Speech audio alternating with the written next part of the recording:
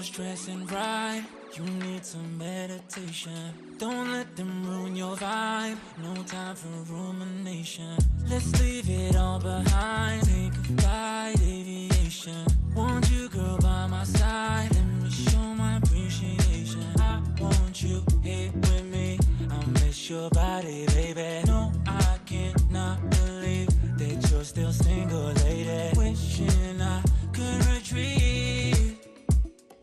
I want you here with me. Be my lover, be my, be my, be my, be my trophy, be my, be my, be my, be my woman, be my lover, be my trophy, be my, be my, the only one I want. Be my preliminary. Let me caress the way I think it's necessary. Monday, Tuesday, Wednesday, babe, 7 days, are you ready? I don't need to say you know it, girl, you're extraordinary. I want you here with me, I miss your body, baby. No, I cannot believe that you're still single, lady. Wishing I could retreat. I want you here with me.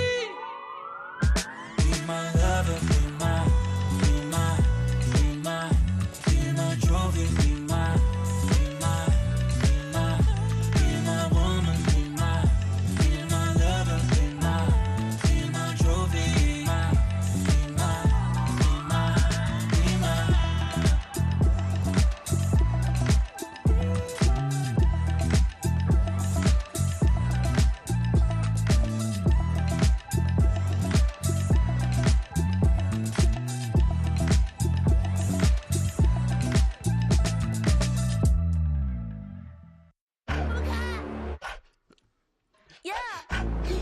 Yeah. Let me get a punch. Let me get a punch.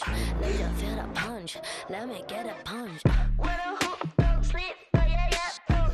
When a hook don't sleep, oh yeah yeah boom. When a hook don't sleep, oh yeah yeah boom.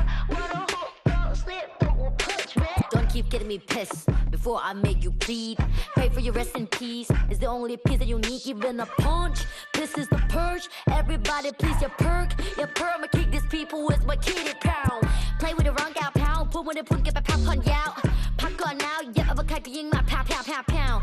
Pack it out, back it out. กูสร้างมึงภาพลับ yo how about now bruh จบบ้านนี้ไม่ต้องรอถึงหูพวกกูจัดมึงจุก now out out Be the pepper pick a pack of peppers People like me pick a pack of breaths for a week per day per minute Rapper like me ทำพวกมึง panic บอกกูเป็นผู้หญิงมี point the proof ไม่ควรได้ pride เข้าใจมึง lose อะไรไม่รู้พร้อมพวกขี้แพ้มาพานกูพูดไปก็ right point เขาต่อยสักชุดดีกว่าพวก When a hook don't sleep oh yeah yeah boom When a hook don't sleep oh yeah yeah boom When a hook don't sleep oh yeah yeah boom When a hook don't sleep don't punch me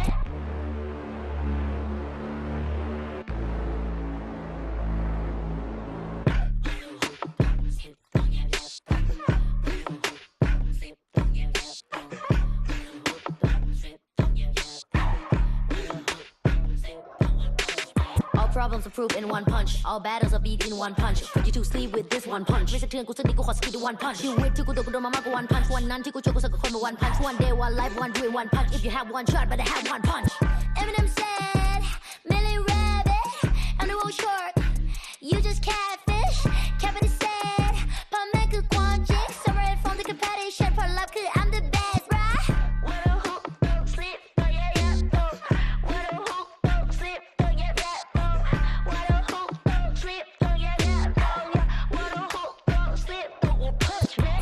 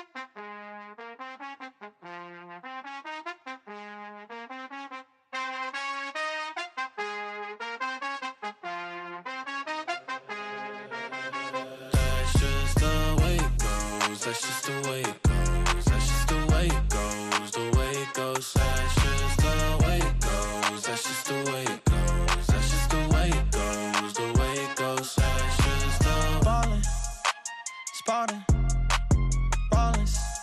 Phone was dry, but now everybody calling. Good at taking risks, yeah, I always go all in. Swear to God that I'm deaf to the talking. I can't hear it, see the finish line. I know that I'm near it, yeah.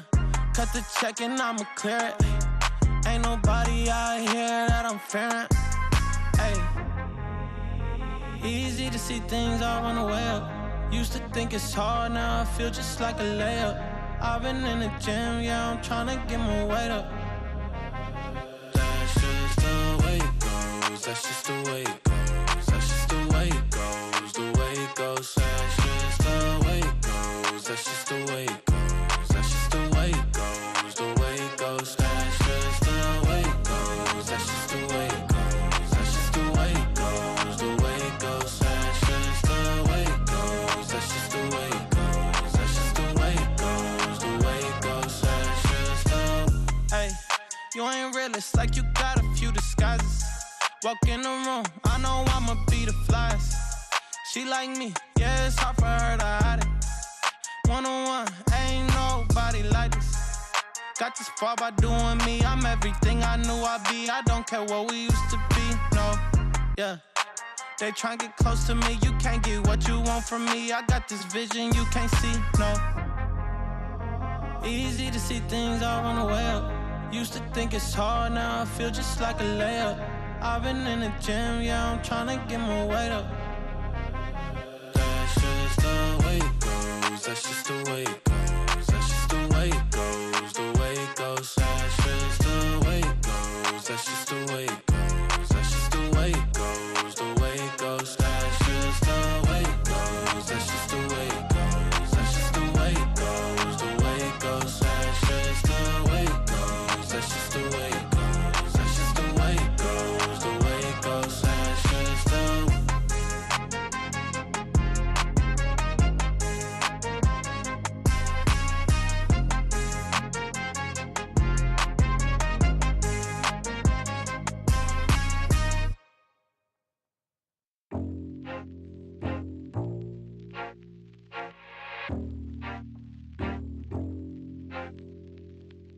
Dans le silence, je perds mon souffle, les ombres dansent. Autour de moi, les champs s'agitent, on me bouscule, je marche vite, je perds mes sens. Je rêve de partir.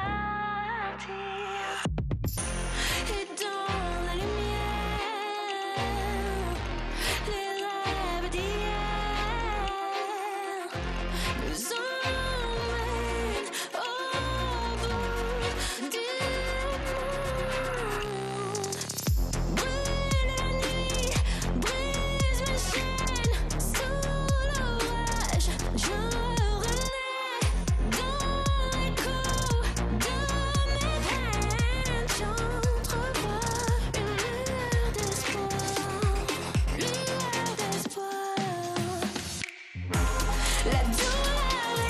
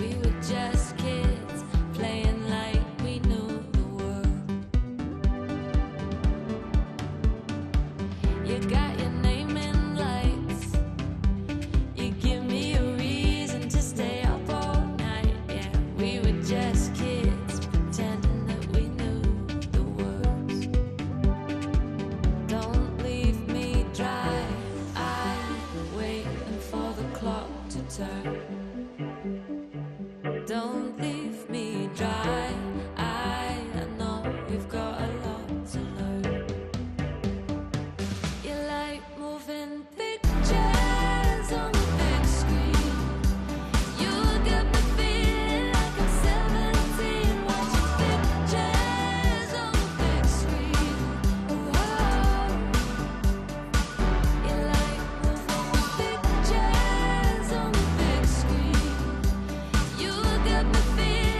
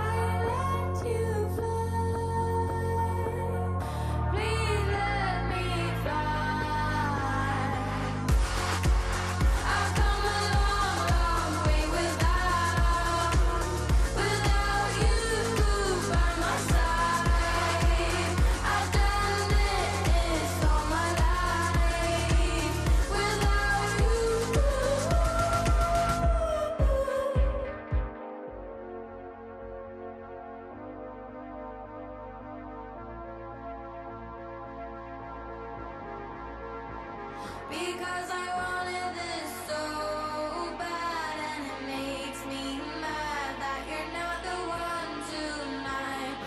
Like bubbles in the skies above, somewhere in the clouds, it's my shining now.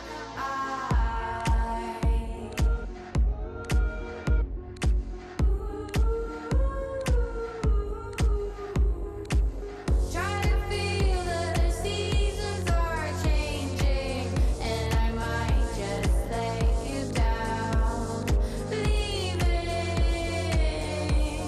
Leaving you. Will I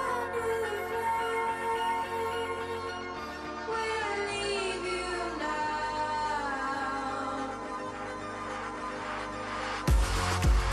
I've come a long, long way without you by my side. I've done this all my life without you. I've come a long, long way without you by my side. I've done this all my life. No longer waiting for your sign. All the darkness inside won't let you fly, but I might get you off my mind, get you off my mind, get you off my mind, get you off my mind, get you off my mind, get you off my mind, get you off my mind, get you off my mind.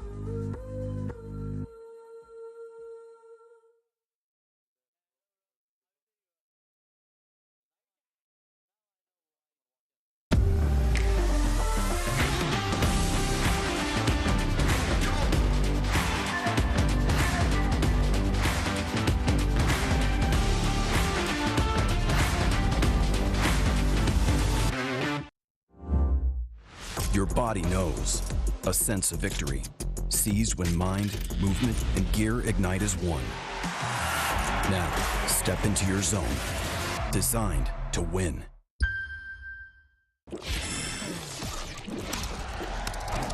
Red Bull gives you wings.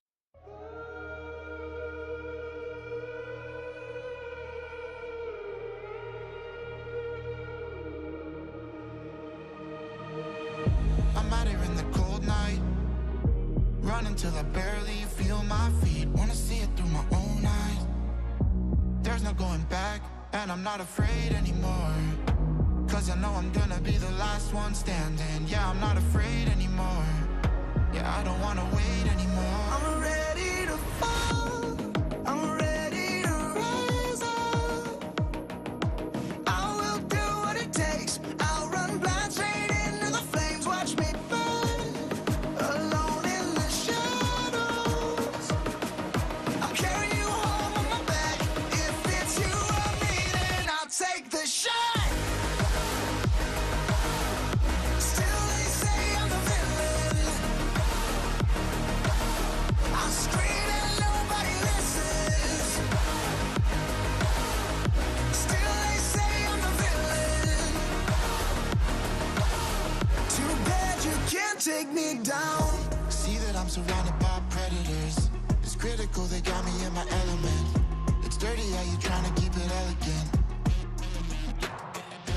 Keep my eyes open wide when everyone around me is an enemy. See my life cross my eyes.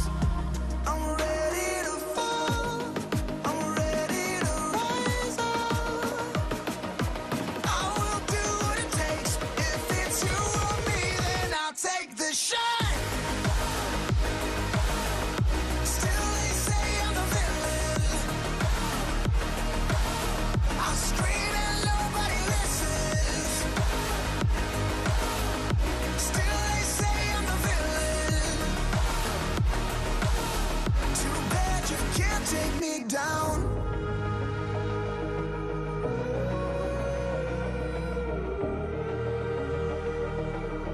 Too bad you can't take me down.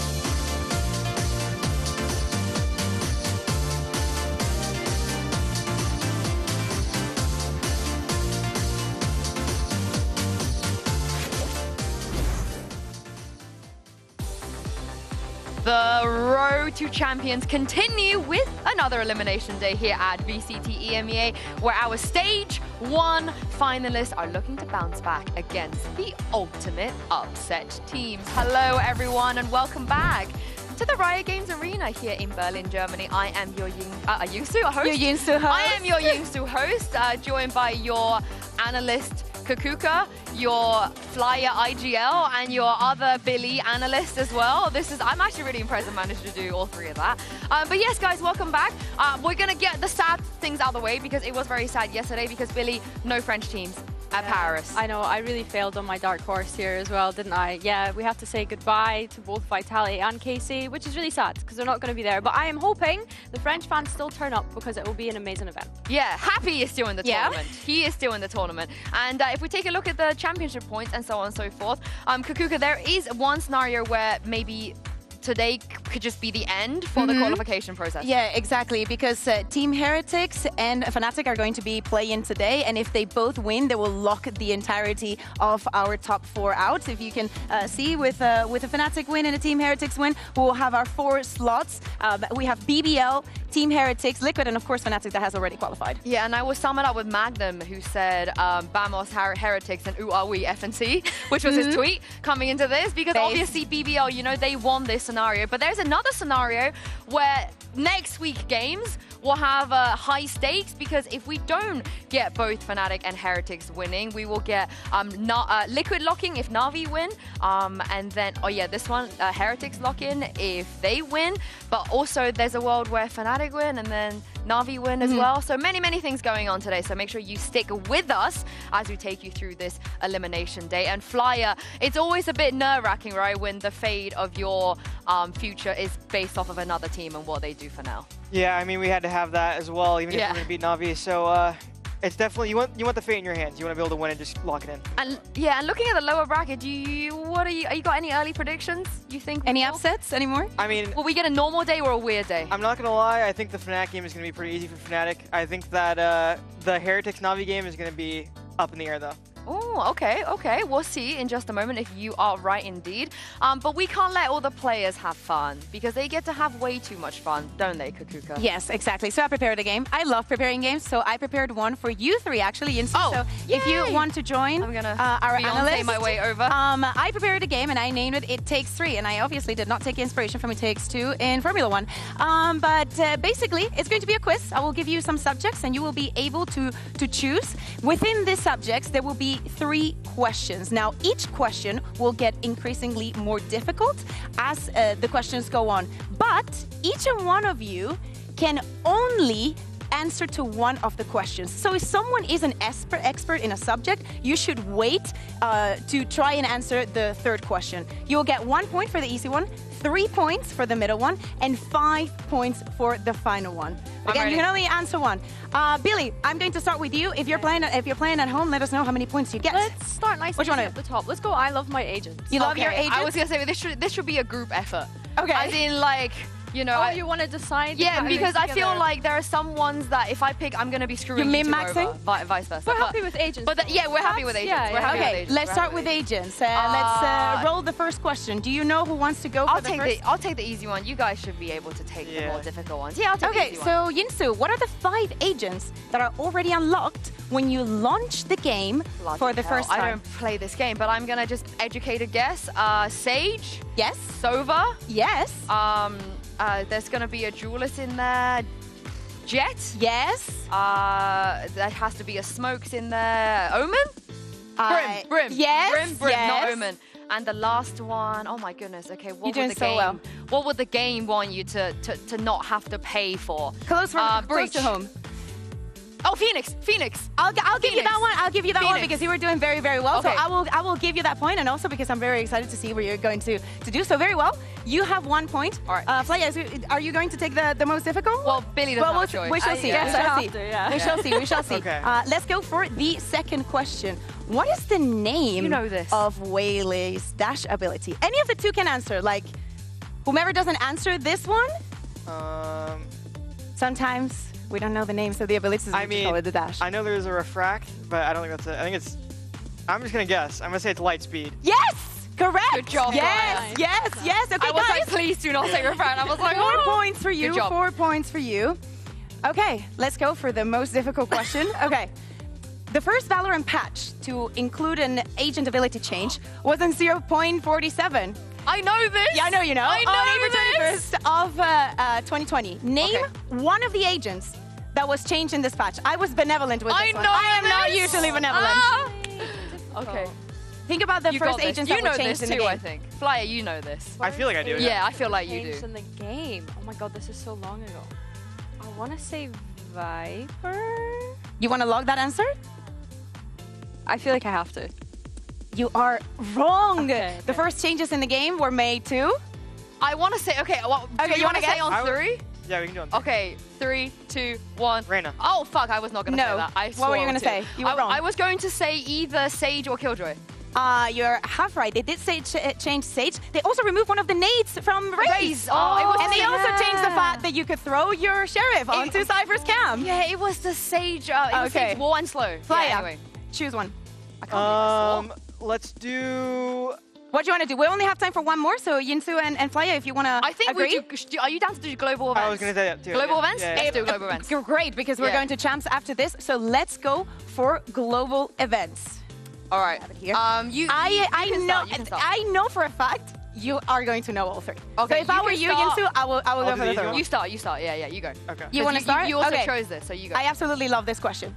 Before partnership, we already had 2 champions winning teams. Yeah. Which champs winning player has not I know played in VCT during the partnership era? I know this. I know you do. I know this. Think about the first 2 teams that were in champs in Yeah. 2021 and I know this. 2022. There is one player that has not If I come back. take this, you guys are gonna have to take the I other mean, 2. I already know it's on the Sen team, right? The Yes. Helios? Yes. Yes, Yeah. exactly. Okay, You're let's my move guy, on to the Flyer, second my one. guy. Let's My move guy. on to the second one. How many global events have taken place I also know in this. You're gonna know Europe? this. Count, Oh. Billy, count. Okay, we've had what? Berlin, Copenhagen, Istanbul, I know this. Madrid. We had more than that. I could jump in if you Have want we- to take the we've third had one. 2 Berlins, no? Have we had 2? I can I jump feel in like if you want to go- take the you're third gonna one. know. Oh wait, yeah, because we can't do the third one if Yeah. we get this one wrong, right? Yeah, you can. I can jump in if you want to do the third. If you want to do the third. Okay, let's do Okay, that. Okay. Go Everything she said, but plus Iceland. Count, give me a number. How many is the number? Iceland, 5. Iceland, Copenhagen, Berlin, Istanbul, 6, and then. Paris. Yeah. Okay, 6. No, you missed Copenhagen. You didn't. No, I did say Copenhagen. It's 2 Iceland. Yeah, 2 Iceland, Berlins. Copenhagen, 2 Berlins, and Istanbul. And Madrid. Oh, and Madrid. Madrid, I did yeah, miss Madrid. Madrid. Okay, I will give you just to see if you can know Oh, the. Even though you okay. only got 1 point for this one, let's, Okay, I let's see wanna- the last question. Iceland. Just because I want to see it. Lock-in was a one-of-a-kind tournament that kicked off the partnership era, and everyone, for good reason, remembers the 2 finalists. But who ended up Do you guys know this? in I can't third remember. and Navi is fourth? one, Show off, Yinsu. Show off. Navi was 3rd because they lost to Yeah. Fnatic, and Loud beat. Oh, okay. No, the worst part is I can tell you every opponent Fnatic beat. It was not Sen. They beat Sen. They beat Fury. They beat might be in Navi, champs they beat this year. 100 Thieves. They just might. And was it NRG? Was it Optic?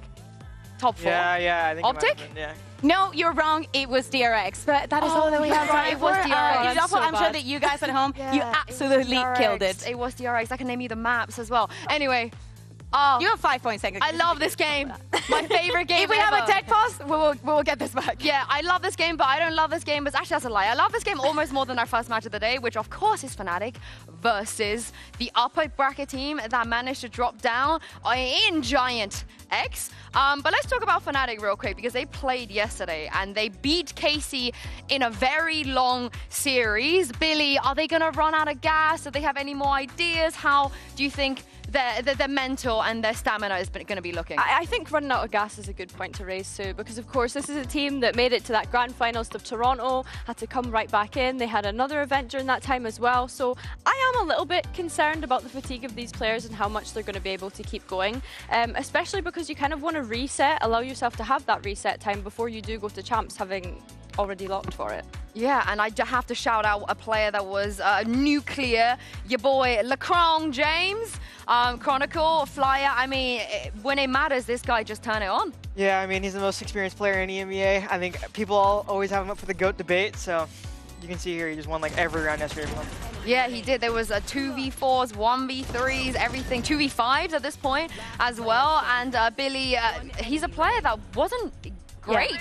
At group stage, so this is a really nice uptick in form. I think so, yeah. He kind of like dwindled off in performance, as you say, towards the end of regular season, so it's nice to see him be back in what we would consider Kron's prime, I guess, especially in the matches that he's played against KC yesterday. Yeah, he was just having so many impact rounds throughout that series, like you say, with the multi-frags, with the clutches. His huge swing in performance is what is hopefully going to be able to carry Fnatic through this lower bracket. I mean, he has to, right? If his teammates are not on form, if they're a little bit tired, you need that one guy who's the one that's been killing everyone, winning all the clutches to come out and do something for Fnatic. But is that too much to ask from Kron? I don't think so. I mean, he shows up every single game in playoffs so far, so I think it's consistent. Yeah, and he was there in Berlin, and I'm very mad that I don't remember Madrid and Copenhagen. I'm going to be mad about that for a while, but Giant X, their opponents, Miracle Run is still very much in motion, and who better to provide some answers to our questions than their head coach, Pipson. There is a reason why everybody's very excited about Giant X right now. I'm now joined by their head coach, Pipson, to hopefully break some things down and make you guys less worried about what's going in this lower bracket. First of all, Pipson, it was so close in that game against Team Liquid. I think, what, one round, you could have been in a very good position. So what happened in that game, and how have you guys addressed some of the things that happened in that game? I mean, nothing really happened. I think we played pretty good, except first map, when we were a bit of overthinking and doing more things than it was needed. Second, third map, I think we played quite good. The Liquid is a really good team as well, so it was like fair battle, and in the end they won. Yeah, could have gone other way in another timeline. I'm glad you addressed the map 1. I think you know I'm going to ask you about it. Why is it taking so long for your players to warm up? Because if you just play like the way you do on maps 2 and 3, we could be seeing a lot of 2-0s. I don't think it has something to do with warm-up. I think it's the opposite, that when we are joining server, we are a little bit of maybe too emotional, or sometimes we are thinking that we need to do some more extra things to being able to win, and a lot of times these extra things in reality that's only worse for us. So, but then we go outside, we speak a little bit about this, about the things, how we need to play, how we need to think, and the stuff like that, and map 2 and 3 usually goes better. So the overthinking is what you think the problem is on map 1? Overcooking, overthinking? A little bit. Like, it's more like in a small moments. It's not that we are not playing our game. It's more like we come into a good situation, into, like, let's say a post plan for V4, everything is good, but then suddenly we have too much energy that we're like, maybe do this now, maybe do this now. What if we push CT right now? And then everything goes into not the best way. So too many ideas from very energetic. You have a lot of young players on your team, you know. I think that's what we expect from them. So who is in the game making sure that that doesn't happen? Is it Cloud having to just say, hey, listen to me, you know, trust me on my cause, or is there anyone else? Yeah, 90% I think it's Cloud, and we also have Fleetless, who is helping him in these ways. It's more about that he is more like trying to calm people down when it's needed. Yeah, mostly these two, but almost every time Cloud.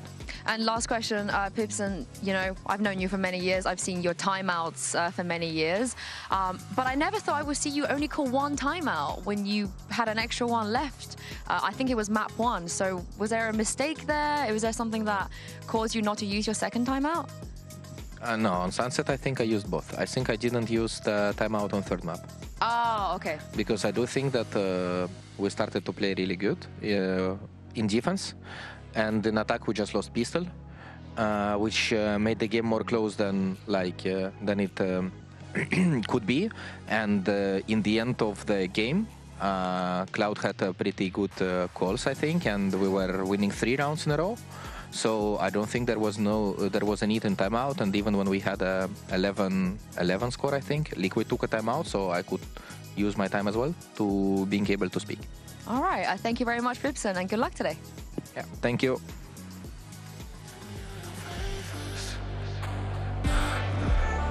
I'll keep you in the dark.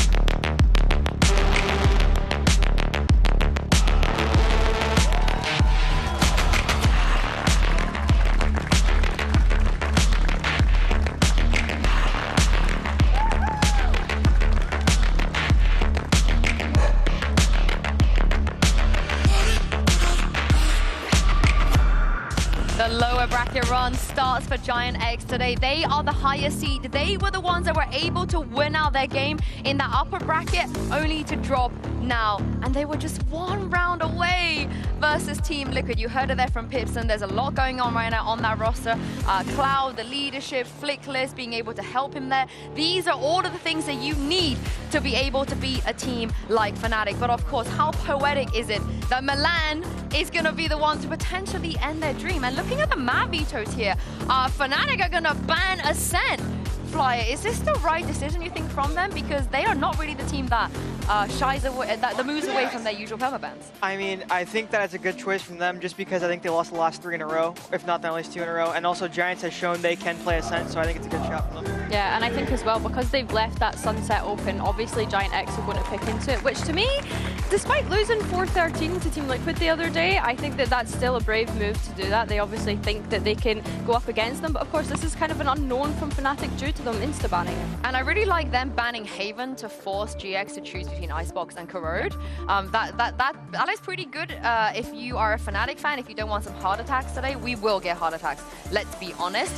Sunset I'm nervous about because when they were in the EMEA for Fnatic, and just traditionally, Billy, it's been poo. Yeah, and it's not only that, the last time that we kind of saw them playing this map, they were running a double duelist composition, which we obviously don't really see too often, especially from Fnatic. So yeah, I think for me, it's just kind of how much time as well have they actually had to prep this Sunset, given that they've been banning it recently? Are they going to have to pull out things that they were maybe hoping to leave aside for champs? Yeah, it's a little bit of a difficult one because we don't really know what to expect from them. Oh, we don't, but let's talk about this Lotus, because surely if there's a place that Flyer, Fnatic, don't change comms, don't change anything, is Lotus. Yeah, I mean, they're the kings of this map. I'm excited to see what Giants does, because they haven't played Lotus in almost a month now, so we'll have to see. And what is the answer, you think, into that Fnatic comp that they've run like 5,000 times at this point? I mean, they want to play retake. If you look at them, they always want to play retake C. I think it's just abusing C. You don't have to play around with the macro against Fnatic. You just want to get in the situations and outshoot them.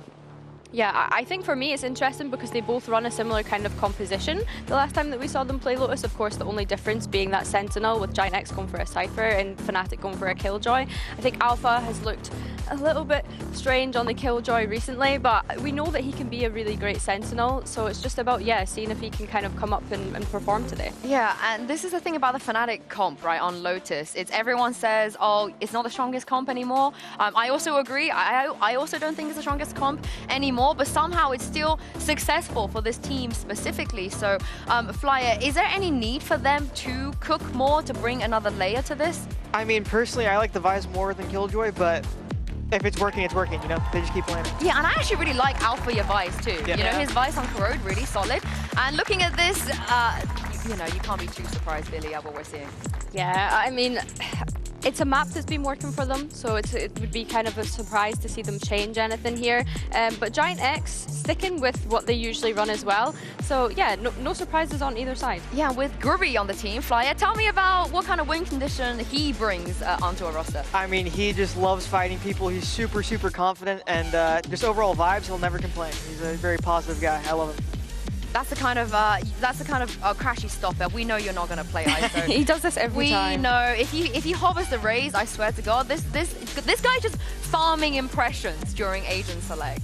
But yeah, with Giant X, like Groovy, you mentioned, somebody that is very, very confident, somebody that likes to fight. Pound for pound, firepower-wise, though, Billy, they got to bring their A game. Yeah, they definitely do. I think both teams will probably be feeling the pressure today as well, though, because Fnatic want to keep being able to get these reps in on maps that they've not played for a while, especially before champs. But then you look at Giant X, you know, the stakes are so high for them, because if they lose today, then they're just completely out of contention for champs. So yeah, both teams going to be feeling that pressure going into the server today. Yeah, and I want to also wonder what Pipson is cooking. You know, you have to expect that Lotus could be a pick here into GX, especially from a team like Fnatic. He's so familiar with them as well. The opposition head coach quite literally used to be his assistant coach, somebody he worked with for a very long time too. So the mind games will be nice.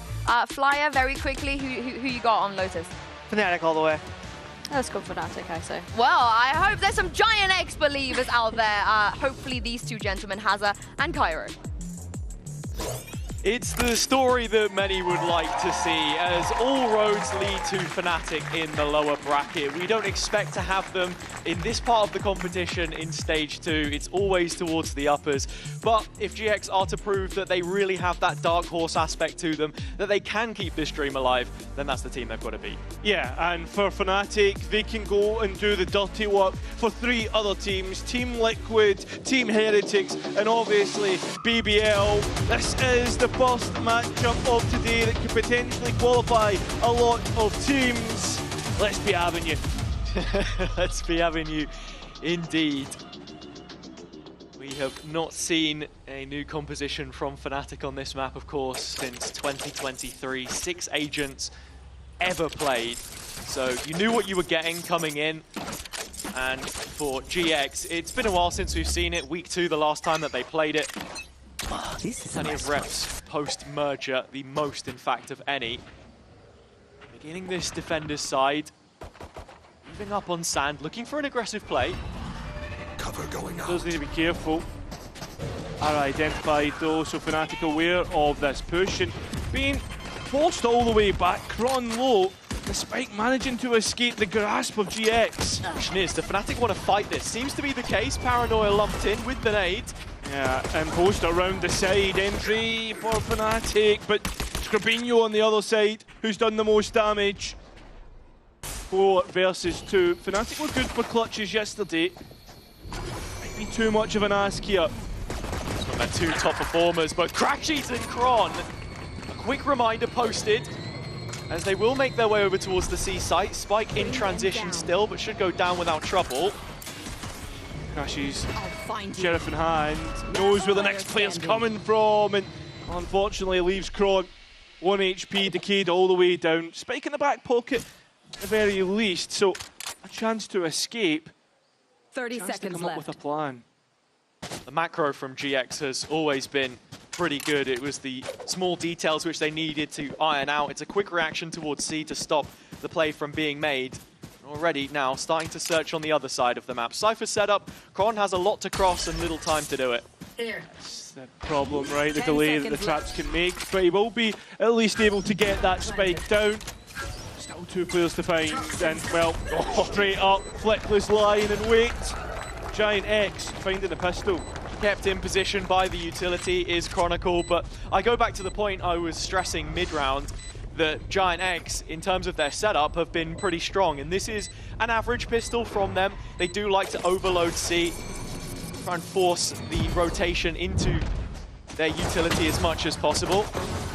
Diffuse coming in from Flickless once Westside's gone all the way to the other side of the map to recover the Sheriff. But no harm, no foul. A very strong start for them. Not often you see them win pistol rounds. No, it's not, but it's a great start. I mean, Fnatic need to be careful of letting this defender side get the momentum on Lotus as well. We know that teams have been a lot better at it in recent history, but still a 3-site map, still you expect the bias to be towards the attackers. Exactly, and even for the close maps that we had against Liquid a couple days ago, just 1 pistol round picked up from GX, so already equaling their tally in that regard. Toxins going up.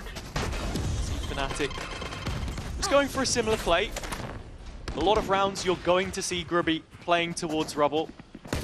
Been a pretty easy fixture into this GX lineup in terms of the role that he fulfills as a smoker. Spam manages to get rid of the Cypher setup, and look at Kayak, just deposited so deep. Embedded. But you feel this one doesn't get too far out of control unless there's a glaring error from GX, and that is the second point to the wider conversation that we were having. And what Pipson was saying in the pre-match, that, you know, sometimes a little caught off guard, overthinking things. Overthinking there. Grubby finding Crashies, but he is extremely low, and Poster waiting to maybe set up Kayak through the paranoia, and he goes, but Flickless up to the task. And now with all bodies outside of C for Fnatic, you expect this to be where the execute comes in. Just sort of realizing this is a little bit of a lost cause, so let's get the ult orb on Kron. As Fnatic have confirmed their positioning in sand, and GX not overdoing it. not overstepping at all, Toxin screen down. keeping them condemned to where they One stand. enemy Should be a confident anti-eco. In fact, is set up to be flawless, even though Flickless takes a shot to the dome piece. Yeah, I mean, that's the thing we saw in the game versus BBL. Fnatic really good at being able to threaten those anti-ecos as well. Not able to do it here, but that's because of how reserved GX were compared to a team that, let's be honest, the past couple of days have shown another level to their aggression. Another of the questions that we had about GX and whether this was a possibility of a dark horse run, as they will claim an in-zone flawless heading into their bonus round. To really strengthen it was finding their identity and how do they want to try and play. And it's this level of directness that we've not really seen from them before that I think has suited them so well. Aggression on A to start. And as expected, Westside is ready to receive Fnatic on C again. As he always is, he's one of the best anchors that we've seen come through the Tier 2 system. So heavily touted, and you saw the potential there even from stage to stage when GX didn't have the results, but he's now part of a wider system project that has found success. Fnatic still defaulting, but proactivity. Through Boaster. Next one up. Can't quite hit the shots, but feeling the pressure and looking to dip away. At the same time, Fnatic are starting to create their own pressure pockets. Behind the wall, they walk out. GX aware, starting to regress, so map control 1 for FNC. Yeah, and you're seeing the movement outside of C now. Fnatic queuing up with the spike, but it's a reconsideration as we hit the 30-second mark. A B split looking all the more likely now as the two players move through main, Chron and Alpha. That's the thing, we're starting to get towards Fnatic time. Down towards 20 seconds, in the corner. We're seeing GX deposit, there's 3 bodies here. Flickless gets the first. He's the one in the corner, finally gotten out. And Fnatic, they look as if they're falling to the wayside, but as always, they buy themselves out of it. Still need to be careful of Orbit as a player's making his way in. That's grubby. Spike down though, and Fnatic can reset. Fnatic needing to search for a little bit of extra space here. Post plant on site. As Grubby's out, but Fnatic straight away deal with any problem coming their way. And the Lance are back with a rifle round. Grubby going down in Hobbit there makes life that much more difficult. It was a bold move from Flickless, committed to the far corner on site. But Fnatic running the clock down, as they like to do.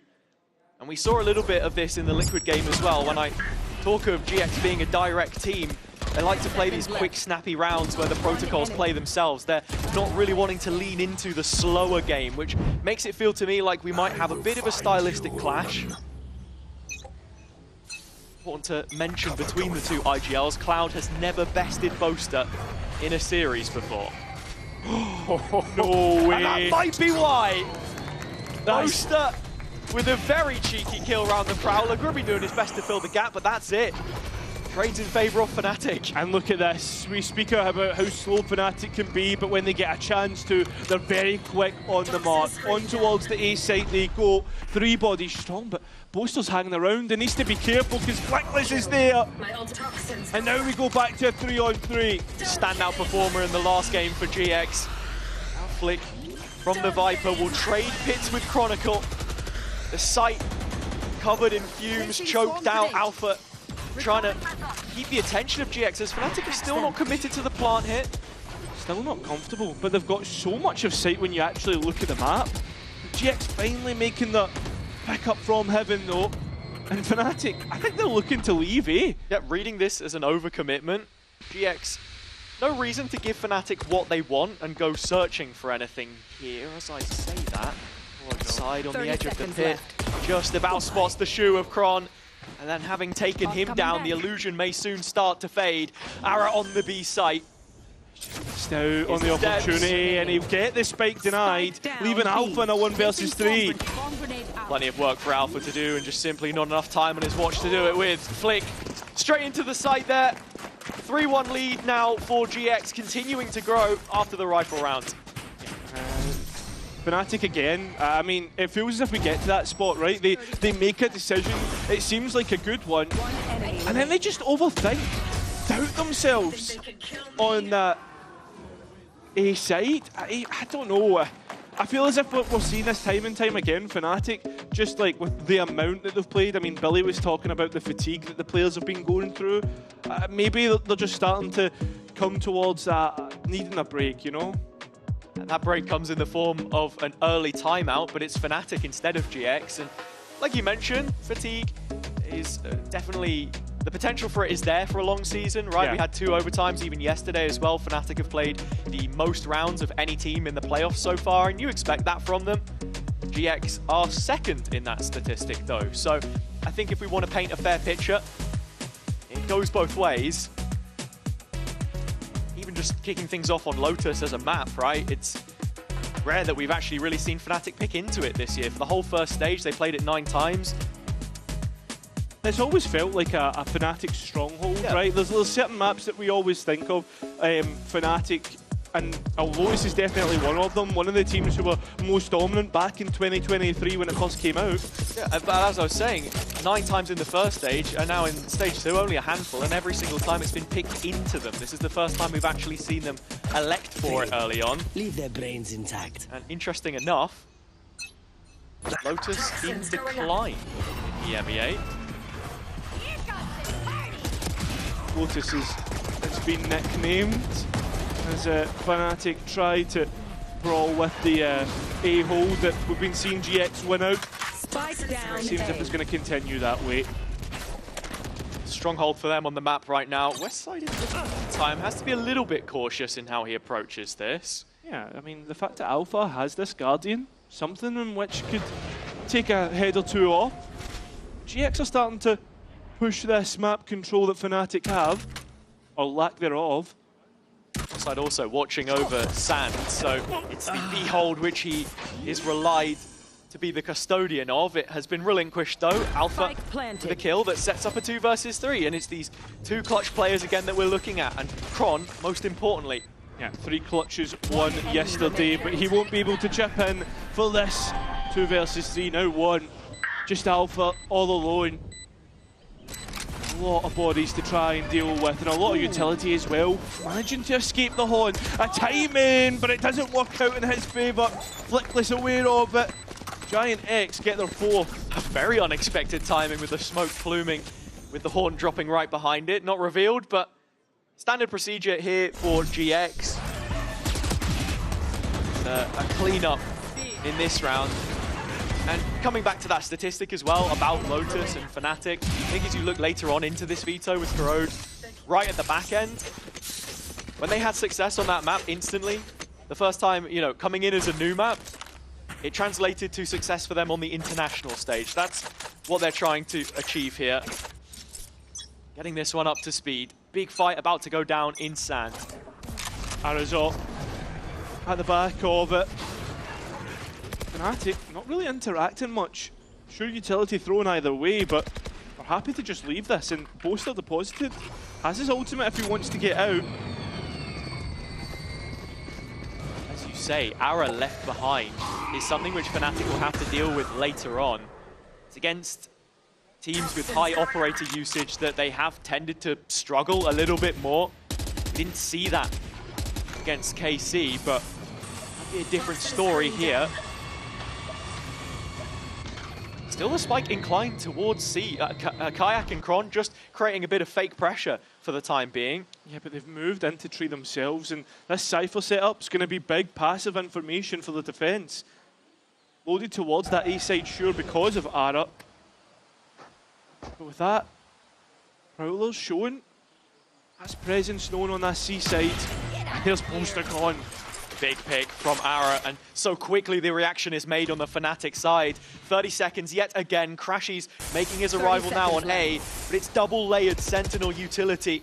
The anchor of the Viper with the... Oh! Cypher util taken offline. Westside goes down. Yeah, but Flickless still here. And that spike being down is the only real problem. But you look at Kayak, he has his ultimate. Cross the lines, but Alpha's still part of this puzzle as well, and with the spike on the other side, it's in no man's land. No way to recover this for Alpha yet. GX should know that the clock has won it for them, as it has gone against Fnatic multiple times already in this playoff stage. Slight lack of commitment perhaps, or just an incredibly late one. But a 5-1 scoreline with GX having won the majority of the rifle rounds we've seen. I mean, that's the big thing, right? It's the fact that when it has come to rifle rounds, GX have continued on this rampage. Nice! Good job, boys. Well done. Well done. It feels as if as well, like the player performance on Fnatic, they look as if they are tired, right? They are having a slow start. Just have to track if there is improvement as time goes on. GX with the same setup towards C again. 2 players through the door this time. Cloud finding one, and Kayak position feels futile. As soon as that barrel is spotted, Cloud is on to the next. Takes his number. And with Grubby following it up, Fnatic staring at 6-1 here. And sure, it wasn't the best of investments from them. Not all too much behind it. The context in which these rounds are being won, everyone on GX involved. Yeah, I mean, what more can be said? They're in zone flawless, and it feels that way. Giant X look dominant on this defender side. And we really need to see Fnatic show something different. I mean, Lotus for Fnatic, last time they showed it up against Apex, it wasn't a good showing, right? It was shaky. They were able to buy themselves out a difficult spot. And that's against one of the worst opponents in the league. Yeah, I hate to say it, perhaps the worst. But on this map, sure, statistics a little different. Poison orb emitting. The big realizations for me is just that Fnatic did very well in their 5v4s, converting advantages yesterday, but so far doesn't feel like they've really been in a position where they've had numbers. And again, Ara cracks the whip, the op finding Boaster. Fnatic forced to make a move elsewhere, but already GX cottoned on to this. Yeah, the reactions are spot on, and not only that, look how deep Westside is on C. He's walked all the way out in sand. So confident, chest puffed out in front of his own setup. Happy to take the jewel on the chin. GX queued up for a Fnatic on A. Calmness about this defender's side and the way that they're making the decision-making. Fnatic, they've even got to deal with a Viper's Pit, and with 50 seconds remaining, they're going to use the lockdown to try and get rid of it. And even look at Kayak, looking for more space up through stairs. Positioning condemned. Still Flickless hanging around on site. Will get cleared out, and Ara found as well, but Cloud has been on a heater so far. And he continues to do so, in through drop, and Garbino out of Hobbit door. The envelope as much as possible. Kron is the hard clip. Tries to take the engagement himself. Look at it, a little more forthcoming. Cloud with the flash in, does go down. Grubby looking for a little bit more. TP, ambitious, and crashes to cut him loose. Westside, the last left. And as he opens up his jacket pocket, it's a second Fnatic round. A lifeline, a little bit of relief for the attack. Even just when you think that the GX have the right calls, right? We're talking about the calmness, the way that they're pulling into that one. Fnatic do their best as always and allow their opponents to make the mistakes, I think, in that round as well. I think that's what you're kind of hoping if you're on the Fnatic side, that GX are going to give you a lifeline, because coming back to those first duels, they were +7 in the green overall yesterday, or 2 days ago against Liquid. So they were winning all the engagements. It just comes back to this theme that's been following GX up until now, the closing from those positions, those small errors, those micro synergies that they've been working so heavily on from groups into playoffs. Need to bear the fruits of their labor.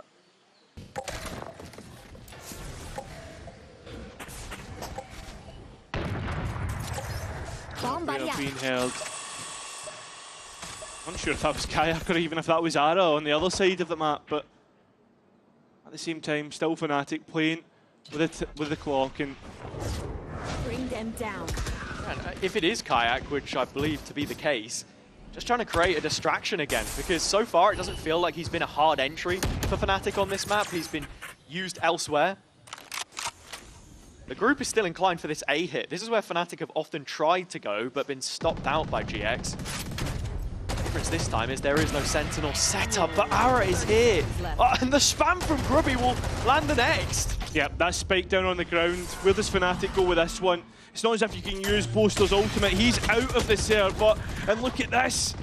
Trying to continue on. Kayak now through Hobbit door, but Flickless is there and up to the challenge. Fnatic. It is going to be 7 for Giant X. And an advantage moving in towards the next half. Guaranteed for the defender side. Toxin screen down. Fnatic really feeling like they've run out of steam on some of these rounds. Yeah. You're just waiting for that execution to come in, and then all of a sudden, Ara finds such a key kill. It's the 3rd time now he's picked up Boaster with that op. Yeah. Something that I mentioned earlier as well, because I think just dealing with this, you have to be using your utility correctly and searching him out as much as possible, because he's been an absolute nightmare to play against as it stands. 2nd timeout Fnatic very early. This is not the first time we've seen this, really. It was the Liquid game. Had a spell of it against BBL as well.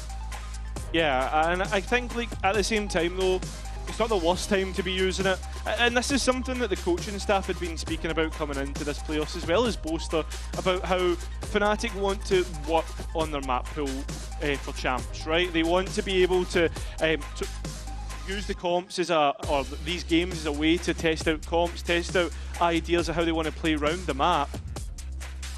I think the issue is, we've seen this comp 30+ times played by Fnatic. The last time there was any change, Boaster was on the Astra instead. That's the one that I mentioned at the start. And yeah, it's not sort of post-2023 that we've seen that. So the theory is there. It's been written into the tablet, the stone tablet, for as long as is required now. And we've seen this from them on the biggest of stages, even more recently the grand final of Toronto against Paper Eggs. Going against them, it was the final map in that series. Oh, he wants this. This is a glass op from Kron, by the way. He's down to 700 credits. Yeah. Hey, listen, I can't remember whether he picked it up in the previous round or not. I'm going to be completely honest. Either way, it's found the first pick, and Fnatic are on the site now. Yeah, there they are. Spike down, post plan, but Boaster now with his own op, picked up from Ara. I mean, oh my god, if this is the round that Fnatic win, then everything I know about Valorant, gone in an instant. They have just... You know much about Valorant? Walked up with the op and said, yeah, you know what, we'll fight you. And against GX, that apparently works, but still 2-on-3. Fancying their chances, the defender's side, flush with cash. The Odin, though, the spam not working out, and Alpha takes his timing. Cloud now trying to get out of tree, but 3 players trained to his position, gives Fnatic the third. Yeah, so with Kron saved up and Boaster picking it up off the corpse of Ara, they have just shot their way through the site, and that's the sort of conviction that you expect from Fnatic, to bring it all back and put a bow on it. They are playing GX a little bit of their own game, remembering who they are. As it seems like this double down on the A fight will continue onwards, but this time GX have brought numbers to the spawn barrier. I mean, for the most part, they win out the initial util dump. That's the way it's been, with Fnatic looking to re-engage, and it will continue to be that case. But a big pickup from Kayak. My ult is ready. Gets rid of Ara. Bring them down. And this defender side going to be even more stricken for options. They're trying to push forward. Onto route again they go, 2 players, but no overstep yet, and Chronicle guarding for it, as he so often does. Toxins going up. Is there an angle here? It looks to be the case, but Kron better. Trying to get out, does so. Now Fnatic, 2 to the good. So a decision can be made on where this spike wants to go down. Blake double stacked it with util, defending position, but Kron continues to fan off this onslaught of GX players that are trying to create problems on the back line. This shot from Boaster opens the door for Westside quite literally. Second shot through will find Kron. 3-on-2. Oh, you thought there was a timing. The alarm bot activates, so does the rest of Fnatic. So with that being said, 1 round remaining, round a 7 in to the 5 half wouldn't be a bad recovery for Fnatic. Oh, absolutely. It would signify 4 from 5 when GX had only dropped the bonus, coming 7 rounds in. It's Chronicle once more, the boss in the server. Anything has to get past if you're to have half a chance. On him, they were so reliant in keeping this lower run going against a KC who had a point to prove. Parisian homecoming. GX ending the half with a little bit of pace. Oh, they might be ended themselves. GX trying to force the fight. Boaster trying to get out, but it doesn't work out. Cypher utility on the A side to gain that extra information. Now allow for the spike to go down easy enough. But look at Fnatic, look at the space they want to take towards CT. Giant X trying to show some sort of resistance. Yeah, all on Alpha to find this next Shulen does. Pit placed inside the site. A retake of increased difficulty for GX. Nightfall to try and clear out the next couple. Allow Grubby a chance. Vulnerable up though. The players aren't looking, Chronicle does. And now it's up to Cloud. 1 versus 3. Time ticking away. You can't help but expect this to be a Fnatic round. 7 to 5 identified through Alpha's turret. And exactly that. A brilliant pivot on towards the A site. And not only that, the fact that they continued to move on forward and get the picks they needed. Yeah, slow start to the evening for Fnatic, but coming back onto the form that you expect from a team at the top. We'll see if they can flip this one on its head coming out of the halftime.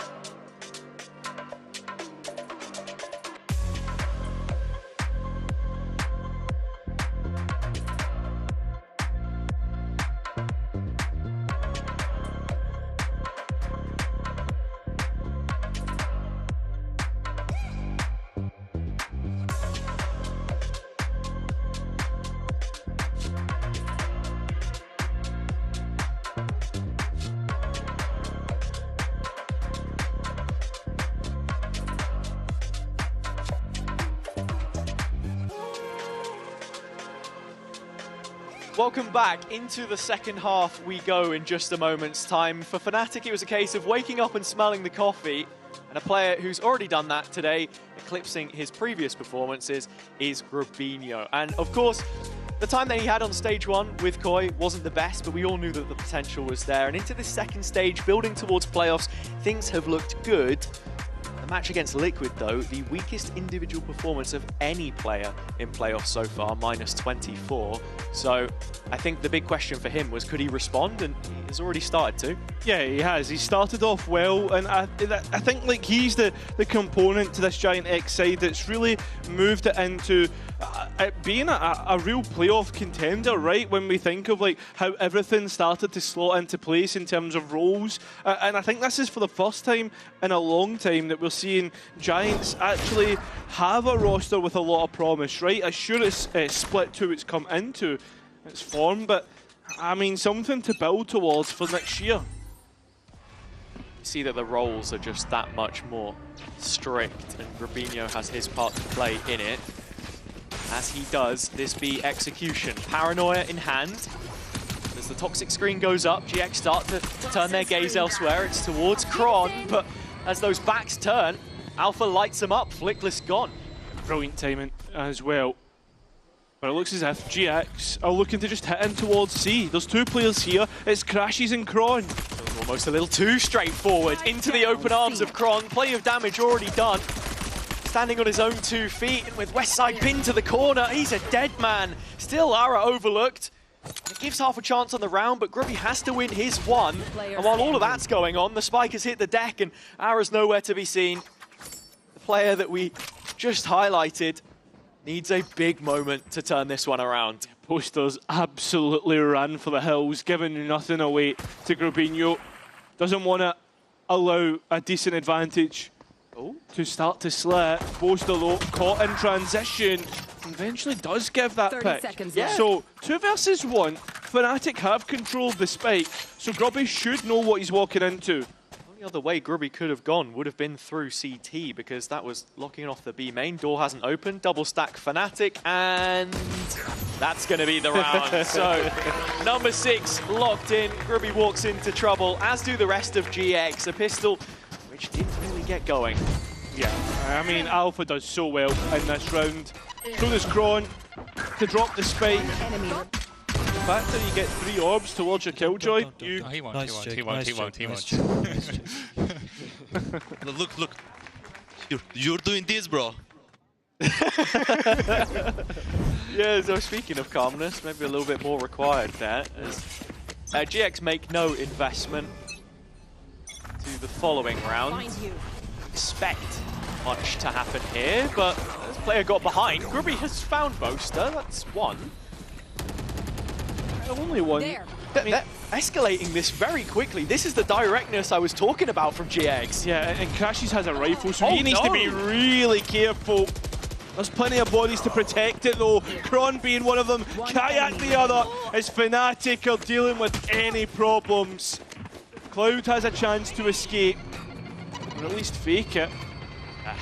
Already sighted though, so that's the problem solved. Fnatic with the equalizer back to 7-7.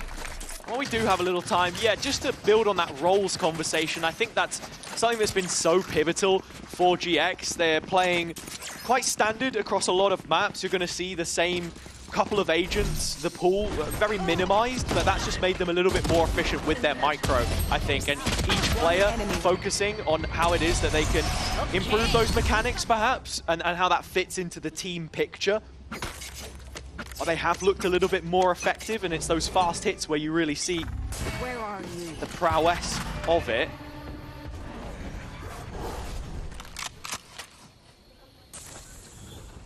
No commitment behind the early A wall this time. Taking no time to scale up. Bring them down. That being said though, still plenty of utility to try and refight this. Kayak does it completely dry, catches Grubinho, which is a big loss because when you think of it, Giant X, when they go to execute, will have to deal with so many hard angles. You think towards B Heaven, you think towards C Waterfall, A Heaven as well. Think about the whole damn map at this point. Yeah, I mean, there's so many angles on Lotus that you have to try and deal with. Boaster having to deal with the push, and unfortunately for him, leaves Crashes all alone. Solo on site, but he's found his first. Yeah, and well, the next couple of picks go GX's way as well. Spike down. Kron able to try and get some sort of delay. In fact, no at all. Spike committed. Alpha and a big key 1 versus 1 out of Hobbit. Giant X win the rifle round. One dream ends. Make the most of the A fights there. Fnatic, in terms of their priorities of which space it was that they wanted to fight, Boaster getting caught here again. In terms of those first duels, he has had a pretty torrid time so far. When it comes to advantages, like we said, GX are going to open a lot of these rounds. It's whether Fnatic can close them from a deficit is the more poignant. And hit a bit of a delay, just keyboard issues, so nothing too much to worry about. But Kara, I think while we have the time, we sort of continue to bring that conversation forwards. What is it that GX need to do to beat Fnatic today? Where are the advantages going to come from this playstyle of theirs? I mean, for me, you've got to be looking about, like, for instance, you think towards that A-hold, right? You had Kayak just swing out completely dry. You need to be aware of where Fnatic are going to try and take their opportunities. B site, looking a bit open as well when you think towards that double stack that sometimes C finds. Yeah, you can see the players, I was going to say in high spirits, but most stoic expression on his face, knowing that, of course, the job is not yet done. It's far from it, in fact. Fnatic's goals, I think, at this point, like you say, do stem from making those improvements towards champs. That's what their focus will be on. But again, just ironing out some of those issues that can only crop up in an official environment is especially poignant in times like these, when you're going to play against, you know, a GX side that like to be quite straightforward. So many different styles that you'll run into in an international event, and how to handle that, of course. Oh, I mean, Alpha's just walked out straight into Ara's outlaw. Fnatic find themselves at the back end of a poor buy. I have the Even after the success they were having in the initial rounds, forcing into that third one is what's cost them. Do have Kayak here out on an island. Decides better of it. Gives up the space after Alpha Yez's demise. His fate settled in a similar manner to what looked to be panning out in front of his eyes. Stall from Kronzorb. He's currently sat in B main, waiting to react off of this execution. Oh, Kayak, he got the entry. After that, though, it's all Giant X. So, with that being said, Kron crashes. Have to try and pick up into a full stack of players, but there are players low. The key point being the Stinger at that range will struggle. Ara is on 6 points of health. Wondering if Grabinho would maybe drop him the Outlaw, but it's a little too much ground to cover in this 4 versus 2. I think each retaking from different positions. Crashes had util to set this up. Pawn immediately destroyed. Giant X, they know exactly what is needed. Nice first shot, but that's all it's going to be. So that gap gets grown to 2. Giant X find himself 1 away from double digits. Yeah, looking more than up to the task so far in this elimination match. Been dark horses all year long. And the significance of this fixture is the Fnatic game in the previous stage was the first look that we got at some of those new signings, Flickless and Ara from UCAM. And when you really felt like maybe there was a little bit more potential behind this new iteration of GX, given the time to work on things behind the scenes. And into the next rifle, Kayak's op is out on A. And from the breakable door, he is ready for GX. Face your fear. Oh, I don't think he wants anything to do with that. Kayak out of that breakable door has found his pick. So entry, 5 versus 4 for Fnatic to try and convert from, with the spike going down. As the spike goes down, Cloud has the C's, and that's about all in terms of utility here to fall back on. Very regressive positions through tree, now moving out into grass. Alpha next up against Flickless, can't win it out. And that's going to be a big pressure relief. That's not an angle that Fnatic can approach from, but at least Kron gets Cloud from stairs. And they go. Looks like Fnatic trying to assault in towards tree. Still the last 2. Ara trying to make his reprise, doesn't work out. And Flickless trying to spam, completely helpless. Thinks better of it, would rather keep the rifle in towards the next round. And so Fnatic start to reconsolidate control on this defender's side. An effective retake with no ultimates invested, so plenty to fall back on. This shot from Kayak. Fully through the smoke, took a timing on it. Same can be said of Chronicle. In fact, it feels a little unlucky. Guy through the Hobbit smoke, bro. We've all... Well, just 1 round in it now. Kayak and these defender sides have been a real focal point in these last few maps that we've seen him play.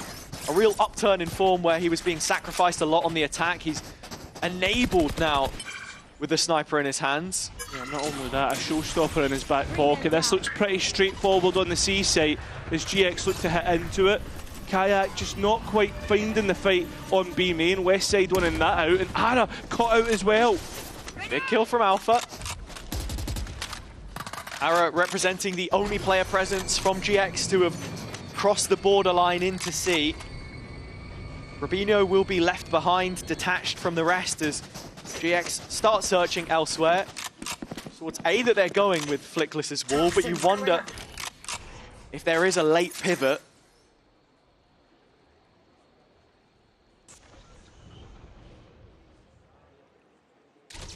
Absolutely zero information except for that Cypher cam being shown. Waiting for the Toxins to come back up. That's a big pick.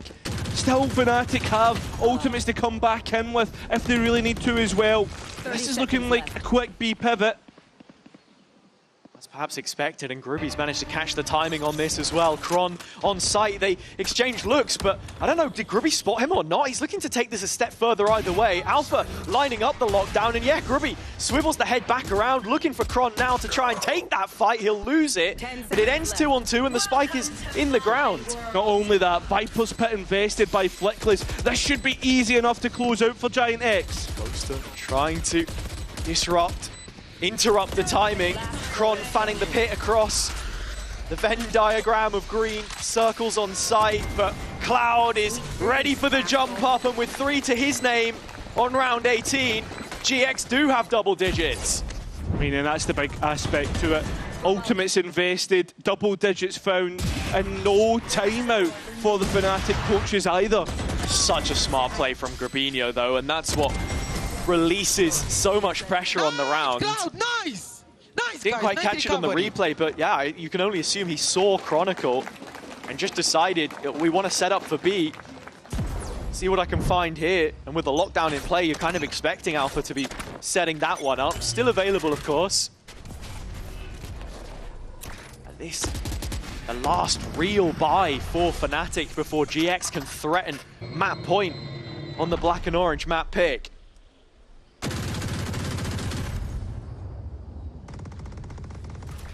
Looks like Giant X have made their decision though for this round, at least towards the C site where Kron and Alpha hold things down.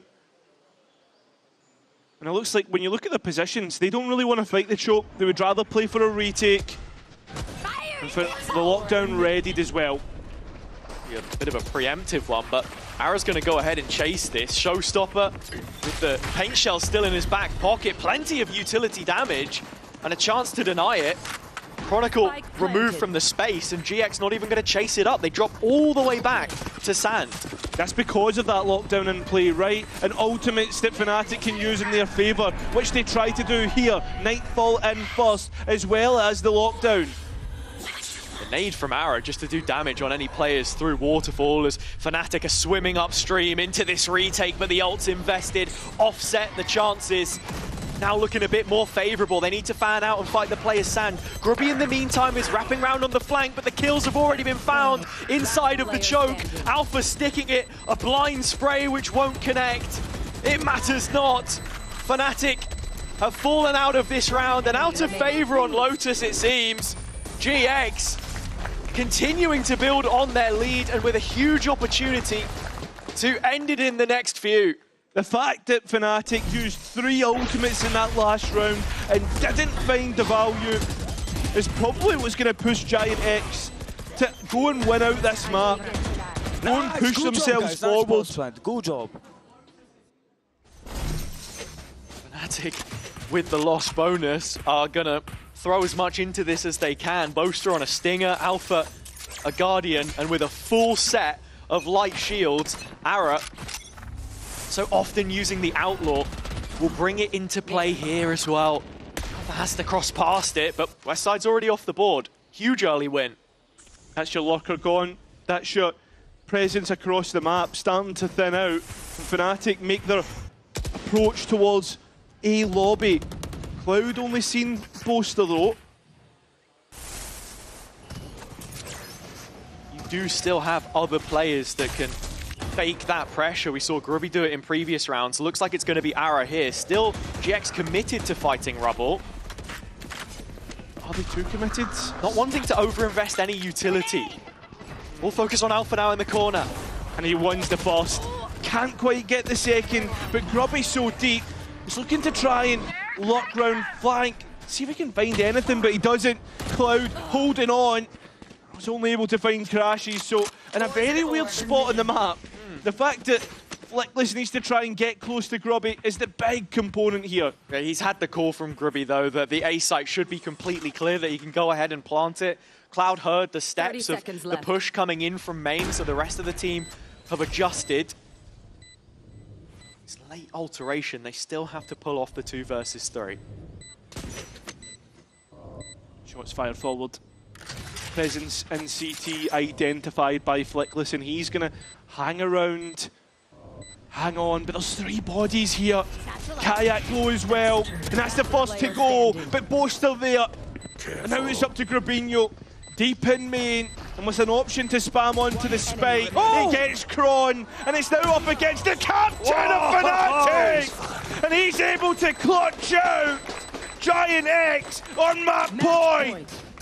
And a Red Bull clutch for Grubinho, bouncing back after a heavily critiqued performance in the upper bracket. Flickless does well to buy time here. Fnatic are so slow to get towards the site because they know GX are at a disadvantage. They're going to be looking to take those jewels, so they don't want to entertain it. Grubby over-delivering from that position. Yeah, shouldn't have had a chance. The fact that Kron gets caught trying to move on towards the spike is a disaster. Seems if Giant X happy to try and fight A once again. They're much more forward this time round. Fnatic, so much more regressed. Similar sort of positions that we've seen. In fact, Boaster further forward on this close corner through the main choke than you would typically see. It's because he has Kron in support off his shoulder in the stairwell. Boaster needs to play his timing to perfection, and he's done it. He's not able to get the second, but Kron is, and the spam goes west side's way of all people. The neural theft identifying crashes, but Kayak there to support and keeps us in a position that's winnable. It settles in a 1 versus 1, Flickless versus Alpha.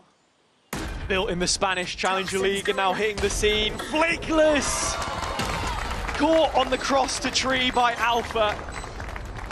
A line drawn in the sand from Fnatic. This one not getting any further than 12 for the time being. 3 more opportunities for them to give us another extension of play. Clutch on clutch. It seems like Giant X trying to clear their corners, maybe a little bit too aggressive in the way they were trying to take backside as well. Works out in Fnatic's favour. Anxious are the coaches, and they'll be allowed to speak to the players for the first time in a long time as GX use their first timeout. Comes on the other side of the server. Pipson now involved, or so you would think. I mean, usually, sort of, as he said, he was happy with the calls that Cloud had been giving, even in the tenuous of times for GX when it looked like they were really struggling, still with the full confidence in this project. And the same can be said from the management and his head coaching, because he's one of only a couple of coaches that have stayed with those original projects since partnerships began. He's been with Giants since he was a player. The history goes all the way back, but now with multiple revisions already behind him, this one seems to have found the most effectiveness that we've seen since 2023. Yeah, and no stranger to making international events, right? Was able to make the champs back in, was it 23? Well, yeah, that's the one that we're talking about. Yeah, that is sort of the champs event that Giants have had. But the problem is, it's the absence since then. And Cloud was talking about it in the interview that we had play in the previous game, that, yeah, you know, they're putting in hard work, hard hours, and they have been over the years. It's just, they want to know that that work was put to good use and that they tried their best, whether they succeeded or not.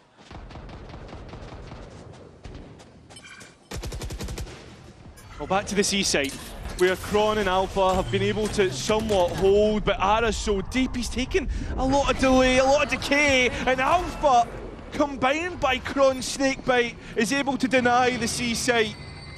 It's just textbook Lotus from Fnatic. The double layering of utility, Viper and Sentinel partnered up. These fast C-pops will get punished if they continue playing into that GX.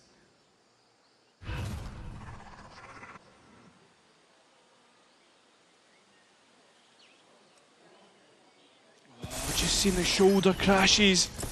Straight away, dips away, doesn't want to give anything. Toxin screen down. Well, Flickless still trying to explore towards C, rescue the rifle.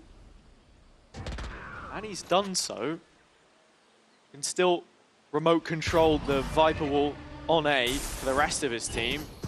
And now given the call to do so from the in-game leader, Cloud Toxin screen continuing down. to scale onto a site currently only held by Crashies. And so it's a complete forfeiture of the A site from Fnatic, playing a retake 3 versus 5.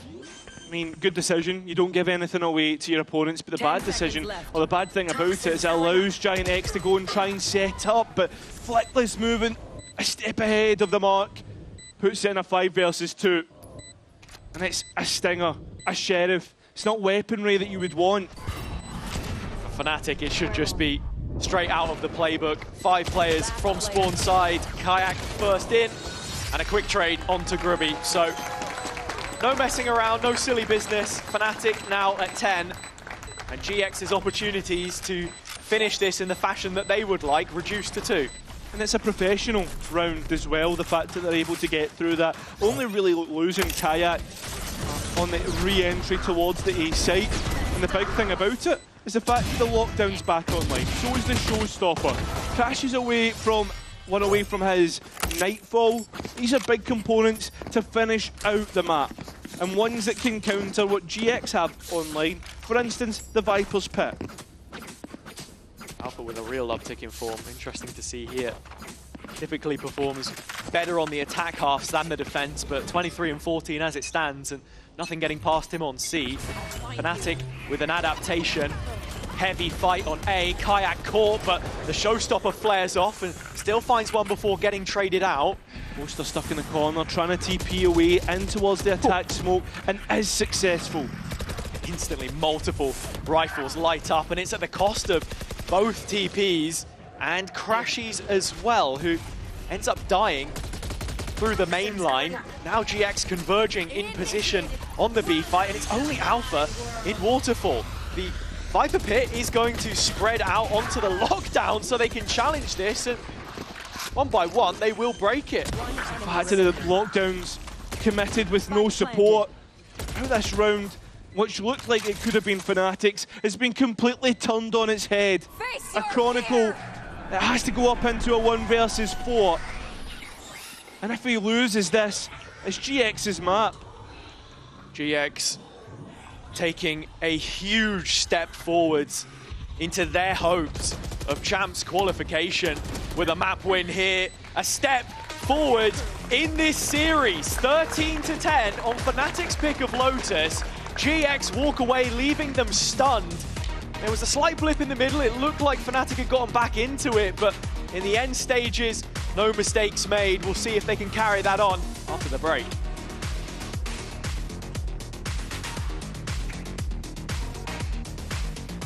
Ara, if you bark with you. That's crazy.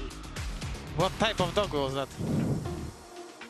No, how? Okay, did someone bark like a real dog? I can meow if you want. We have already meow, it's fine.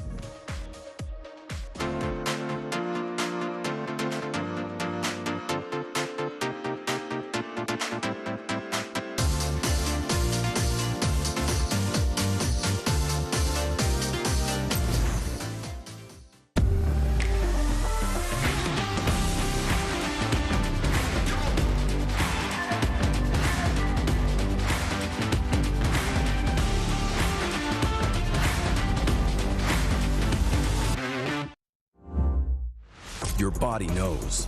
A sense of victory. Seized when mind, movement, and gear ignite as one. Now, step into your zone. Designed to win.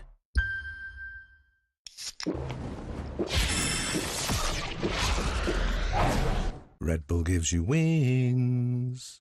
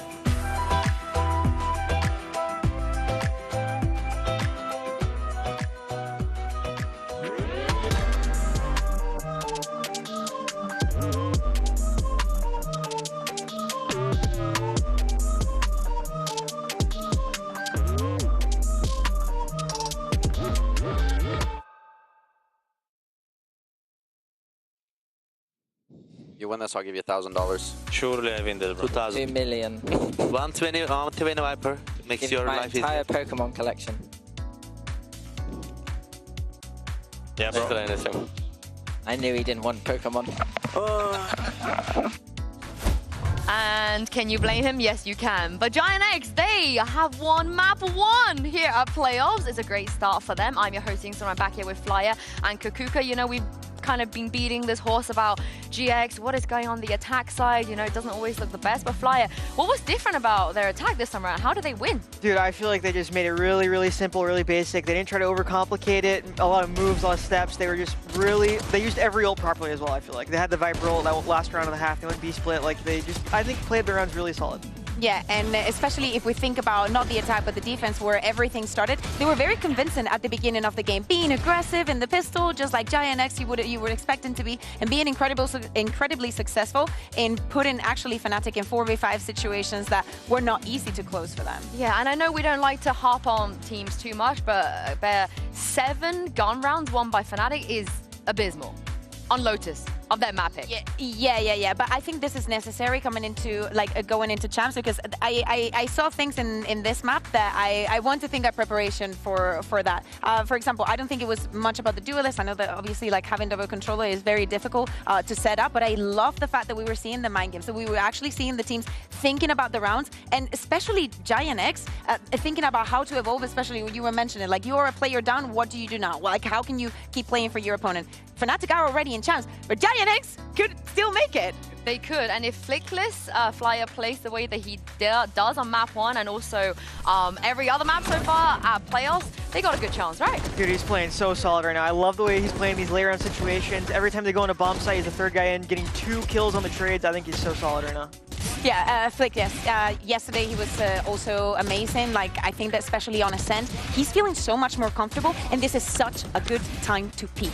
Do not forget, Flickless and Herod were not here at the beginning of the year. This is the rookie year here in VCT EMEA. They weren't even here from the beginning. They could still make it to champs. So seeing him with the pressure that he's on with, not having won against Fnatic and going up against one of the best teams in the world, having this performance, the way that he was moving, the way that he was solving so many rounds, it's insane. And the last time they played against Fnatic when Flickless and Ara were here, they should have won. Even that game, they were playing really, really well as well. It just came down to some minute details. But moving on to Sunset, however, is this going to be a 2-0 Flyer? Are we seeing an upset? I mean, I predicted Fnatic on the last map, but this one I think for sure is a win for Fnatic. I mean, I personally really dislike the Breach, and I know Giants plays Breach on this map. I think. But what if they change the Breach, then what? I mean, obviously it's anybody's game. I think Giants are playing the situationals a lot better than Fnatic are right now in the late rounds. But I think that if you play Breach on this map, you're behind, and Fnatic knows how to play around the A line. They're going to mess around with them a lot. And especially, it's not only about what Giant X is going to be playing. I think that there has to be a reason why Fnatic leaves this open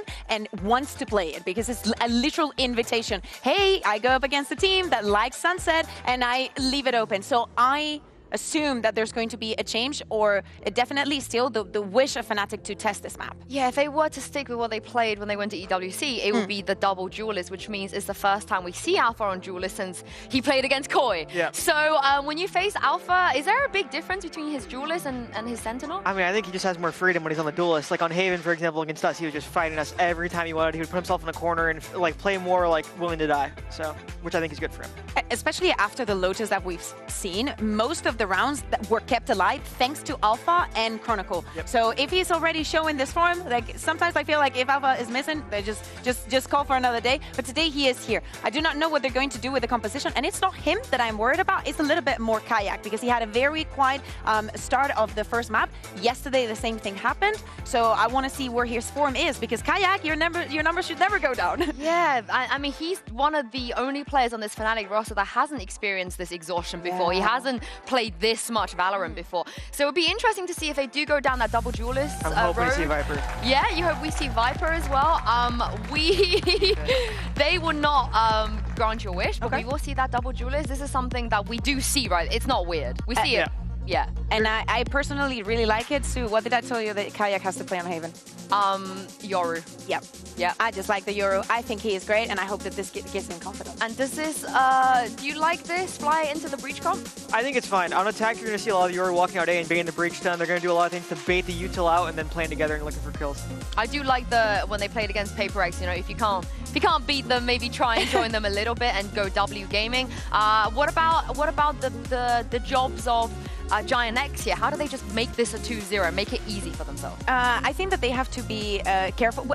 I think that it's more the ball is on Fnatic side, because I feel like, for example, on Haven, maybe being too passive is something that wasn't working for them. And I think that if they commit the same sin here, it will go in the same fate. I think that Giant X are going to be looking out probably for the plays of Kayak and Alpha. They have to be very, very mindful of mid, because both of these teams really like taking charge in that part of the map. Yeah, I mean, again, this is something that could be a trap. It could be something that Fnatic have been preparing. It's something that they have to practice. Yeah, that is you definitely. never know. You never know. And do we have faith in the 2-0? Do we have faith? I know. I want the 2-0. I want the both Spanish teams to win today. I am biased. I always think Fnatic is the best team in the world, but I think that Giants, because of how they're playing individually, they can definitely get a 2-0. You'll be happy for your boy Grubby. Of course, I love Grubby. Yeah, you'll be happy for your boy Grubby and Giant X. They have a real chance here to close this out 2-0. And if they do, they don't just eliminate Fnatic here at playoffs. They are one step closer, Hazard and Cairo, to champs. That they are. A map that we haven't seen from Fnatic yet, but the last time they showed that they were able to win it 13-1 against Team Heretics. That's some showing. It's the exact same composition of agents. Can Giant X go and win it out now? Well, that's going to be the question. They have a positive record for it this stage. We saw them take the loss to Liquid, but the question is, has that shaken them? Or do the foundations continue to hold place? It's a lot of what I was talking about before. Those agents, those roles have been that much more nailed on, fine-tuned from GX from the start. You're going to be expecting to see a lot of set pieces from them in the way that they play both defense and attack. That's where they'll start. And for me, more than anything else, it comes down to this pistol round, because we know that this is an area that they massively struggle in. You could already put a massive weight off their back. Very good.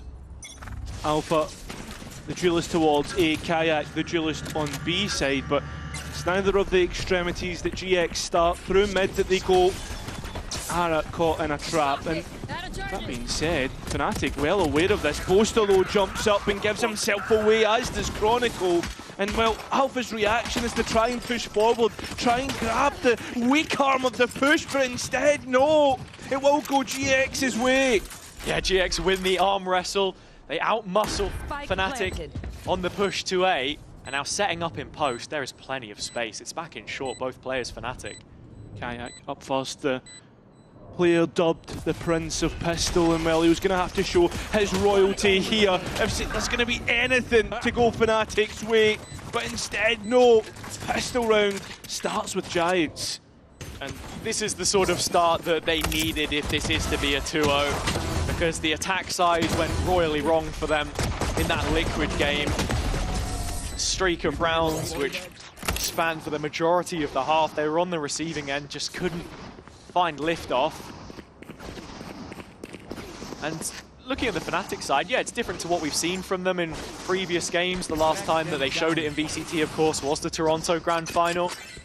But improvements have been made. It is their permaban, but at the same time, quietly in the background, careful.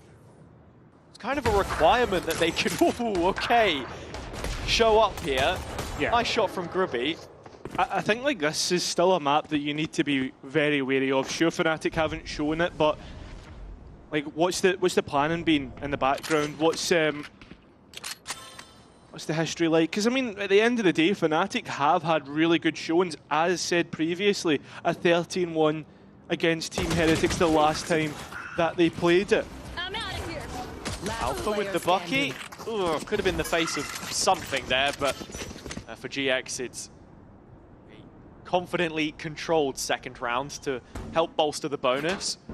And I agree, this map is always an interesting one, especially for Fnatic. It's unique in the sense, and I said it before, it was added 3 days after the Grand Final of Champs 2023, so you headed into that long off-season, building towards kickoff, and yeah, they just never really gravitated towards it. The few times that we did see it for them last year and in a champs environment, both 13-11 losses. Very closely fought, but just not quite having that extra 10%. So any official reps here heading towards the business end of the year for them are positive. But for GX, it is the perfect start.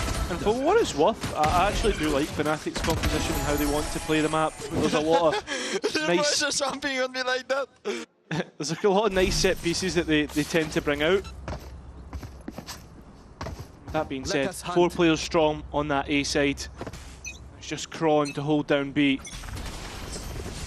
Seeing GX immediately going for the jugular. It's Ara at the forefront, Bucky in his hands this time.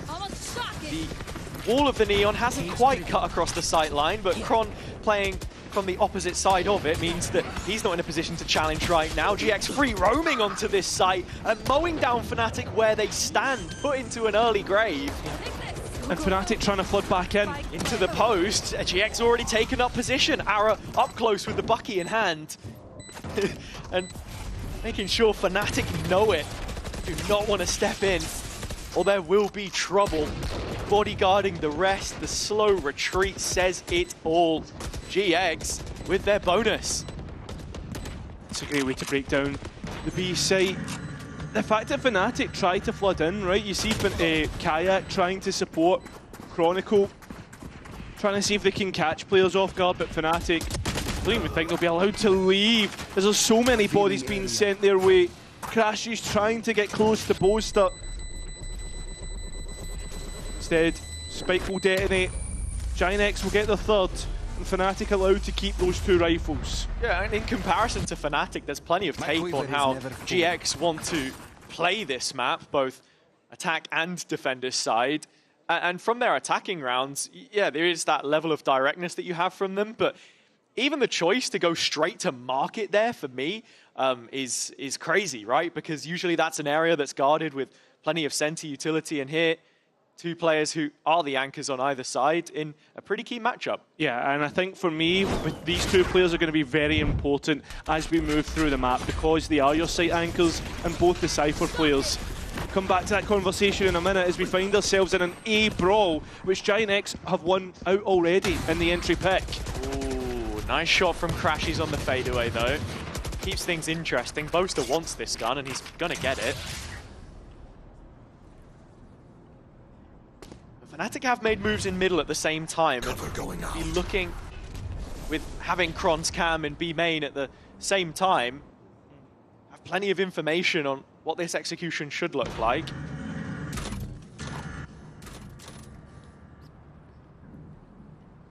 The doubt about Giant X, they want to go and try and re-clear mid, but Ara identified by destroying the dart. Obviously, they don't know it's him exactly, but they know there's a player there. It's a gear shift, a freeze from GX. That top mid trap broken. Fnatic still remaining resolute in their positions. Partnering up, 2 and 2. Moving away from the B site that GX are closing in on. That is true. I'm out of here. For Fnatic, 20 seconds remaining. Alfier's here and he does have that rifle in hand. Chance to drop out of a smoke, find a player or 2. Chronicle at the back of site gets caught off guard, but perhaps a red herring as Alfier's not considered. Players all lit up, but it's Giant X lighting up Fnatic, sending them back to the spawn. And even with a couple of the rifles the Fnatic players were able to recover there, not too much trouble for GX to convert. We're looking at this first pick onto Kayak being fairly straightforward one for Ara. His entries up until this point have been electric. If I'm staying on B main all the time, I was gonna win the round. And yeah, perhaps just a bit of frustration there on the Fnatic side that, you know, we said before that they'd made the right reads and maybe hadn't fully committed to them. Here, it's a little bit more of the same and another early timeout. I think when you go 4 in a row, you can expect that, right? Next round up, rifle round, where you can get immediate impact off the back of a timeout. First ultimate of the game also coming into play, Flickless with the Rolling Thunder on GX. I mean, we've seen a real regression in terms of breach pick rate on this map in general. It was one of the first agents that we really saw, right? Just so key in taking the early A main space on the defender side specifically with the fault line, but when you have a stun on your Neon player as well, that's kind of what Fnatic have attempted to do in filling the gap here, right? And that you want to be able to just quickly release that and respond with the same kind of aggression, but mobility all the same. A very important one here if Fnatic's defender side, in which the majority of those rounds in that 13-1 drubbing that you mentioned were picked up on. 5 players for Giant X looking to brute force their way on a Fnatic priority placed on towards elbow. Kayak looking to maybe just play a little bit far forward, but leaves Boaster all alone, and caught out he is. Entry found, Spike ready to go down. Strong positioning for GX. They like to get a little more aggressive and take the extra space where needed, but they can contain Fnatic from here. There's also a trap towards short, which will make things even more difficult. Kayak's found a little gap to work with, as well as Alfier supporting him. An advantage in numbers for Fnatic to work with. On towards the spike they can possibly go, but Northwest side can deny, as well as Cloud. Up in a 1 versus 1 against Chronicle, and 1 bullet would be enough to wipe out the pole. Giant X holding out hope for a 5th, and Fnatic looking to try and grab the 1st. Time ticking away, Chronicle needs to get a move on, but Westside just crouched in the corner, 1's out the round for Giant X. We do get that big exchange between 2 of the top performing players on either side, but Westside wins it in effect by doing absolutely nothing. The head on his shoulders more than capable of a reposition which left Chronicle with no option so late into the round. Retake attempt from Fnatic showed all the right signs in terms of the play off of one another. But already a player down in the early stages makes it that much more difficult to turn on its head. Looks like it's Imid. It's going to be the stage for the next fight. Fnatic actually too slow to try and get out of market. Allows themselves to get picked up, but Kayak with a rifle in hand, playing from Petra. Actually going to follow this up as the footsteps fade away. Kayak closing in. Oh, sees the head. Does a decent bit of damage, but takes loads himself. Towards B site they go. Giant X have the numbers to just overpower this site. Ara low HP, but the Outlaw has the cross.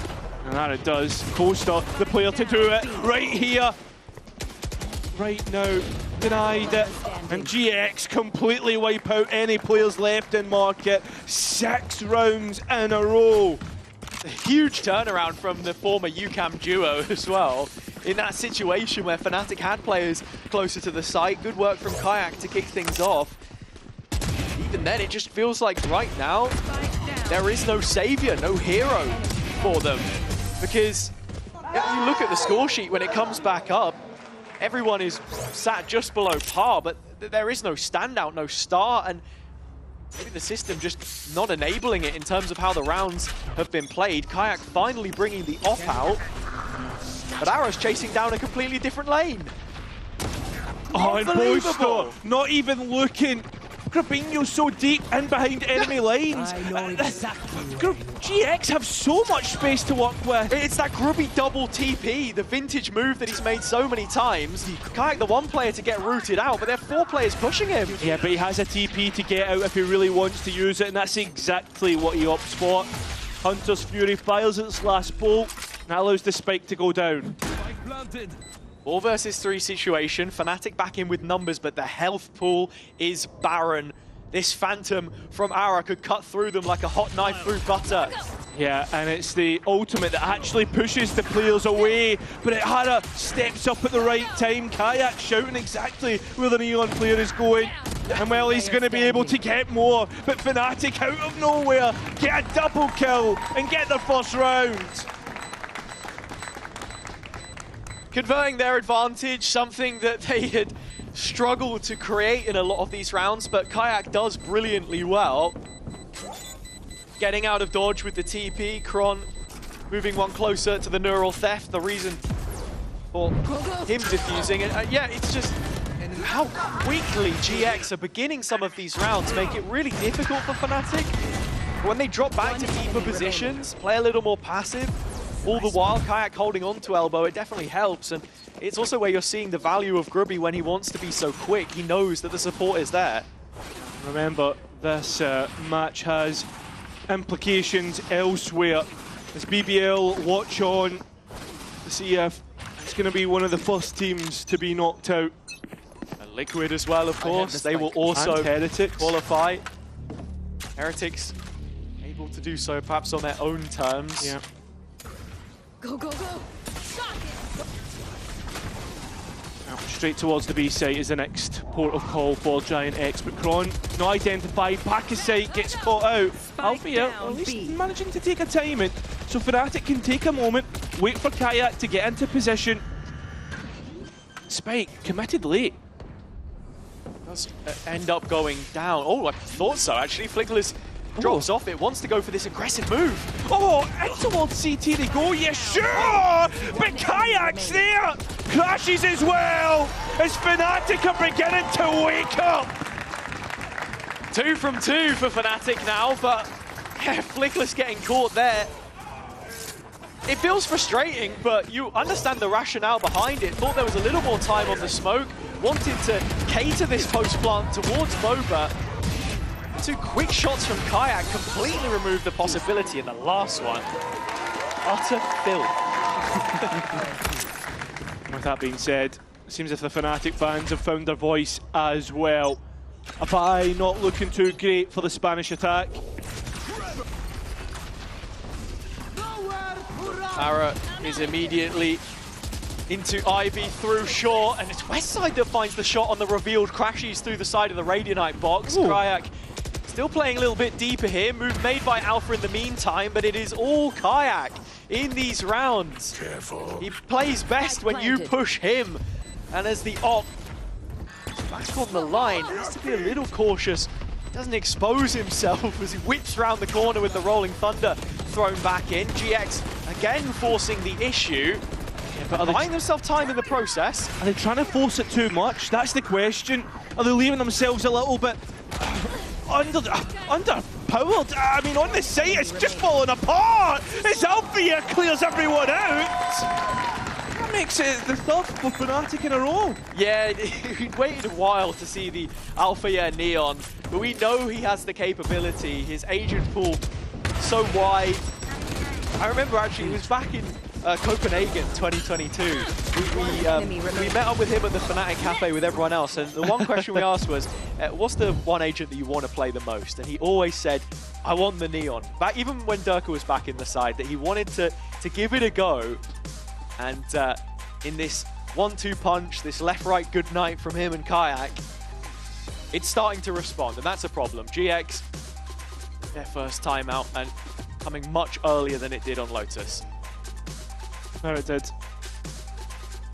And for Pipson, a lot calmer than what we've seen him through. I mean, the fact that they're ahead, it's about capitalising on this advantage that they currently have. But it's also allowing a chance for Milan to review how things have been going. Sure, the past 3 rounds have been successful. There's always the possibility that this can still end up in a 9-3 half. Yeah, absolutely, and I'll be interested to see coming out of the timeout where Kayak wants to position this op next and what that adaptation looks like on GX on the opposite side, how they want to approach this, what they're expecting. Because for the most part, we've seen Chronicle playing his setup on B, and the question is, do you want to then maybe double layer it, see if GX can get caught off that way? This goes here. Speaking of the Breach, seems to have a favorable win rate against a non-mirror. So when Breach isn't in play, as is the case on Fnatic's side, and yeah, that is what we get. It's the Cypher util more towards B, but slotting into main. But the duelists looking to make their approach, be aggressive, and getting value off the back of it. This is big information for the defense. Such an early clear. The question being, does Alpha go past the trap? He does. It's broken now, and Chronicle's just dropping off. Ooh, doesn't want to overstay his welcome and fight it, but Westside finds it regardless. Now Alpha, a little more trouble. Yeah, but safety to be found in main. And that's the big point, right? Now Fnatic have a little bit of space to work with. Giant X get the back of sight. That's where the spike's going to go down, but Fnatic make their approach from there. And Cloud in mid can do a big job. He's only going to get one. Feels like about the status quo in that situation as Fnatic is still floating around on this patch of land they've been able to recover on the B site. Alpha flashed in by Kayak, but takes a second step, a second guess. Kayak needing the shot, missing, still surviving. I know exactly. But put on watch, and with the hat off Westside's head, it should confirm he is walking away from this round empty-handed. GX up to a 7th now. Careful now. Getting themselves back on track post-timeout. Yeah, confirming that advantage. Moving into the next couple rounds. That being said, Fnatic did have the economy probably to give that one a go, perhaps. It's also an op though, so I think you're just happy to save that residual at this point in time. In terms of the macro though from Fnatic and how they're setting up players on the map, it does look like an improvement, knowing where their win conditions lie. Completely repurposing B main for themselves, and Kron knowing that he has to drop off, but even then, the kill from Westside is absolutely huge in changing the dynamic of the round. It's been passed over to Alpha here, actually, as he's watching on to mid. Still though, an important round as Alpha tries to play in front of the smoke. Drone to help him, a player broke the dart for him, but it's Kayak. Mid, completely cleared out. Big point here is Fnatic or GX able to win this. This is a big swing round. But look at the quick reposition from Alpha though. He's immediately on the line from Market, looking down to tiles, and that's where Fnatic now want to make further moves towards A, or so you'd feel.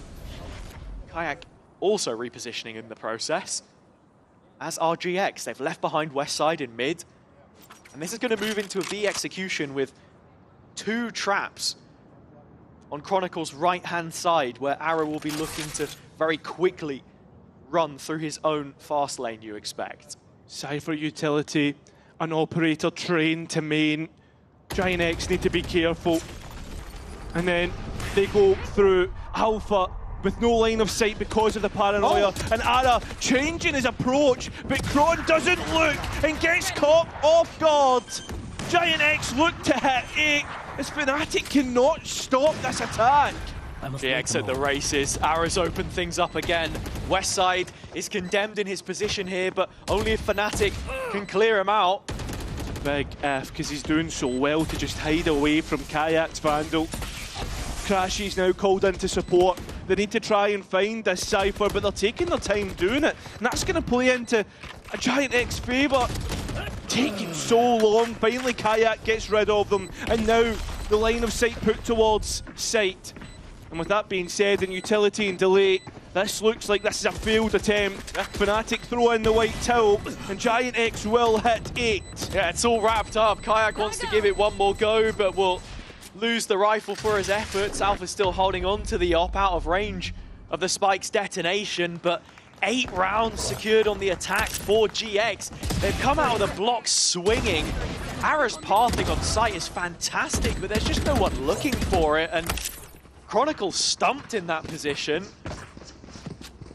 So quickly able to pull the wool over their eyes. It's just lightning fast how these rounds are changing completely, when it felt like Fnatic had the right setup at the start there too. Yeah, I agree. And post-timeout, GX have won every round, stopped Fnatic's onslaught.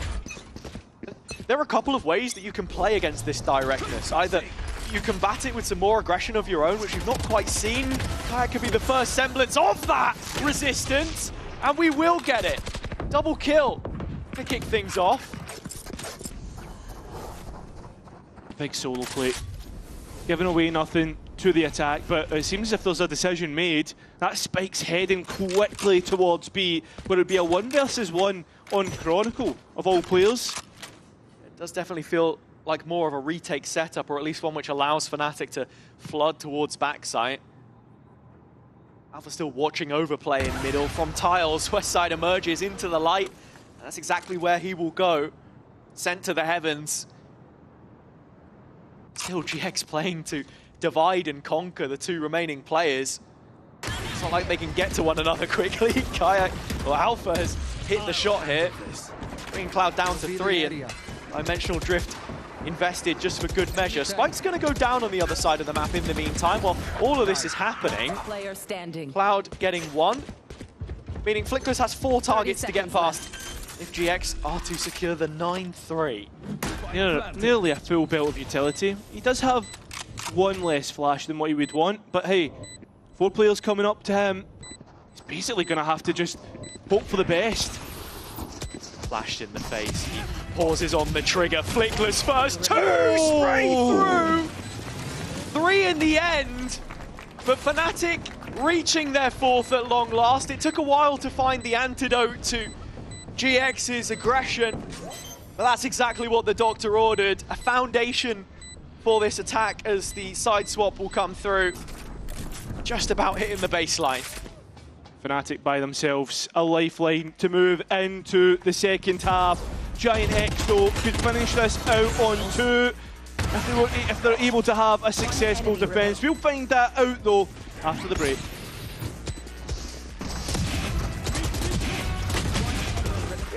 Last player standing.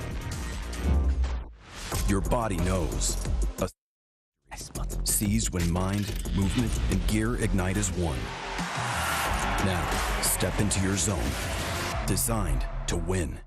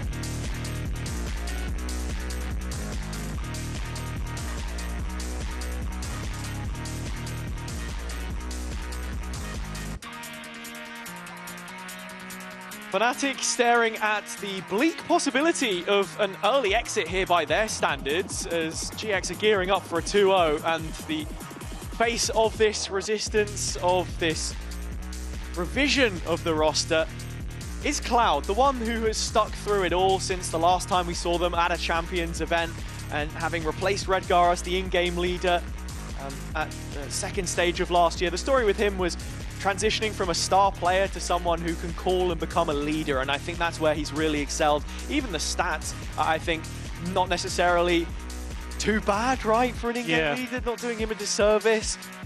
He's done a pretty good job so far, and I don't think with this team the issue was ever the overall calling, just those small moments where things can go wrong, and Fnatic are hoping there's plenty more of those on the horizon if this series is to find its way to Corrode. We are a long way away from Corrode at the minute though, as Fnatic begin their attack towards the B side. 4 players strong, Chronicle left is the back line. Ready to hit in. Straight away, this is probably the fastest we've ever seen Fnatic actually go for an execute. As Kayak goes to backside, but GX battle weight every combatant in their area. That spike can be attempted at least. It's because the trap wasn't broken at the very start. Crashes has a little bit of space, but Fnatic want to find a duel here. And they need to find picks as well. They need to find some semblance of safety, but they're not getting it at all. Unless Boaster's able to do it. There's also a flank, and players forced out of position. But it'll have to be the captain, the leader of Fnatic to do it. But he won't. GX almost confirming double digits. A lot of rounds you'll see Grubby floating around outside A, and he closes the net there in the end. GX were ready for the B-pop with the util that they had in place, the slight missed shot, not able to take it off, and yeah, I think that ultimately makes the difference. They lose Alpha early at the start. Just helps consolidate this backside control. From that point on, GX pulling pistols out of nowhere. Now that's 2 for 2 on this map, when they only picked up 1 in the entirety of the series against Liquid, 1 from 6. Yeah. It's not looking good whatsoever. Oh. It's Fleckless though, makes it look easy. Alpha trying to slide his way. He'll be sliding back to spawn as he continues on his Sheriff rampage, and the spike stuck so deep towards Ivy. Because Fnatic didn't get the plant in the previous round, it's not really a force. Kayak has a Sheriff and it's a nice shot, but you're not really expecting too much more here. Players split up for the time being. So a regroup, a collection of the orb. The main issue, there's just not too many rounds left to play with here for Fnatic. They've got to figure out what the end game looks like for them. Taking it one step at a time to build themselves back in.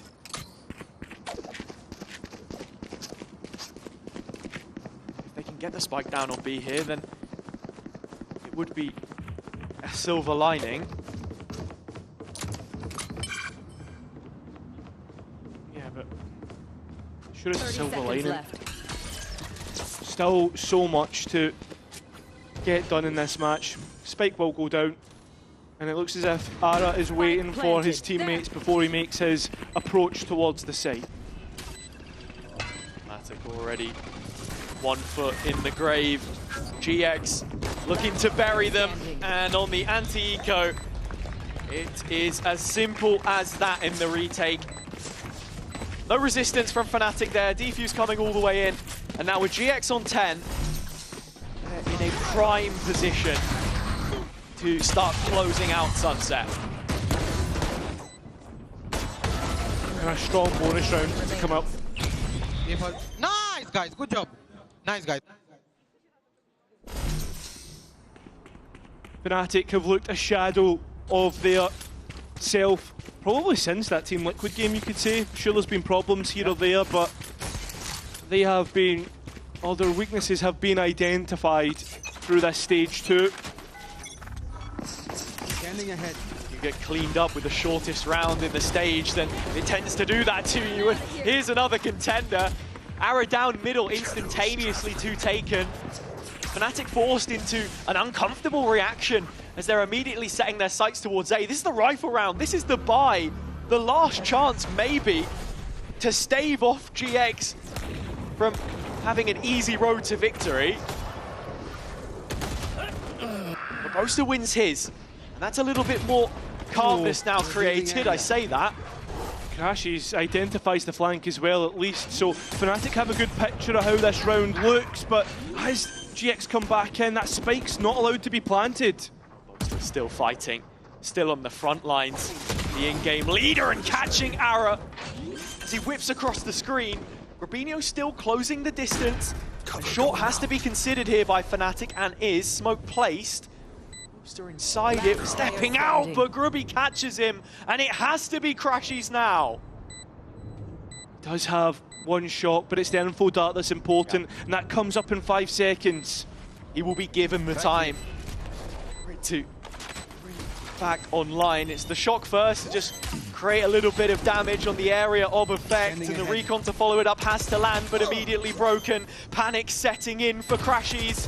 The peak has to come through at some point, and when it does, it's absolutely wonderful for Crashies. A little smirk and a Red Bull clutch. That's massive for Fnatic's chances in this map. Never mind this series, we won't start to look that far ahead just yet. That's next level. You talk about him. That's the one, lifeline, lifeline! Lifeline from Austin Roberts. And so it is AR in the RGA who has stepped up. Fnatic queuing up outside of A main. Grubby with a paranoia to try and disengage, but there's players getting interested. Grubby the most as he finds Alpha here. Fnatic still trying to fight this though, and Kayak has got one back. Now, to escalate things a little bit. Full drop back to site and focus on short for GX. My ult is ready.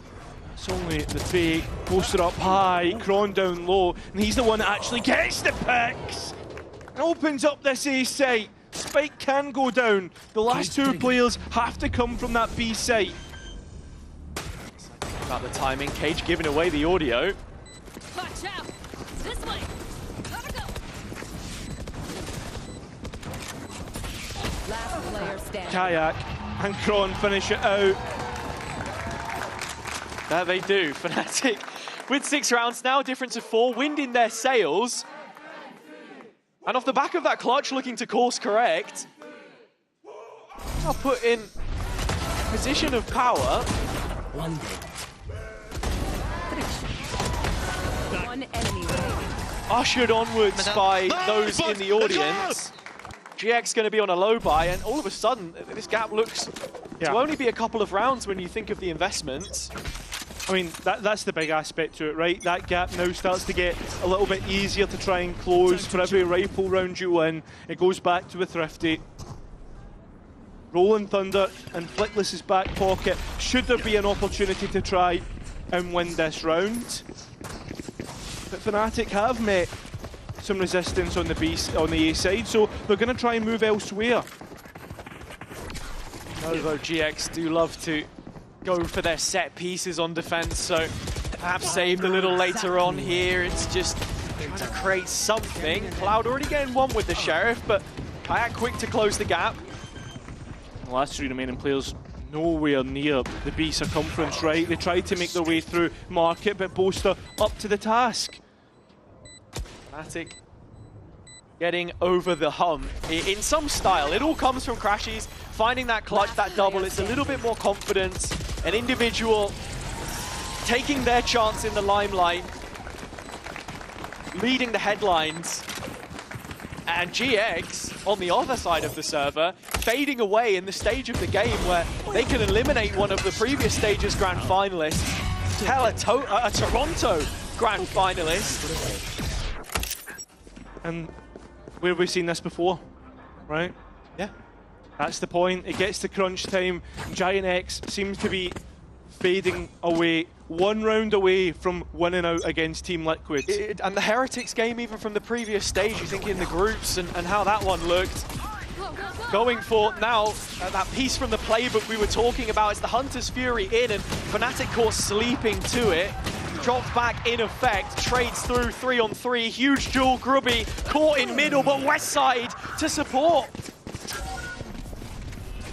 When now, they're trying to rush towards the A site. Look at Cloud, in towards Elbow. And that's what Fnatic need to find, that IGL, and he's hiding. He's able to survive just a bit longer. Thinking about dropping back down to the drone. Fnatic still fighting. Enemy remaining. As it comes onto West side's plate, he cleans it up. Comfortable enough in the end. Just 2 away now, GX. Familiarity to finding themselves in these sorts of positions, but if you're to go from Dark Horse to Champions Contender, it's in moments like these, and it's a brilliant call to set up the round, which they eventually convert. Fnatic now look to bring out their timeout, the last of this map and perhaps the last of this series, considering what Giant X have been able to do. They do have a bye in the next round, they do have ultimates to use, so there is perhaps contingencies being thought up for the attack.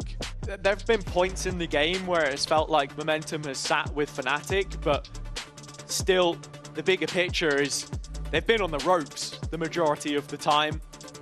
Taking a wider look at this series, and now this has to be the watershed moment if they're going to keep themselves in it. Otherwise, it's GX all the way to the bank and to a lower bracket semi-final potentially, which will stop further qualifications from taking place today. I'm sure members in the audience won't be too happy about that one, those Liquid or BBL inclined, but Fnatic have the tools, and that is what they'll be looking at building with here. 4 ults.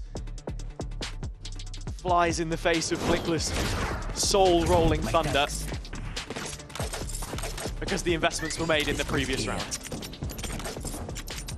Wow, this is a nice spot. Well, 2 rounds is all Giant X need.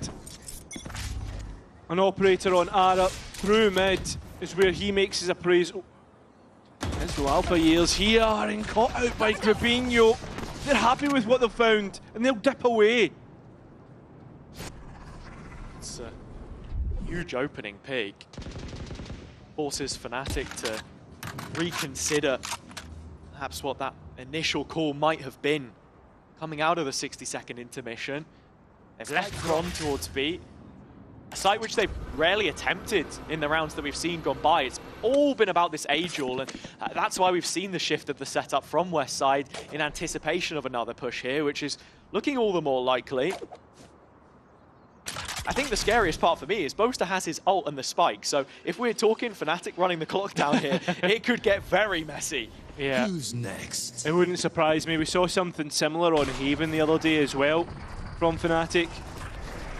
It seems if we are going to reach Fnatic time indeed, as we are in towards the last 35 seconds. Players. Kayak identifying every single one, and Boaster tapping the spike. Kayak getting the spam, bringing us somewhat into an equilibrium. Hunter's Fury invested as well. Fnatic still slow rolling the round, and Crashes even getting the advantage. But it's only a 4-on-4 and the spike is still not down. No, it's not. It's getting too close for comfort. Fnatic finally attempt to get that spike down, but Cloud with a chance to maybe deny. Instead, it's Flickless's aftershock. A 2 versus 1 is where it settles, with both Fnatic players on short. Flickless has been so good in these positions before, and the plant is not ideal for Fnatic. No, it's not. Flash in pocket, but there is 2 shocks that Crashes can work with. First flash in. Flickless identifies Kayak and gets the kill. A 1 versus 1 to push GX on towards map point. It seems to be that player that clutched up before. Crashes that wins for Fnatic. Just keeps them going. And as we said, coming back to internationals, being on the big stage for the first time in a couple of years, even domestically, you're seeing the best of him. This ult's so important in giving a release to set Fnatic up, and even the aftershock there makes the swing a little difficult. Can't deny the spike. He don't want to lose. We don't want to lose. Boaster in song, so yeah, maybe everything is all right on their side of the server. 1 round at a time. That's all it takes. Kayak doesn't get stunned up, identifies Gubby, but can't quite get the kill he was looking for. The angle either. Fnatic were already making their moves through mid. He's going to take this fight, you know it. Kron, angle, he sprays away, finds nothing. Fnatic into the site with Cloud's Bucky, waiting at the door, and from the newsstand, he delivers them. The thought that GX might just be in it to win it here unless they can turn it around, and it's Crashes again. If there's any team to try and turn it around, it would be Fnatic, but they're positioned towards CT, and Giant X are circling the site. Look at Boaster, up in his own smoke. Flick, the only one on the other side here. The remaining players towards Market and Main. This is the one avenue that Fnatic can look to force the issue, and when they do, it's Grubby to catch the coattails on the back line. He will bolster this defender's side for Giant X as 12 rounds will be reached. We said that Fnatic were on the ropes, but even when you see those signs that they might be coming back into the game, reality quickly hits you in the face again. Yeah. Boaster was singing about how he doesn't want to lose, but he might not have any other option. Giant X have ideas about making it to champs, about making it all the way through this lower bracket run. And you look at Fnatic's buy, it's not looking complimentary at all. It's not looking to give any of the Fnatic fans hope. Maybe Alfier's overdrive. Deep breath. And it seems as if there's a set play on A main for the defense. Fnatic very much thrown to the wolves, but with their backs against the wall, so many times we've seen them in that position. I don't think any fake out is safe in 2025, so dealt with early doors. Here, Chronicle embedding himself just to the side of top mid. I'm out of here. Fnatic are really waiting for that GX proactivity. You're expecting something to happen, and it will come in the form of an Al drone B main. The simplest of defaults. One player towards either extremity and 3 in mid.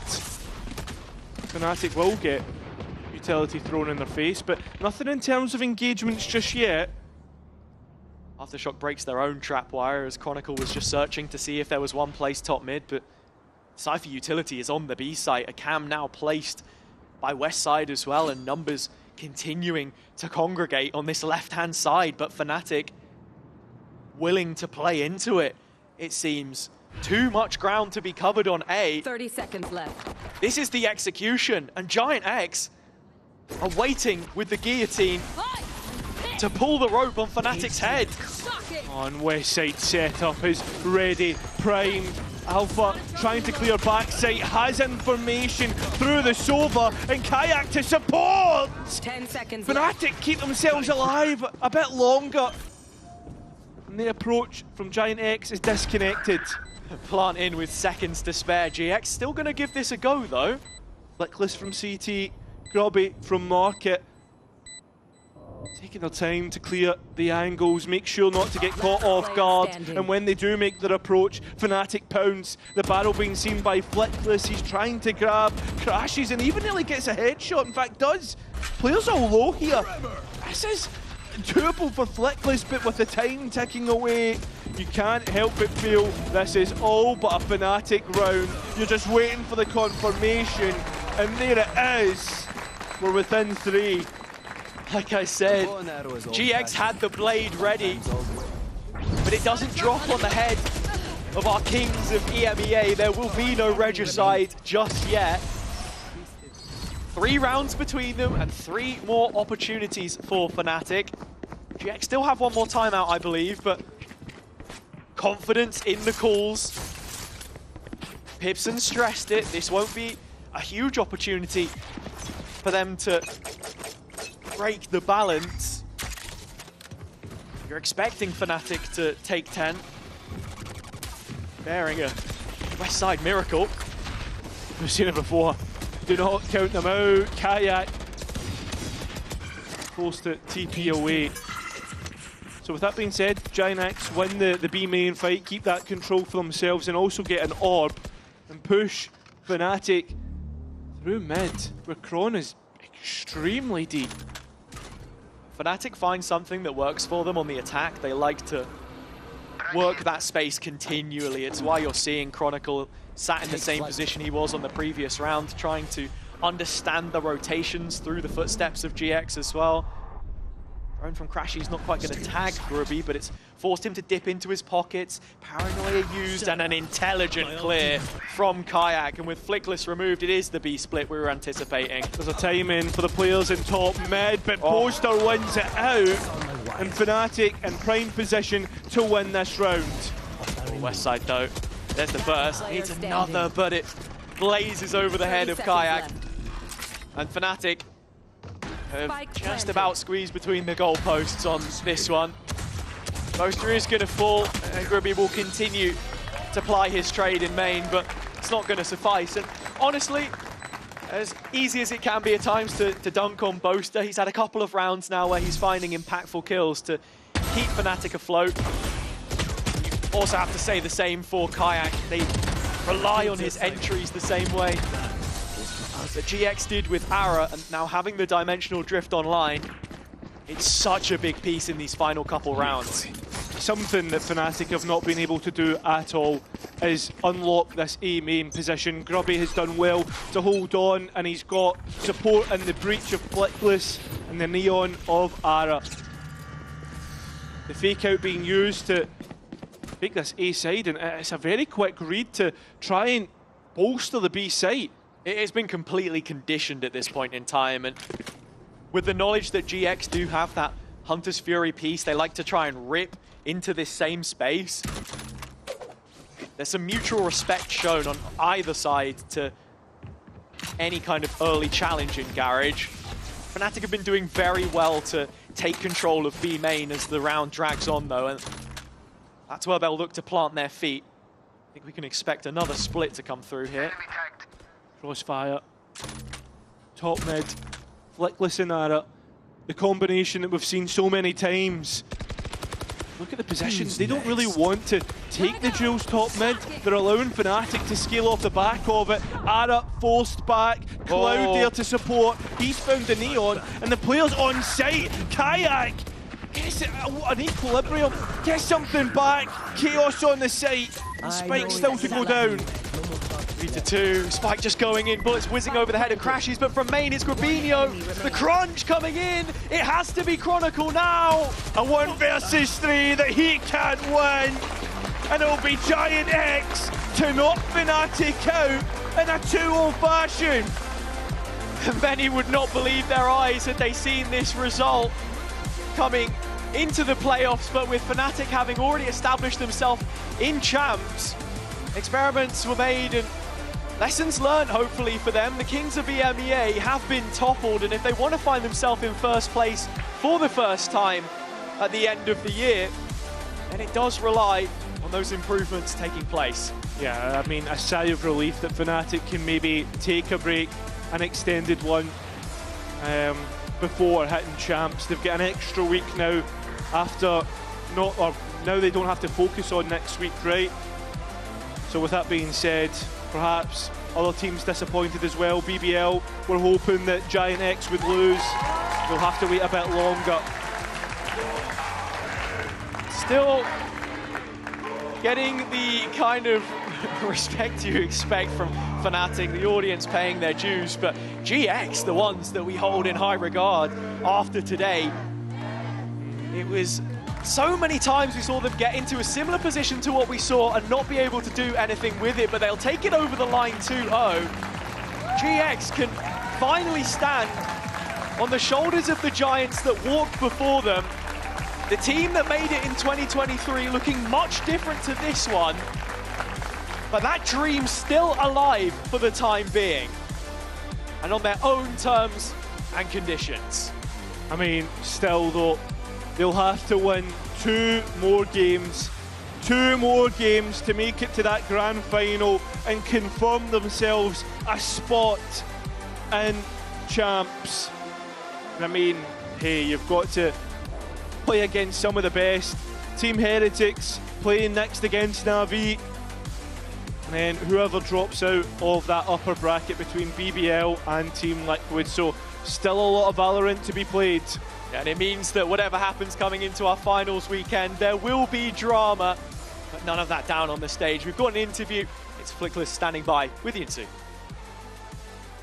That is right. I'm joined by Flickless from Giant X. Massive congratulations on your victory. You started your Tier 1 journey playing against Fnatic. You know, you probably should have won that game as well. So how does it feel to finalize how good you guys right now are by beating them? I mean, it's like a full circle moment, you know? Like, we start our career here, me and Ara, losing to Fnatic, and now we can win and maybe keep winning, you know? Yeah, I mean, champs. I don't know what's going to stop you at this point. You guys look so good, and especially considering you won map 1. Yes, sir. Finally, yeah. finally. Finally. How did you win that map?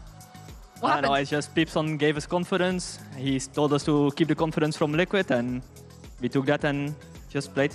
I'm really surprised that confidence from Liquid, because again, you probably should have won that. We should have won, yeah. Match. So how even do though we lost, we played pretty good, you know, and we know that we should have won the map, so we took that confidence that we had from the last map to this. Do you think it's easy to recover from situations where you know that maybe you threw some rounds and to remain confident? I mean, sometimes it's a bit hard, but in this team, nobody is really that emotional, you know, so it's pretty easy to come back. Yeah, you were very cold on stage today. You know, even some crazy clutches and trades back and forth. You guys were looking like you were having fun. In fact, even against Liquid, when you were losing, you were laughing, smiling. I mean, it's sometimes better to just laugh when you're losing, you know, and that way you can just stay in a game and we just try to have fun. Keep the mood up. Keep the mood up. What did you eat today? I didn't eat at all. The last 2 days I have been feeling so bad and I couldn't eat at all. That's the secret to your performance? Yeah, that's the secret. So from now on, I'm not eating anymore. Starving yourself? Okay, Yeah. Please don't do that. Please eat something. But in all seriousness, though, did you expect yourself to find your peak form at playoffs? I mean, in UCAM, I was always a playoffs player as well, I would say. So. So you're in your comfort zone right Yes, now. sir, You're yes, in your sir. comfort zone. How's Ara doing? What mouse did he use today? He's on the same one from the last game. He's not not changing switching anymore. anything? No. He's a changed man. Okay. Any other tendencies I should know about with your team right now? You have a nice routine. You guys are not changing anything. No, making we're not sure changing everything's the anything. We keep everything the same for now, and we just keep rolling. same? Okay, I'm glad to hear that. Also, one more question I want to ask you is, of course, there's a lot of people praying for your downfall right now, as you know, the permutations. And some of those people are in the crowd. You're pointing at Thinky. Thinky's Yes. pointing back at you. You want to say something to them, the ones that are praying for your downfall? Thinky, I'm coming for you, bro. I'm coming for you. Wait, don't you both want to go? Maybe you can go together instead of just one of you If or it's the other. possible, we will do it. But if it's not possible, we will have to take it. I'm not sure if it's possible. I think there's a world that is possible. Lastly, before I let you go, actually no, two more questions. One, if you look behind you, you play the winner of whoever wins this game. Who do you think is going to win today between Heretics and Na'Vi? Sorry, but I think it will be Heretics. Wait, Hero was waving at you and you said Heretics? Yeah, I you looked think him in the eyes and said Heretics? I said sorry, though. Wow, okay. Well, I'll have a chat with all of them after this. And very last question, Gribby is with Flyer right now at the desk. What would you like me to ask him when I go and see him over there? Can you cook for me tomorrow? Oh, for you? Yeah. Okay, I got you. Thank you very much for joining me. We'll see you next week, and we'll see you guys at home after the break.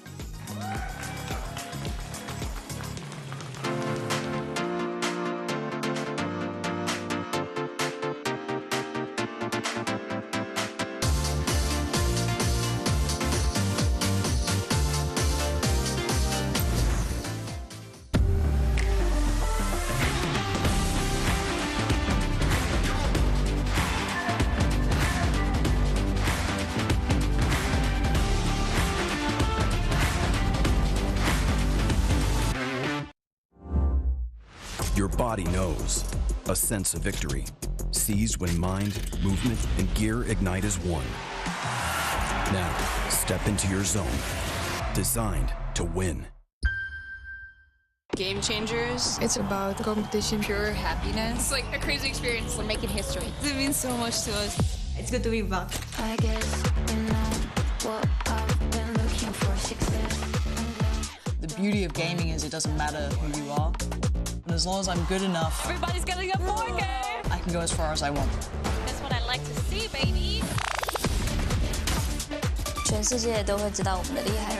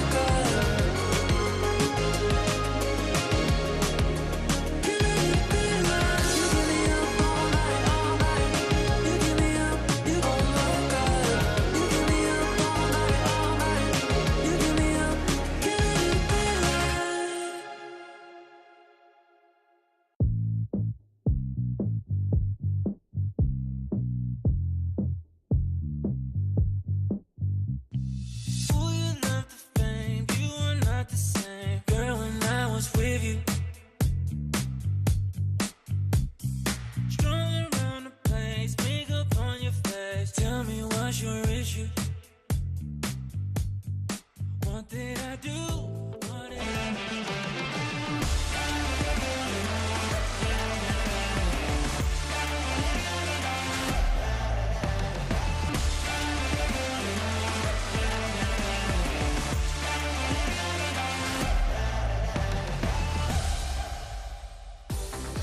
have another very important elimination match coming up. But first, a little reunion. Gravino, welcome back, and joined by Flyer. Flyer has been gassing you up for the last couple of days. He's been very praying for your success. It's nice to hear, like, Yeah. I always was cheering, also for them, this season. They were in other group, so, we cheered for, both sides. And Has this been a nice reunion? Because I joined halfway. What were you guys talking about? What were you chatting away about? I was asking about old times. Yeah, old time, reminiscing about the old times. Oh, that's very sweet. And also, Groovy, I heard that last time we had you here, you were very happy that we invited you to sit on the couch. Yeah. Is that true? Is that how you felt? I mean, yeah, I was happy because, I playing for quite a bit already, and didn't have many chances to sit here. You're going to have a lot more chances, don't I worry. You will. Because I want to take a look at some of your highlights, because Flyer, you were incredibly impressed today, right, Yeah. with how Groovy played. Talk me through some of the things that impressed you. I mean, I just like how you play the A-line on Lotus, for example. You know, when you get re-cleared, always playing the flash and playing really aggressive. I liked on attack how you're using the TPs and playing late rounds. That's most of that. Is that what you were trying to do? Yeah, kind of. It was hard to shoot. It was freezing on stage. Oh, really? It was freezing today. Probably on other team also.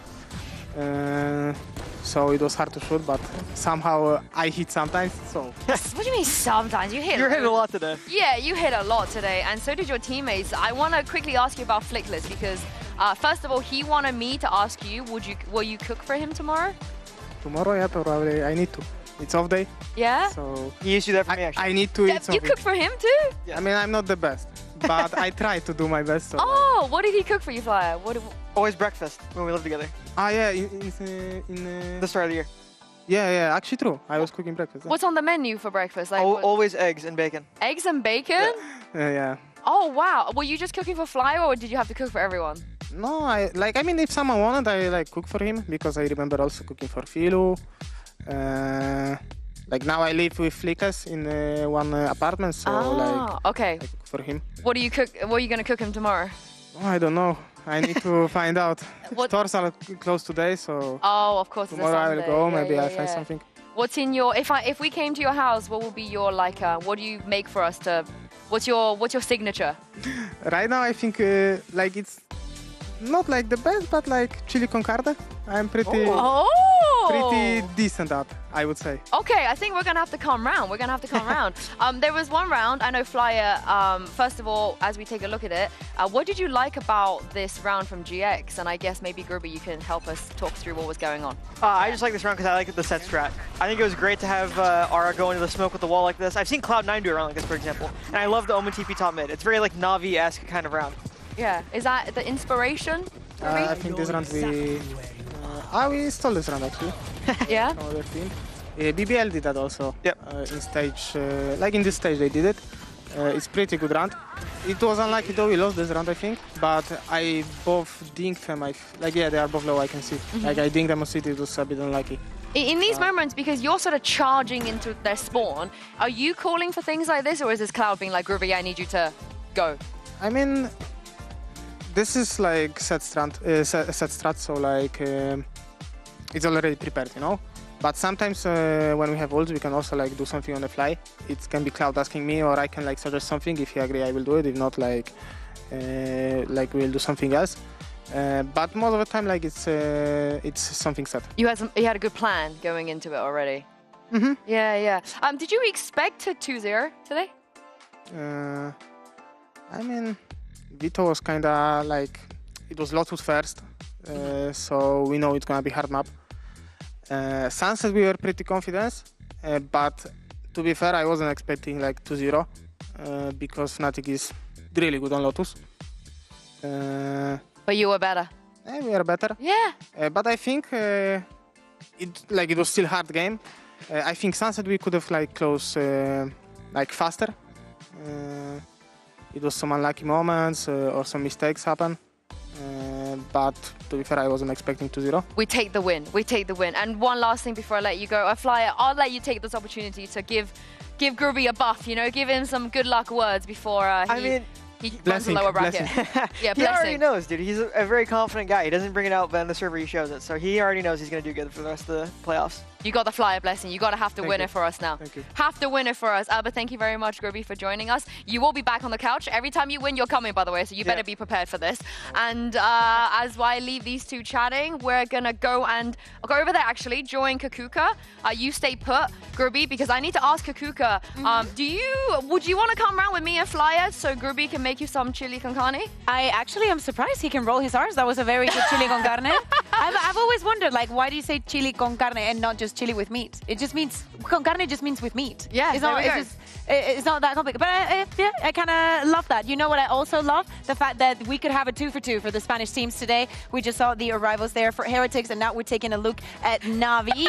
Of course, things are looking more promising for the side of Heretics, but Navi, they would have to do exactly what Giant X are trying to do. This looks exactly like my nightmares. Like I wake up. Yeah. Oh my god. That one right there, actually. No, not again. I mean that. Yes, the fact that Angel is the last one is so iconic. The final boss. He could be a bouncer. But as Kakuka said, the stakes are exactly the same as the first game. It's do or die.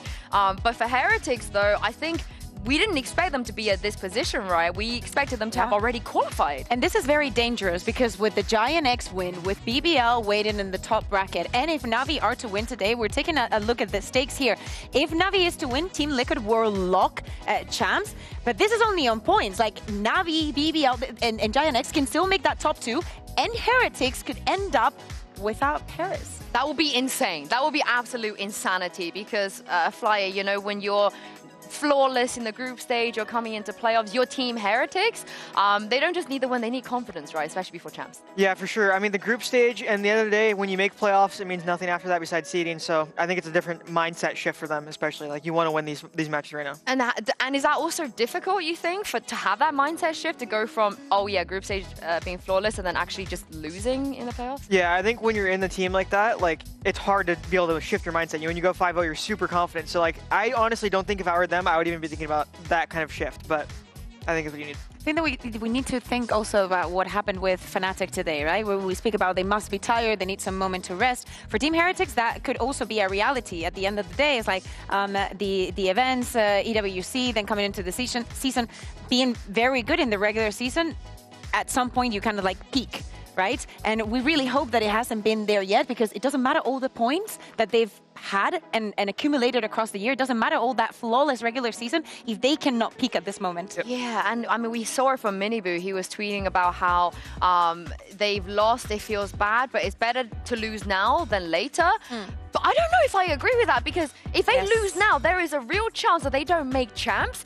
So if anything, like, secure champs and then lose later, like Fnatic have done, and it's all good. And we do have to address this thing, I think, that's haunted Team Heretics, Kakuka, since this roster formed, which is the mental game, which is we are our own worst enemy. We always come second place because regardless of EWC, they still haven't won in VCT. Yeah, exactly. But I think that there's something that we can take from that tournament, and it's the fact that they didn't wake up, they didn't start winning until they were this close to leaving the event for good. Like, it was literally a clutch with Rians, and they would have been completely out, and that conversation would be completely off the table, and probably we would have a different view from Team Heretics, but they have to be some of the top of the region. And I know that we've had some surprises here in playoffs, but we started with this narrative of we have 3 super strong teams, and I'm not feeling that anymore. And I do not know, it is because we have many strong teams, or because we do have 3 super strong teams, and they're BBL, Liquid, and Giant X. But Flyer, are we maybe like a little bit too worried?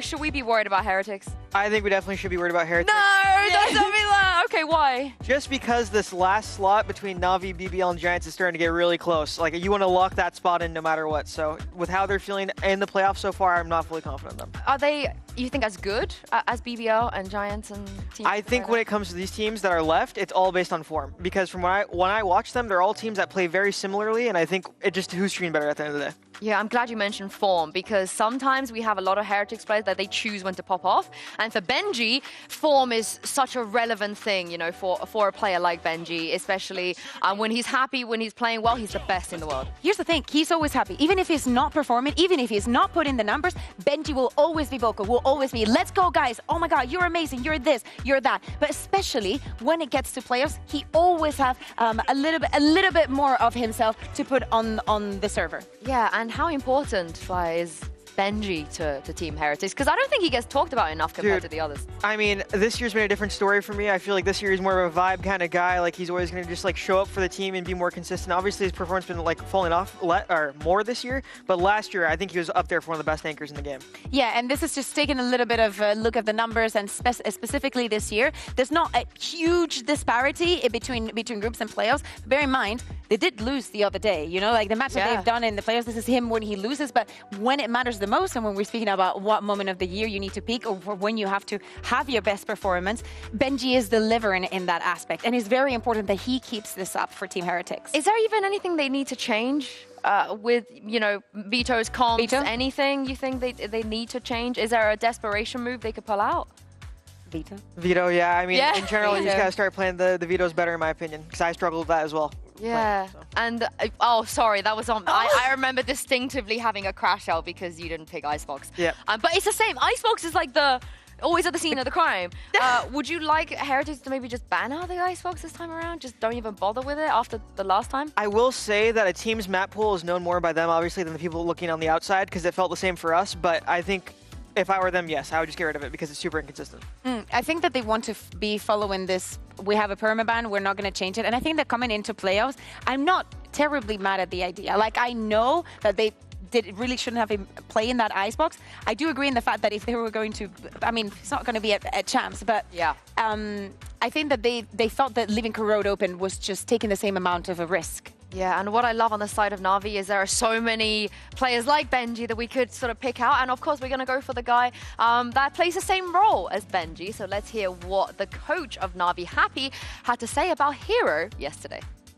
Exactly as you said, right in the middle, he still has the rookie energy, I would say it like this. And he's getting more and more experience with players that have definitely a ton of them. So yeah, he still needs to like improve a little bit on like what is like outside of just being a rookie for sure. But again, he's showing every day that he's improving as well, and I'm very proud of him. What would you say is the biggest asset in Hero? What does he bring to your team? Firepower, for sure. I mean, you cannot lie about that. No, I will say something that might be, maybe people don't know that, but he has very good comms, especially desk comms. And I always praise him and encourage him to like work on that very hard, because this is like a team aspect that people might forget. And as a rookie, he does that pretty well. Like clear, concise comm, Clear, not concise, emotional. accurate, like you've got it. He has good comms. That is an incredible asset to have. And Flyer, have you ever come into contact with Hero, and how much of his comms do you know? Yeah, I mean, we trialed him on Koi at the start of this year, and I loved his comms as well. I think in EMEA, it's hard to find a guy who can communicate super well with a native language barrier, obviously, and he talked perfectly, in my opinion. I love his comms. I just think it's so funny that the Happy is just saying, yeah, he needs more experience with the veterans, this and that. I think the Brooksik and Hero are teaching those two a lesson. Yeah. The reason why they're even here is because of them too. And I have, even to this day, I still have to hear a bad word about Hero. He can have a bad game, but the games that he is good, he will save your ass time and time again. And I think that his performance never suffers. I mean, you have to be on another level to be knocking out players, eliminating players like Les, Durka, and Sage. Everybody wanted Hero. Which is absolutely incredible that he was able to hold his own yesterday. And Fly, you know, you mentioned you trialed him, and was his firepower also as strong as we're seeing too? I mean, obviously, yeah. Like, he's incredible. Like I said, like when we trialed him, I think the biggest takeaways are he's super impactful on his lurks, and he talks very, very well. And you're going to see it in this game that we're going to play. Oh, I mean, you can't ask more, I think, from a teammate when it comes to situations like this. But is it enough for Na'Vi? Because what if the people we expect to carry won't be able to do the same against Heretics. I just don't want Angel to have another showing where he's crazy good on map 1 and disappears for the rest of the series, and that goes for Xiao as well. Like, they need to show up now. Look, it's so close. They're so close to making it. Yeah, and for Heretics too. They have to win. If they don't win, they quite literally, things are gonna get weird. So if you are a Heretics fan, you just need them to win this game. But Na'Vi have a real chance to be able to reclaim their throne, to become the team that makes it to champs, like we once knew they could do. So without further ado, let's bring them out onto stage. Here is Team Heretics and Na'Vi.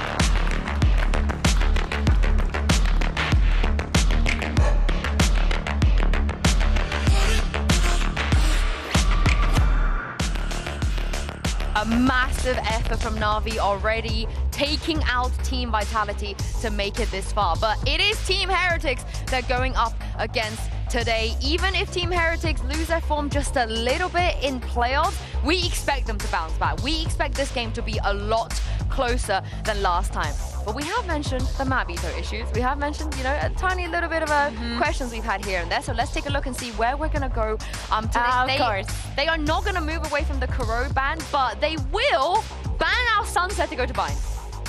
This is so surprising. As you're saying, like, I understand Na'Vi, they've been doing very well on Icebox. I understand that they want to go there, especially with the showing that we had. I do think that Heretics had very good ideas. They will maybe be able to execute if they play the double duelist again. But I agree with you, Sue. Like, to me, the surprise is that Heretics in the last iterations that they had the chance of going to Sunset. A map that has been so good for them and so comfortable that they know so well.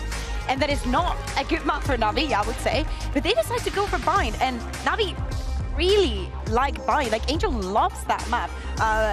Results on and all when it comes to the decider, and especially if you have a long game, anything can happen. So comfort is above everything. This is one of those matches after seeing the map, because I am insanely confident, Flyer, that we will see a map 3. Yeah, I mean, I think this is very favorable for Na'Vi, in my opinion, because they get the Icebox, of course. It's a super comfortable map for them. And also the Bind, I'm also questioning it because Sunset's been great for Heretics, and Bind is, obviously, Angel loves the map. It's really funny. I would never want to go up against Heretics on Sunset, like I would rather not go up against Na'Vi on Bind, you know? But who knows? There must be a plan, even that's if we go to map 3. But this Icebox is where I have a lot of questions, because we spoke about the double duelist comp and Flyer. Would you like to see that from Heretics again? Do you like it? I've never been a big fan of double duelists, to be honest with you. And also Na'Vi, this is a strong map for them. We know they're going to use the Omen, so we're going to have to see. I just feel like you got to play Sage and Omen on this map, personally. I also think, and I know that some of the BBL players are in the building at the moment, that BBL did play very well against Heretics. Like, I was watching it back yesterday morning, and I thought that some of the rounds that they just played very, very well. They had a level of awareness that was on a different level. And I think that went against Heretics. We also know there is no way in hell that Neil and Weber have not worked on that times 10. And they can always change that. He already spilled something. I'm really sorry to interrupt you, but I've heard in my ear that both Angel and Ruxuk spilled something. Maybe it was a coordinated spill, you know, a bit of team bonding before they get into the game. I expect that from Ruxuk, you know, he hasn't been here for that long, but my goodness, how is Angel spilling something in the big old 2025? But it's okay, it's okay. We'll start with some hee-hee-ha-has going into this. I agree with you. I think that the way that Yumpy knew when Miniboo was committing to some of his TPs and he was just watching it like a hawk, and when not to watch his TP like a hawk was an incredible level of awareness. But that is the type of awareness, Flyer, you expect also from everyone on Na'Vi. Yeah. Yeah, I do. I don't. I do. I don't. I mean, Ruxic, yes. Hero, yes. Xiao, yes. Keep going. Alexic, he doesn't need to do that. He's somewhere else. And Angel, who, like, that's a coin flip in every situation. Yeah, but that is what you have to love, I think. Yeah, well, let's take a look at Agent Select, see if we will get that same double duelist comp, which only Envy pretty much in the world that plays. Right now, we will. And I guess, Flyer, you prefer Navi's setup because of the stage? For sure. I love their comp, but they have Jet.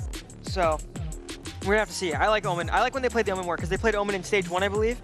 Stage 2, they play the default comp. I like the Omen more, but Alexic is great on Jet, so it's good for them. Yeah, I want to see Xiao in comfort, of course. When you're on the stage, you're going to be in the planned duty and whatnot. But I think that he needs something to up his trust. He's been so good when he's been playing on the Fade. I feel like he's much more online, and he could be the difference maker. Because Team Heretics, yeah, they got that loss, whatever. They're very, very heavy shooters. They're not going to let you have an easy win. In fact, Navi has never won a single map against this iteration of Team Heretics. Like, that is level of firepower, it's always been there. It is indeed, and it does get scary when you're in the lower bracket when pressure is on. And it really comes down so much to experience, their form, and who makes the least mistakes at this point. But I think both teams probably knew that this Icebox was going to get picked. We should see a lot of improvements on the side, in theory, of Team Heretics, and they don't really have a choice at this point, because if they want to lock champs today, Miniboo is yawning. He's making me nervous. But if they want to lock champs today, they have to win like this. They have to win now. They cannot possibly rely on other teams to do it for them. And with that in mind, with the stakes set and the agents locked, it's time to get into game and throw it over to your casters, Mitchman and Thompson. Thank you very much, Yinsu. It's time to kick off this epic matchup. One team fighting to go straight to champions. The other, well, they could make things very interesting. Yeah, and they could help out Liquid while they do it. That's the wonderful factor. One team will be qualifying to champions here and now. And when you look at the previous records, excluding 2023, which obviously wasn't this Heretics roster, it has been a blitz. It has been Heretics all the way through, 2-0s and fairly clean ones at that. So we are going to be looking to see if Na'Vi can change that narrative. But since getting into the playoffs, they've definitely looked like, or at least yesterday especially, they can build some pretty hefty momentum. The water-related incidents on stage, Tom, they've come back. We're now up to 4. Yeah. It had to. 2 at once. All right. So this will be a series that sets records either way. I'm excited to see this one, though, because as you said, Tom, 4 times we've seen this roster of Heretics clash against Na'Vi, and in none of them were Na'Vi able to score even a map. And now, Tournament Champions life hangs in the balance, and they have to right the wrongs of history, change the course of their own fate. You see Na'Vi early looking to pressure towards that B site. 3 players over here, but the majority of the body of this attacking side looking for a slow bit of space towards that A side, at least to start. As mentioned on the desk, map pool for Na'Vi looks pretty good. The Haven maybe not so much, but the next 2 could be interesting. But it's only really been BBL that have managed to exploit Heretics on this map as of recent. So let's not pretend like this is going to be a walk in the park, especially with the individuals they have on their side. A solid start to this pistol round already for Benji, a man who is definitely looking to make it back to champions. Well, there's so much here for Na'Vi left to do. Last 2 or 3 weeks, this guy's been impressive. He blocked out of any further space towards that plant, though. Na'Vi at least getting the spike down, but Heretics are going to be happy enough with this. 2-man advantage on the retake. Waiting for everybody to be here. Boo on the rotate from the B side already. The wall being chipped away at. We'll see it broken. We'll see the reveal go through in the attempt to find value on it. But Ruxic, he found a gap in that reveal. He stays up close for 2. A stat leader in so many departments for good reason as he cleans up alongside Hero. And Na'Vi win the 3v5. Yeah, it looked like from the start of the round it was going to be an incredibly difficult one with Benji Fishy doing so well with a couple of openers. But the fight back in, impressive. Ruxic, he's been one of the shining stars when it comes to the league, not just this Na'Vi roster. And what an explosive start to the game. Oh my goodness. For the Na'Vi players. I can't believe we got an action replay of them spilling water. That face is going to be clipped, I'll tell you that. If not by one of you, by one of me when I get home. 1-0 for Na'Vi. Strong start, as we said, and this was not a round that you expected much of them. Once you lose Alexic on that push-up, I think it was Hero as well going... Oh, no, Hero was there in the late stage, whoever the second player was on the walk-up. You've got no space, nothing to capitalize on, and sure, the wall from Xiao bought them a little bit of time, but it's ridiculous that Ruxic's able to get away with so much, and Hero doubling up on backside late. Now it's just classics at Sheriff for Benji Fishy, and what should be a very easy round to connect for Na'Vi. They have got a lot of numbers grouping up on yellow, though. I mean, this could get dangerous with the challenge up close, but Angel, hey, this is his spot for 2. I'll never forget the clutch he pulled off with what was it, 8 seconds left, running into this side of the map.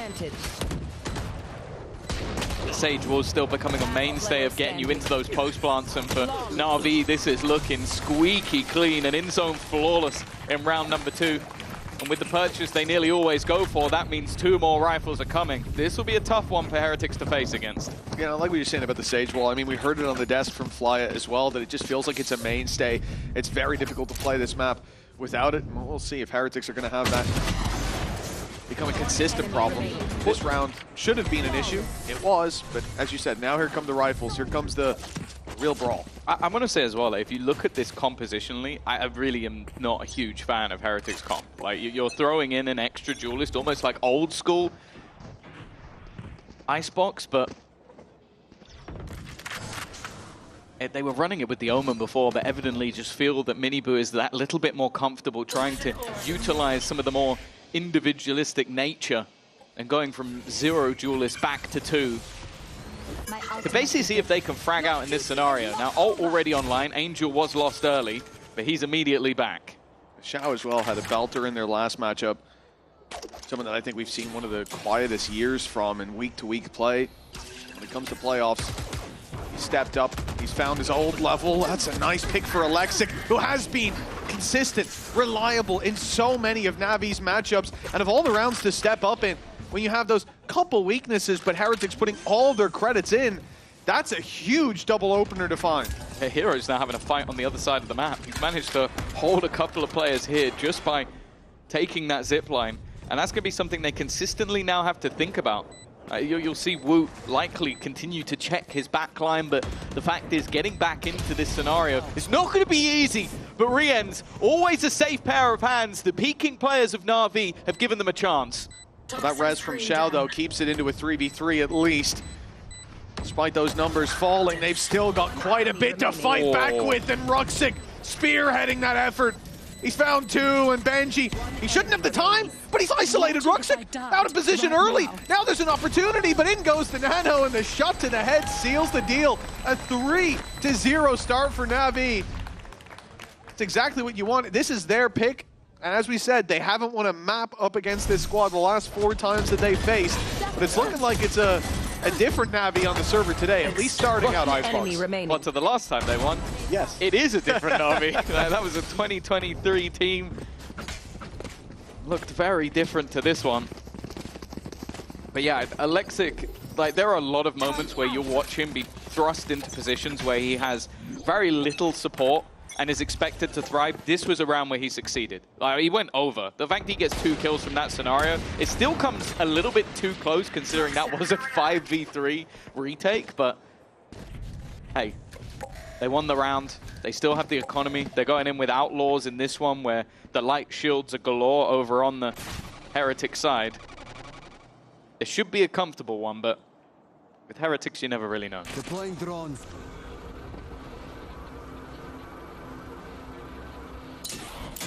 Seen early plays by Heretics towards this B main spot, so no surprise Angels playing nice and passive, clearing it out with drone.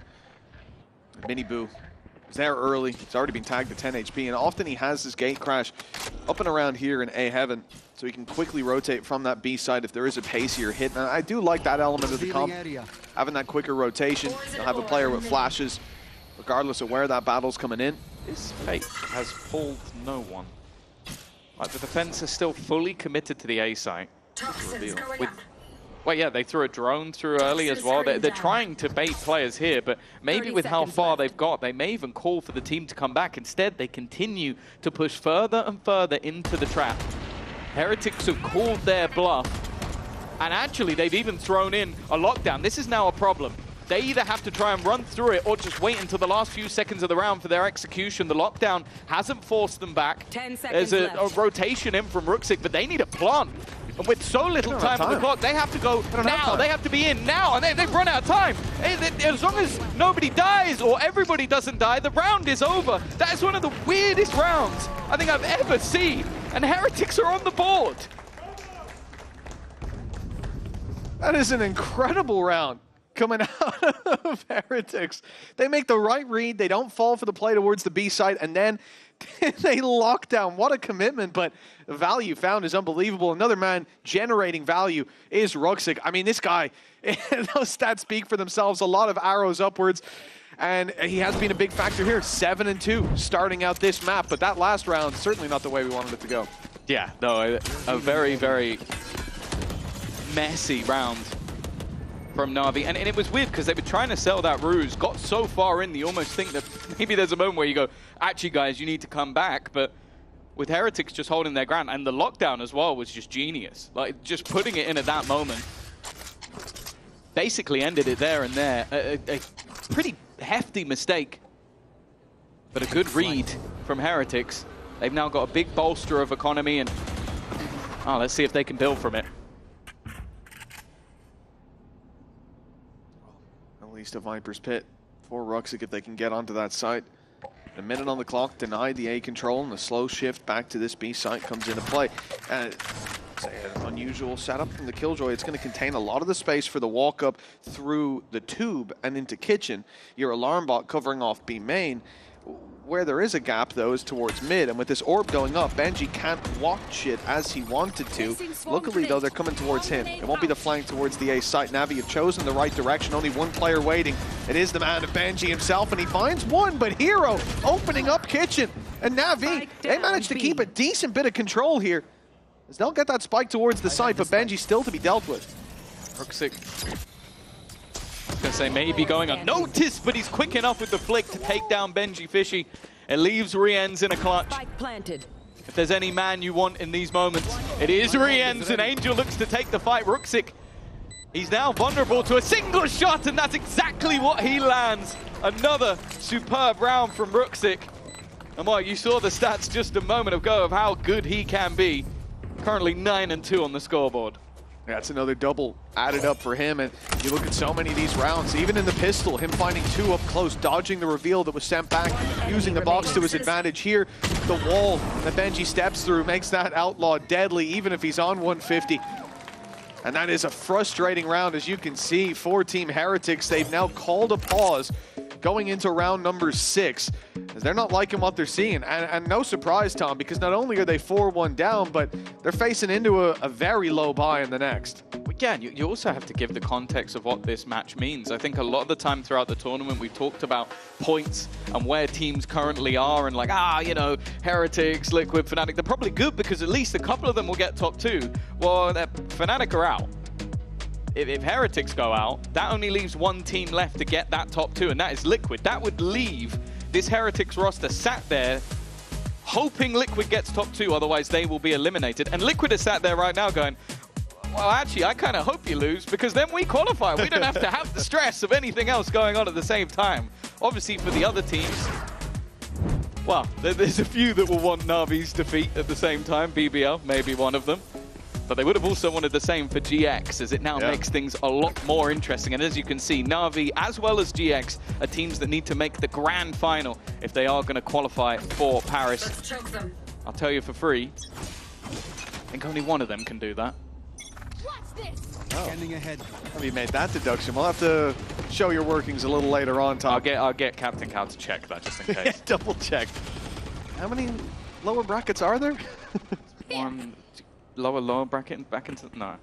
Yeah, so for Na'Vi, there really is no substitute for that grand final. They've got to make it to top 2, and honestly, with the performances they've had recently, I wouldn't have said it coming into playoffs even. But now, perhaps I'm starting to believe, but the same can be said for GX. GX more so, though. The way that they've been able to recover and even dismantled Na'Vi in their matchup, Na'Vi might just do the hardest work for them, as Heretics have been a tough cookie to crack all the way through stage 2, but as was mentioned on the desk, it doesn't really matter if you peak in groups unless you get the exact amount of points to qualify. And they have not.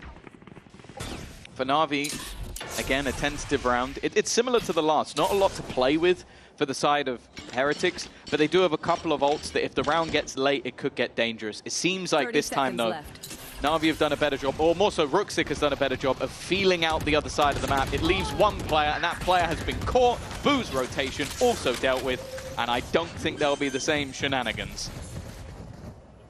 Oh, we saw a 3v5 in the post plant, one out earlier on. Now it's Heretics' turn. Bladestorm finding the first. It's a nice opening. Low HP on Rienz. Miniboo as well. This is now playing into a pit's going to be difficult, and the pit actually blocked his vision just as he peeked. That is so unfortunate. Rienz is done for, and Na'Vi have sealed their 5th round.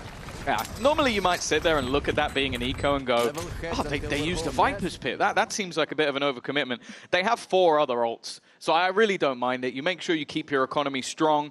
You put yourself in a position where you still have enough to use in the next round, and you're still winning that ultimate battle by a long, long margin. So, yeah, it's a bit of an investment, but I'm absolutely fine with it. Really unlucky pit timing as we move into round number 7 for Na'Vi. They've used their pit, but they still have 4 ultimates to fall back on. This is a very powerful round, and remember, this is where Heretics are finally putting their credits on the board, on the line, buying up as much as they can, and looking to fight. He's gone through. He's gone through. He's walked past.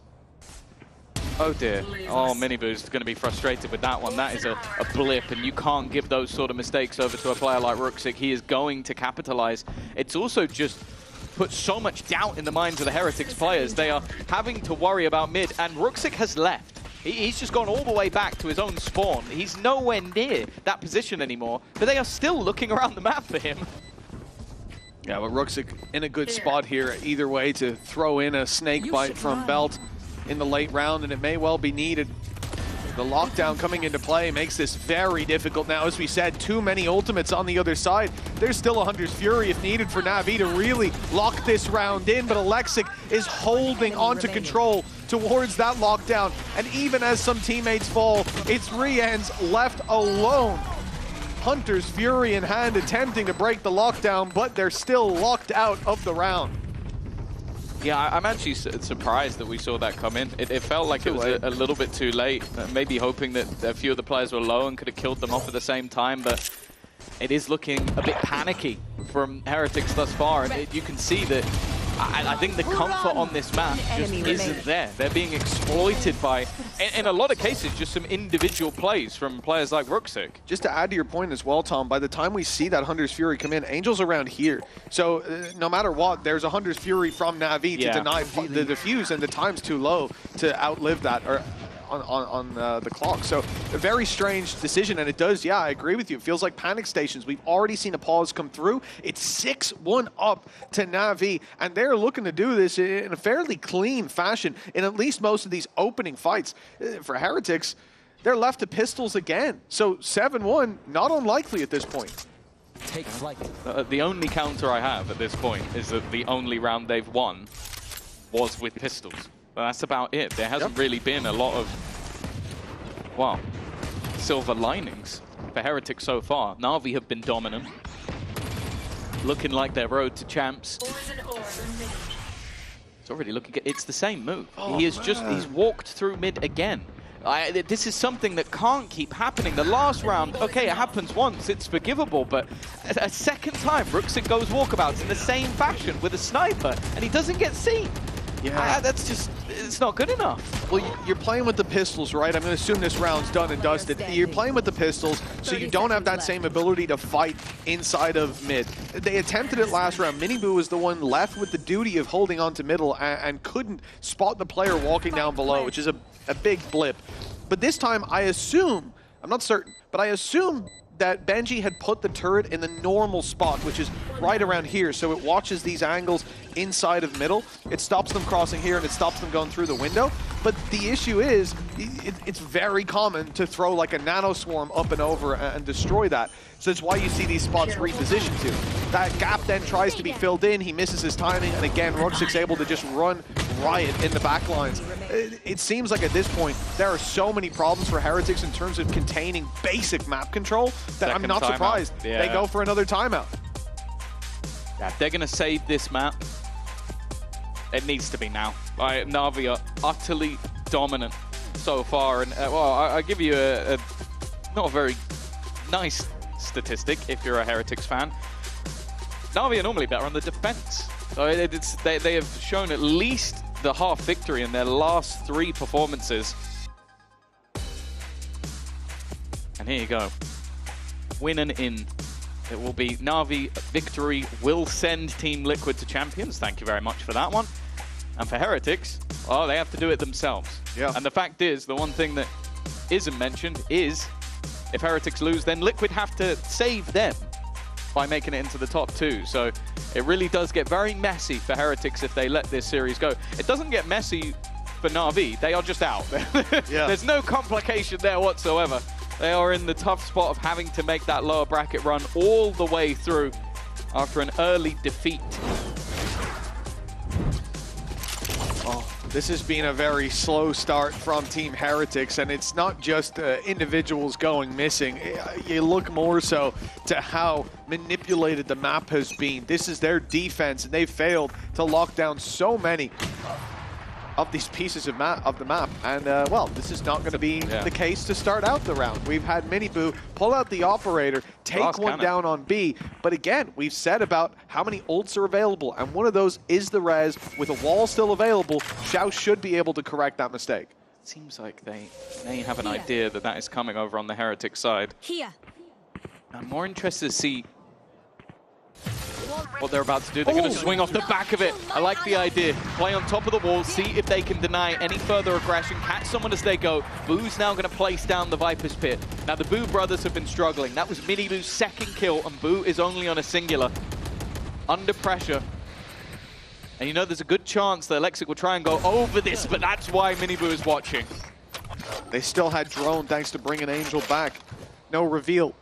But the chance to fight through that, maybe with a Hunter's Fury on the back, they could eliminate Boo from this pit, make it very difficult for him. But instead, the idea is to leave one player whose job is to contain. Now, as we'll see Hero holding onto the front side of that pit while the rest of them look to wrap around behind. The weakness has been mid every time. Reposition turret, though, is covering the cross, and they've heard it. They've realized Benji Fishy is waiting for his moment to strike, but he gets punished. And now the pressure mounts on the shoulders of these players towards B. An operator to hold the line, but only 12 seconds to get this planted. They've got to be quick, and Miniboo is picking them apart. One by one until they're all gone.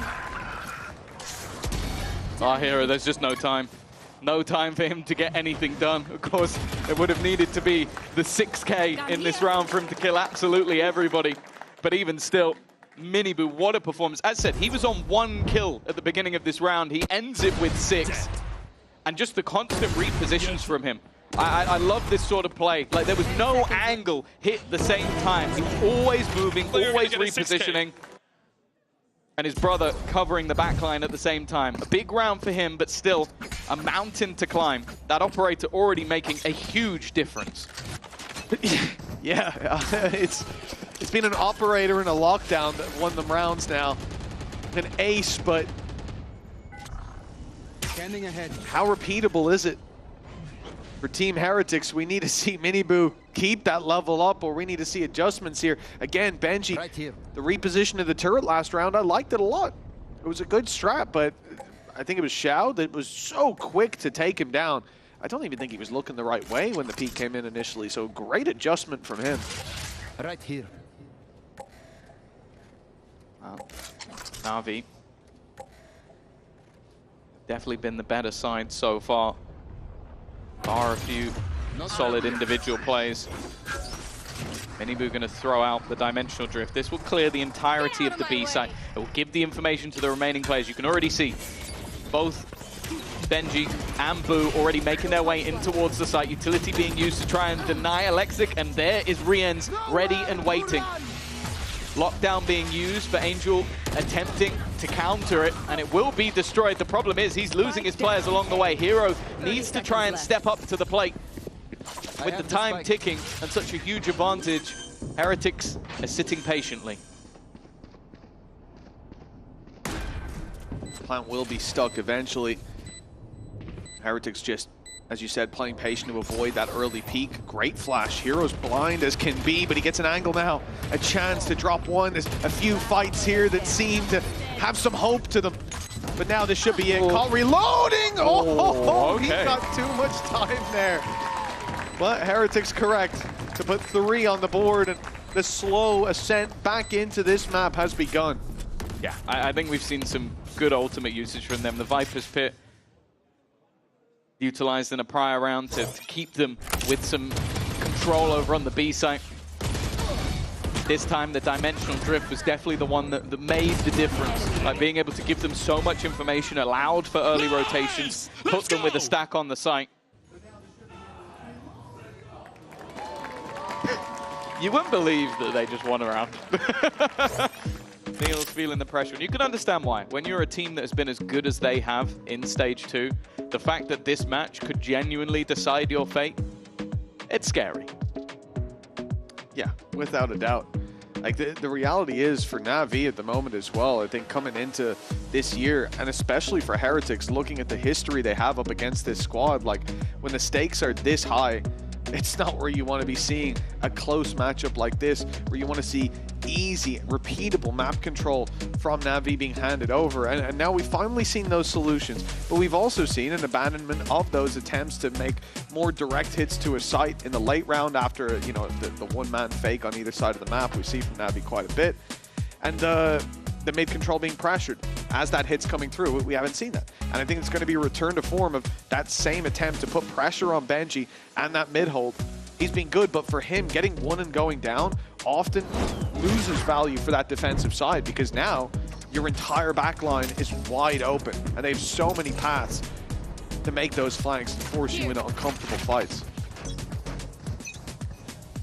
7-5 half after the way things started would be a godsend from Heretics. Na'Vi are trying their best to make sure that doesn't happen. Woot on the angle. He's been gifted the operator on. Miniboo is going to bite the bullet instead, and the second shot isn't connected. Angel on the swing. This leaves Boo somewhat isolated, but they've actually got a second player in support as well. Might be a bit of a surprise. The problem, though, is that there are gaps elsewhere the Ruxic may look to exploit. That's what we said, right? Direct hit into that mid play. Rook6 looking for it, waiting a little long though, and now Rien's on back yellow, finds himself a single. It's going to stop Boo from being able to peek. He's out in the open. They know there's an op on the other side. And that's a big price to pay. Benji's locked out. There's no way to play this round anymore, and Rook6 very nearly backstabs him. At least gets the information on where Benji is, or was, and where he's going. They can look to hunt him down if they want, but coming towards this late stage of the game, maybe Xiao's going to be the man, eager for that fight. One away from his res. Same for Ruxic with the Viper's Pit. Big ultimates to have online for the next, and it will be Ruxic getting contact at least. Actually, if they both go down, that's probably ideal. Oh, not going to be the case. Ruxic had no plans to fall at that point, and that will be an 8th round for Na'Vi. It's going to put some serious pressure as well onto the economy. Solid reveal, and then, yeah, just a whiffed shot from Will. He was trying to correct quickly enough. He was waiting for the player to come deeper. Doesn't manage to find the shot. Well done. That B-side's definitely been a bit of a problem for them. I think the only round we've seen them actually manage to hold that side of the map was Miniboo getting 5 kills in a round where he needed 6. Well, even though it is last round of the half, Ruxic is still going to have that outlaw in play. Now that turret is back in a more standardized position. Aggressive push over towards that B side. Now that's because they've got some serious weaponry disadvantages, but if Woot gets one, that is the Blade Storm. Take flight. Yeah, this final round, there's a lot of ultimates close to being in play or already active. A Bucky, it should go under the radar now. Minibu's down. They want to accelerate, but they're coming around behind him. Angel's been phenomenal in terms of taking these fights towards B main. It does. You said it at the start of the game. It feels like it's his territory and somewhere he will not be challenged. Already a huge advantage with a Viper's Pit and a res in play, a lockdown for post plant. This round looks impossible for Heretics to even have a chance in. Yeah, Viper's Pit already gone. And they're actually going to use the lockdown at the same time. Just buy a load of extra time for those post plants, either force their enemy forward or force them back. And while they're forced back, the operator is swinging. The weaponry is just utterly diffed at this stage, and while Boo, he is at a rotter of a half. It would need to be a miracle for him and Rians to turn this back, and he's already gone. And no doubt Rians is soon to follow. A dominant attack side coming out of Na'Vi to kick off this first map. Yeah, just a sensational showing from Na'Vi. 9-3 is a big lead for them to have with an opponent like Heretics, who this roster has not managed to take a map off of before. Well, it looks like something is about to change. We'll find out if that's the case after the break.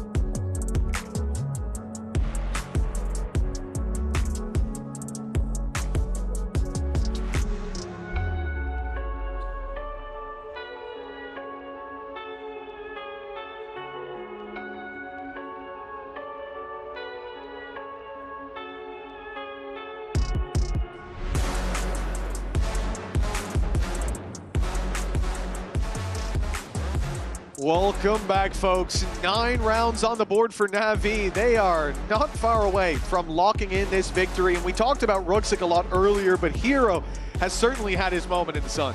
Yeah, for sure. Especially when you look back to that first upper bracket match where they played versus GX. It went horrifically for him. I think one of the worst performances we've seen. Comes back in versus Vitality. Fantastic game, especially on attack side of Bind. He basically won them the game. And in this map, 13-5. Him and Ruxic leading that charge. And, well, to be honest, everybody's been looking great for Na'Vi. I feel like it's a rarity to have everybody online at the same time.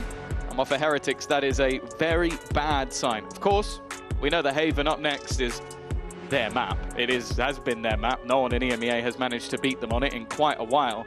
But at the same time, with how Na'Vi are currently performing, I am starting to feel a little bit nervous for Heretics. Yeah, you know, one of the surprising things for me is like how clean Na'Vi look right now in terms of there doesn't seem to be players ahead of the pack. They're playing together. How many rounds have we seen Angel just run out in the open when they have an advantage? In this map so far, none. And it's the attack side where he's normally criminal for that. So it's been very nice to watch this current form of the roster. Now, deep TP is put through. I don't know if anybody actually heard it as it was going by, but it will just be a fake to draw their eye as the push comes in. That buys some space on back yellow and a couple of kills. Team Heretics heating up here as they need to on the attack side pistol.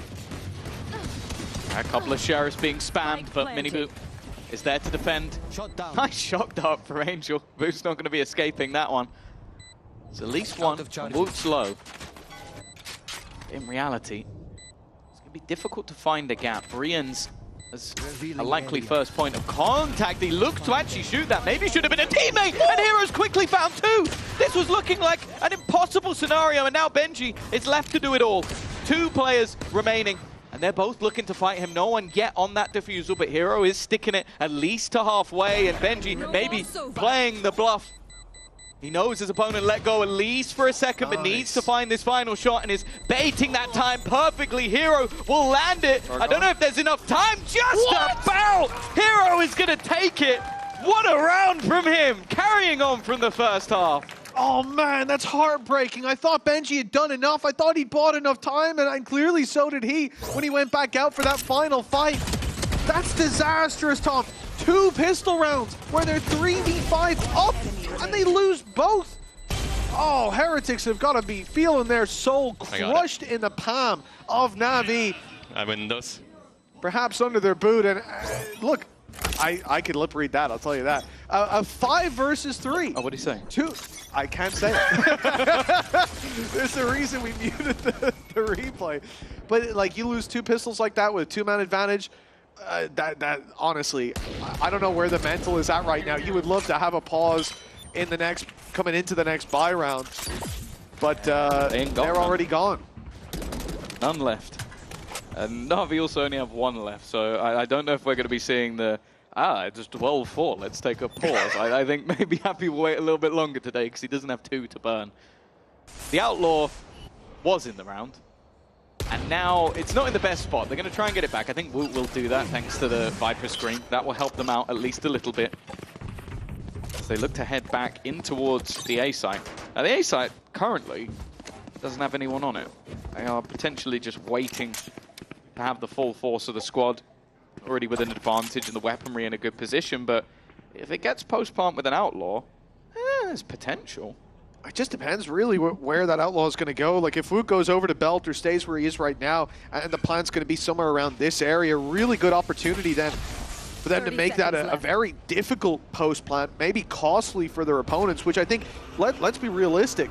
If they can drop like 3 players here, maybe 4, it's then a fantastic round. They can be very happy with that. Yeah. But there are weaknesses for Na'Vi. They brought pistols in. As a result of that, they can afford to lose a few. And 1, not great. They did get 2, though. Still not great, because there were 2 pistols on Na'Vi, so they don't lose any rifles.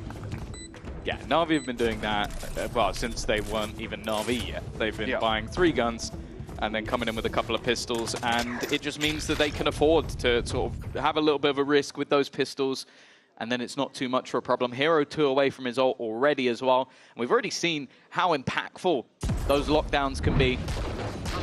Can't say I believe in any sort of comeback, but I said that yesterday, and Vitality almost proved me wrong. This does have a bit of a different feel to it, though. I think Heretics have... I feel like they almost need that mental reset, especially Boo. Like, I think this is one of the roughest maps I think I've ever seen him have. No, the wall goes down. Nice idea. Yeah, I think it's good that Boo is aware of the gap in the wall. Ooh, 1 HP left. Go back out. Someone's decay, of course, so he's going to be back up a little healthier and has the heal to buff himself up even further. 82 in the, oh, no, still going, still going. 99 in the end. Okay, so he's still in a pretty healthy spot for late round fights. Yeah, losing Hero early. Not ideal. That was the player with the ult online. But the fact is, this bonus round is almost as good as the actual buy that's coming through. Even still, not having that wall, cove, whatever you like, to get you into the post plant does mean that Heretics have to be a bit more proactive with their pushes, with their aggression. And you can see that the goal from Na'Vi is to sort of play around and utilize whatever utility they have. Even still, though, the rotation has been caught. And in a 3 versus 5, it shouldn't be too difficult for Heretics. That was a really nice play by Benji. You saw him just use the turret here on middle. As soon as it got contact, he allowed the player to destroy it, get a little greedy. Rook6 got 2, but it's okay. It shouldn't spiral out of control too far with the heal for the 2nd time. Xiao is going to pull himself back in. They say Band-Aids don't fix bullet holes, but I guess a little bit of ice will. And a good opportunity now. He's looking to isolate them. The big wrap around Yellow. He'll get a one-on-one against Benji, who's only got a pistol, is looking the wrong way. Now it's down to a single fight, and Xiao's got it across the line. Unbelievable. It's 12-3, and it looks like Heretics just cannot catch a break. Oh, we should just send it to map 2. Honestly, send it to map 2. They're about to. Lost so many massive advantages What was that? Was that 2v5? 2v5. And like, yeah, sure, Ruxic did well, but then the 1v3 that Xiao's able to win is just madness. And yeah, that's manic laughter at this point from whoever. That's not him laughing like, ah, this is funny. That's him slowly losing his mind. And well, yeah, it seems like Neil is well, he's at the stage of anger. He was talking to the gods there, man. I don't know if he's looking for Kratos to come down and start swinging at these guys, but it's about all that could help out. This is an outrageous performance. 2 3v5s and pistols, then they lose a 2 versus 5 where most of them are armed to the teeth. They've got post plant. Hell, they almost had time on their side, and now coming into what should be the final round, Fury. They've just been wrecked with Rien's on the floor. Hunter's Fury, yeah, he got the orb. Fantastic. Can't use that till next round, and next round might be a pistol. Yeah, and the map might look slightly warmer. Yeah. It is an absolute trouncing. The stages of grief shown on one side, and the other coaching staff not even really being shown. There hasn't been a lot for Happy in terms of notes, I'm sure. Well, for the performance coach of Zuza, I don't know what she can hope to improve for the team at this stage. They are absolutely trouncing Team Heretics. As it was mentioned, a team that they've never, since this iteration, taken a map off. And they're about to do it in style. Hero's already got rid of the lurk of Benji Fishy. He thought he found a gap, and instead he was found. Angel does fall maybe a little bit further ahead. Alexic waiting, but doesn't want to fight too aggressively here. The rest of the team are being patient, being passive. Should at least be a post-plant. Miniboo trying to give them a man back, instead puts them further in the ground. This Navi doesn't look the same. Not as a few days ago. They are playing this so cleanly. A fight taken in the open by Xiao, but it's all to try and defend that lockdown. That's why they're battling. It may look a little disconnected, but there's logic behind it. 13-3 for Navi. I don't know what's changed in the last few days, but this team is battling against some of the best. And hell, if this series didn't matter, I'd say, well, Heretics aren't trying, but this means everything to them. And they're going to need to recover on the next map after the break.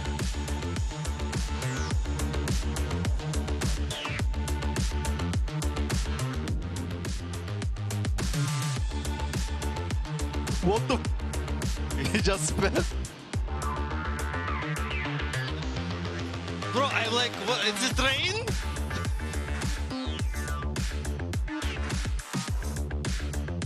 You wait. wait. I think it's Spark. Bro, I literally thought, how he did it open?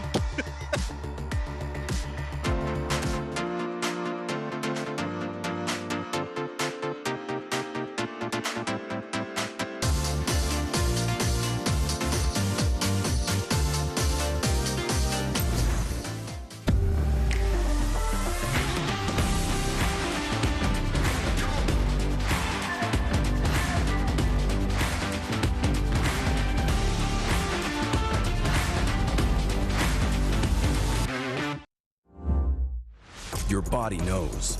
A sense of victory. Seized when mind, movement, and gear ignite as one. Now, step into your zone. Designed to win.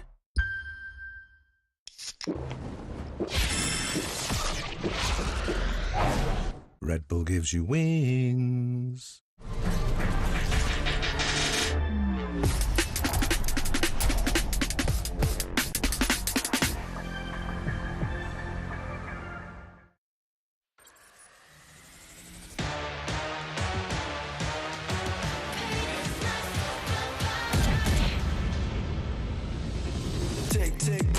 차고 있죠.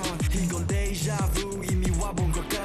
내 성공을 전부 담긴 그릇이 작아. I can't lose 점수 그건 의미 없는 숫자. 내 열을 top 10 거는 식당. 행걸로 채운 옷장 전부 that's like. 상시주의 red dot 경고는 없어 better not. 난 사방에 다 뿌린지 마치 red hot.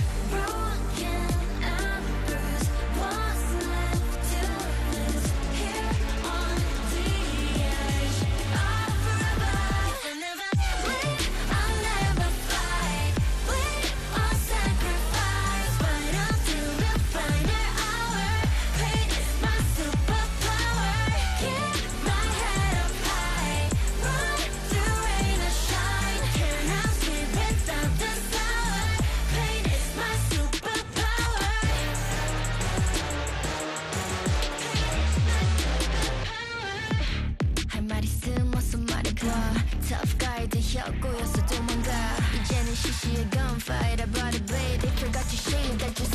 I'm a boogie fade. Bitchy boy on the bandits, good I'm in the rampage. Eating on the god, you can't change. Nigga, that's the plan B, you're your plan A. Buckle pain, every champion into champagne. Broken and bruised, what's left to lose? Here on the edge of forever. If I never leave, I'll never fight. I'll sacrifice, fight until the final hour. Pain is my superpower. Keep my head up high, ride through rain or shine. Cannot sleep without the sour. Pain is my superpower.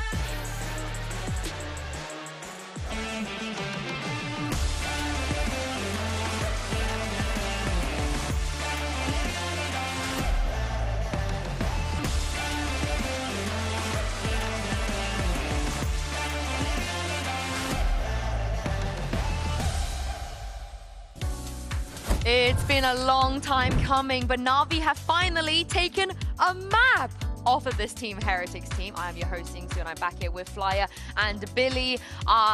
That is the icebox, Billy. Realistically, we kind of expected. A little bit disappointed Heretics didn't have more answers, but Na'Vi were phenomenal. Yeah, I was really disappointed in Team Heretics' defense, actually. I thought, like, recognizing the composition that they have, having that double duelist, I would have seen more protocols coming out from them on the defense, whether that's to play retake or to fight and contest that Sage wall that Na'Vi have, because they don't really have any delay plant utility to use in those kind of situations. But nonetheless, Na'Vi, you know, they knew what they had to do with the composition that they had. Yeah, everything went their way. You know, the opening kills, the ult rounds, the retakes, everything. And the clutches, we have this clutch from Shao, which when we were watching, I was thinking he wins these. It's Shao, you know, he always wins these. But Flyer, the fashion in which he won this to give them a 12-3, I mean, we will see the coaches' cam reaction in a bit, but this is... What do you do against this? What do you do when your team are losing this hard? They thought they had it. I mean, he got an insane timing. Boo was jiggling this, and he got the timing right here, and they just had no idea. He played it really well. He did. So did quite literally everyone else. But I like how Weber's laughing. I mean, what can you do, dude, as a coach here? Yeah, and Neil's like, let me go home. He's sick fed up. That's what he is, yeah. Oh, I would love to know. I would love to know what he was saying that made Weber laugh in that situation. I'm going to presume something really Scottish and offensive. Yeah.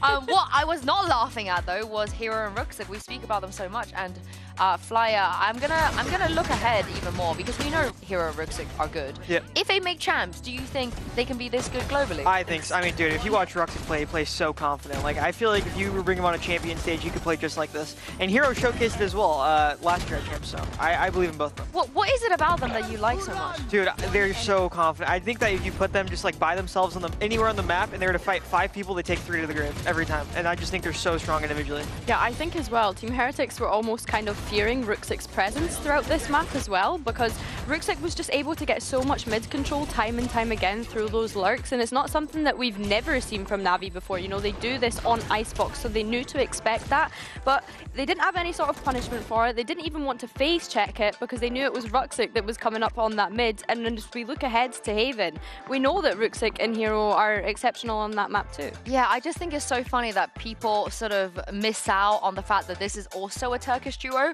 This is currently the best Turkish duo on the server, and it gets even more dire for Team Heretics because if they do not win the next map, if they get 2-0'd here, they are in serious danger of not making the most important tournament of the year. Of course, if Na'Vi win today, they lock in Team Liquid, and then Heretics just have to pray for BBL's downfall.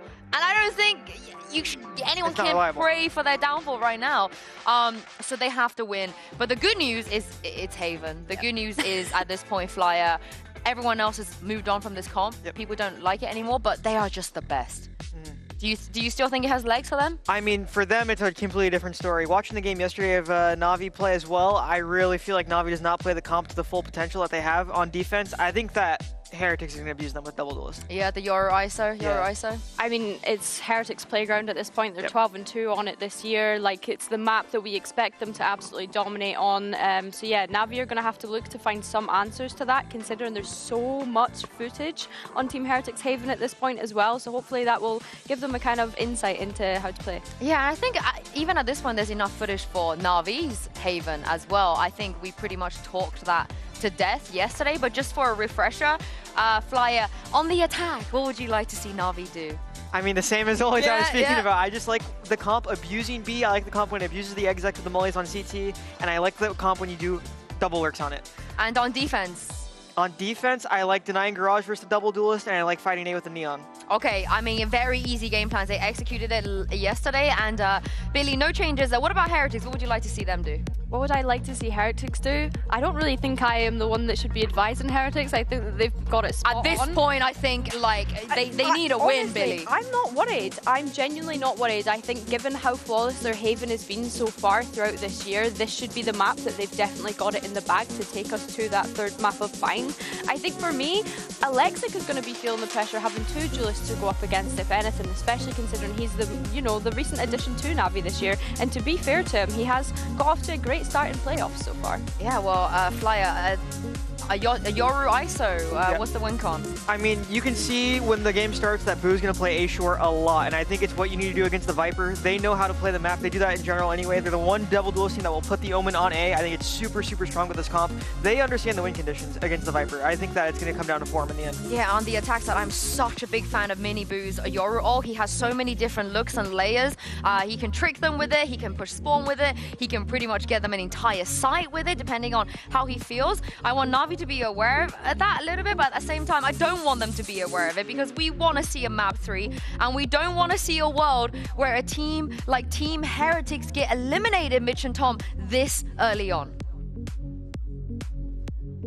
It is hard to imagine, really. Even if their run to champs could still be alive with other teams and so on, it's more so about this squad, who we've come to know and love as one of the best, if not the, within EMEA. A conversation in which they're almost always in the top 2, but now that seems a long shot away. Na'Vi have decimated Heretics on Icebox, but now it's over to Haven. And Heretics, well, they have to hope this is where they stabilize. They've got a pretty good record. They're all right. Yeah, they're kind of good. I think it's 9-1 with the only defeat being to Gen G, so I think they're okay. If Na'Vi win this match, BBL must either make the grand final or beat the winner of the lower final, which also means getting to the grand final. So they need to get to the grand final. Yes. I think that's what that means. I'm doing a translation because I think we've written that in a very confusing way. But yeah, basically, BBL's life gets a bit tougher if Heretics go out, and Liquid's life gets a lot easier.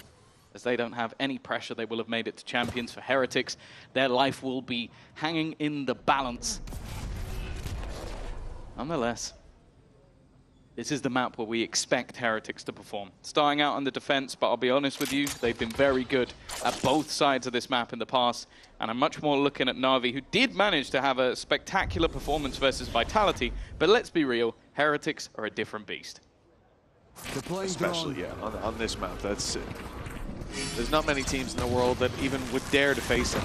When it comes to this Alexic deep sight play, Mini Boo, good to trade out to start with, and here comes all the numbers around the sides of those boxes. A full flood from Na'Vi, and they've claimed back sight with relative ease. It's Alexic to fall, but the rest stand strong. And Boo and Benji Fishy, ones that have to try to fight back against what is a very difficult setup to fight into.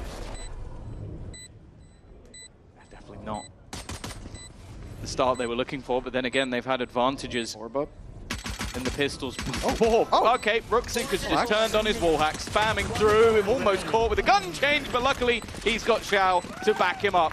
Na'Vi off to a strong start once again on Haven, and we'll look to get that conversion in the next. Yeah, that Viper Orb being there as well. Even went up a little bit later than I expected, waiting to about 45 charge. It just makes it impossible. You're on a pistol round already, the spams that are going to come through, and also the fact that you have Hero watching the back. So everybody else on that site is just worried about people coming out of the smoke / orb, or maybe a drop out of heaven. But you know, that's not usually the most popular option, especially on the 2v4. For Na'Vi, 1-0 on the board. The buy, the same thing we've seen from them many a time. Got those 3 rifles, you've got 2 pistols. It gives you a good margin for error, the ability to play this one, lose 1 or 2, and come out still smelling the roses. And it's a very strong position to play from for them. That's why we see it so often. I do like that Heretics are stacked up You're going to play the numbers towards the A site, but it does leave a lot of gaps, and it looks like Navi might be exploiting those. Yeah, we have seen it before where they've felt out the map and then still walked into the stack, but I think this time it might be a slightly different scenario. They have walked into C, there is no one on C, and for Heretics, probably the best case here is just to die to the spike. Like, don't allow them to farm up those orbs. You know as well that, especially with a couple of pistol players, there's a good chance that some of the Na'Vi players will go hunting, will go looking to try and claim some of those orbs. Now, unfortunately for Na'Vi, the one ultimate that is very, very close is on Xiao, which from the shadows, it has impact, but in comparison to everything else on the board, nowhere near as much.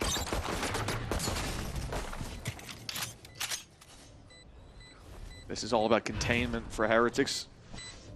Maybe take a few if the fights are offered, and going down to the spike late. Name of the game. Xiao, I think, has just now sacrificed his life, not knowing what he's running into, and there are plenty of players there. But a Sheriff, not something you're going to look to save. Ruxic coming in for the same reason. He has a pistol, he wants his orbs, he wants his scalps, but he will not be finding them here today. An orb given in death to both Ruxic and Xiao, and a 2-0 nonetheless for Na'Vi. A strong round for them. Yeah, for Xiao, that is his ultimate online, and of course we always say if they keep those couple of players still standing, then it will be a full rifle round coming up for them. Of course, an interesting matchup for both Benji and Alexic, ex-teammates, both coming up from that Tier 2 squad of Enterprise. I believe Mini was on that team as well, so definitely a stacked up Tier 2 roster that never really saw the light of day in the Tier 1, but at least the players are making their way step by step. Definitely been highlights for both of them. There is that TP, but ultimately I think the steps were heard and it can't be stuck. A big play towards the C site. Navi really looking to force the issue. They've got 5 rifles. We're now down to 4. Angel falling as well. Xiao and Alexic look to pick up the pieces, and it's Xiao towards the backside. A double pickup, and the spike can now be planted. This is a huge recovery on those opening duels from Team Heretics, and look how far away Boo is. He's got his paranoia at least. They'll have a reveal by the time they go in with 10 seconds on the counter, but this is a difficult retake to make happen. They're smoked out. There's 3 players waiting, all on site. Xiao's well placed. Orb is going to leave them even lower. There goes the paranoia, but that means they know exactly where Boo is going to be coming from. It is a conversion. It is a bonus round, although it was rifles across the board. Na'Vi aren't going to care of the semantics. It's a 3-0 start. And Xiao has been having a crazy game. Already 7-1 on the board, already almost halfway back to getting his ultimate online again. And it seems like the same scenarios as the last map. You see advantages come onto the board for Heretics, but they just can't hold on to them. Yeah, I said this in the last map as well. Like, Xiao, over the last couple weeks, I think more specifically in playoffs, has just dug deep, man. I think he had one of the worst regular seasons. I don't know what the stats look like, but definitely from the games that we cast. And I think he was in like the bottom 5 of players, maybe even lower. Like that is no surprise. He was playing extremely poorly. Especially for someone of his standards. Yeah, this is why, right? You wouldn't say that about whoever else is in those bottom 5, but Xiao being there, unheard of. Now, he's turned that performance around. 7-1 start here, and he might need another big round. We've already seen Hero fall early. There are a lot of weaknesses to Team Heretics Spy, but they can find strength in those weaknesses. A Stinger up close, Sheriffs, and a Marshal that's already drawn blood. Navi have to be careful. Boo's goal with the additional smoke is just to almost create terror. Make the players on the other side nervous that maybe he's created some sort of smoke tunnel that he's gone through and they take extra time to clear it. It allows for Woot to be in position, but of course, that weaponry is so much lower. 4 players, though, will be on the site. By the time the move is made, make that 2. Xiao is just eliminated. Make that just 1, because Xiao's just killing everybody. You might have had a 4-man crossfire. Sure, you might have had weaker weapons, but it's 1 man that is currently dominating. And while Xiao is looking for that 5th and final piece, I believe he's someone who hasn't had an ace within the partnership era. And it will be Benji walking into the corner, potentially to close it out. And Xiao will ace this round, put himself even further up the top of the board. So yeah, you can see he's been a little better here than those stats in the regular season. You know, it's against a weaker buy, but like we said, there were dangers there. We've seen many rounds like that one in the past, and an ace from Xiao locked in. Bear in mind, the next player on his team has 2 kills. Yes. Like, this is literally, like, No, when we say, like, the next oh, player yeah, has this 2. guy is carrying. The whole team has 3, and he Yeah, has that's 12. also true. He has 4 times the rest of the team. Like, this is the definition of carrying. Xiao, 12-on-1, and they're like, obviously you're going to call a pause just because things are going wrong, but I almost just think they might just go, let's call a pause so that Xiao cools off a little bit. Like, bro, just chill. Well, it's him and Ruxic. You know, these players moving together. Ruxic always has this utility in play. The 2 retakes that we've seen attempted by Team Heretics, they're playing through a Poison Orb. They're tagged heavy. Ruxic's already almost killed them, and then in comes Xiao to clean up. But in that round right there, it's all about Xiao. The Xiao show. It's back, baby. We thought it was canceled, but it's being picked up for another season here in playoffs, and it may end in Champions. How many kills are in the rest of the server? 12.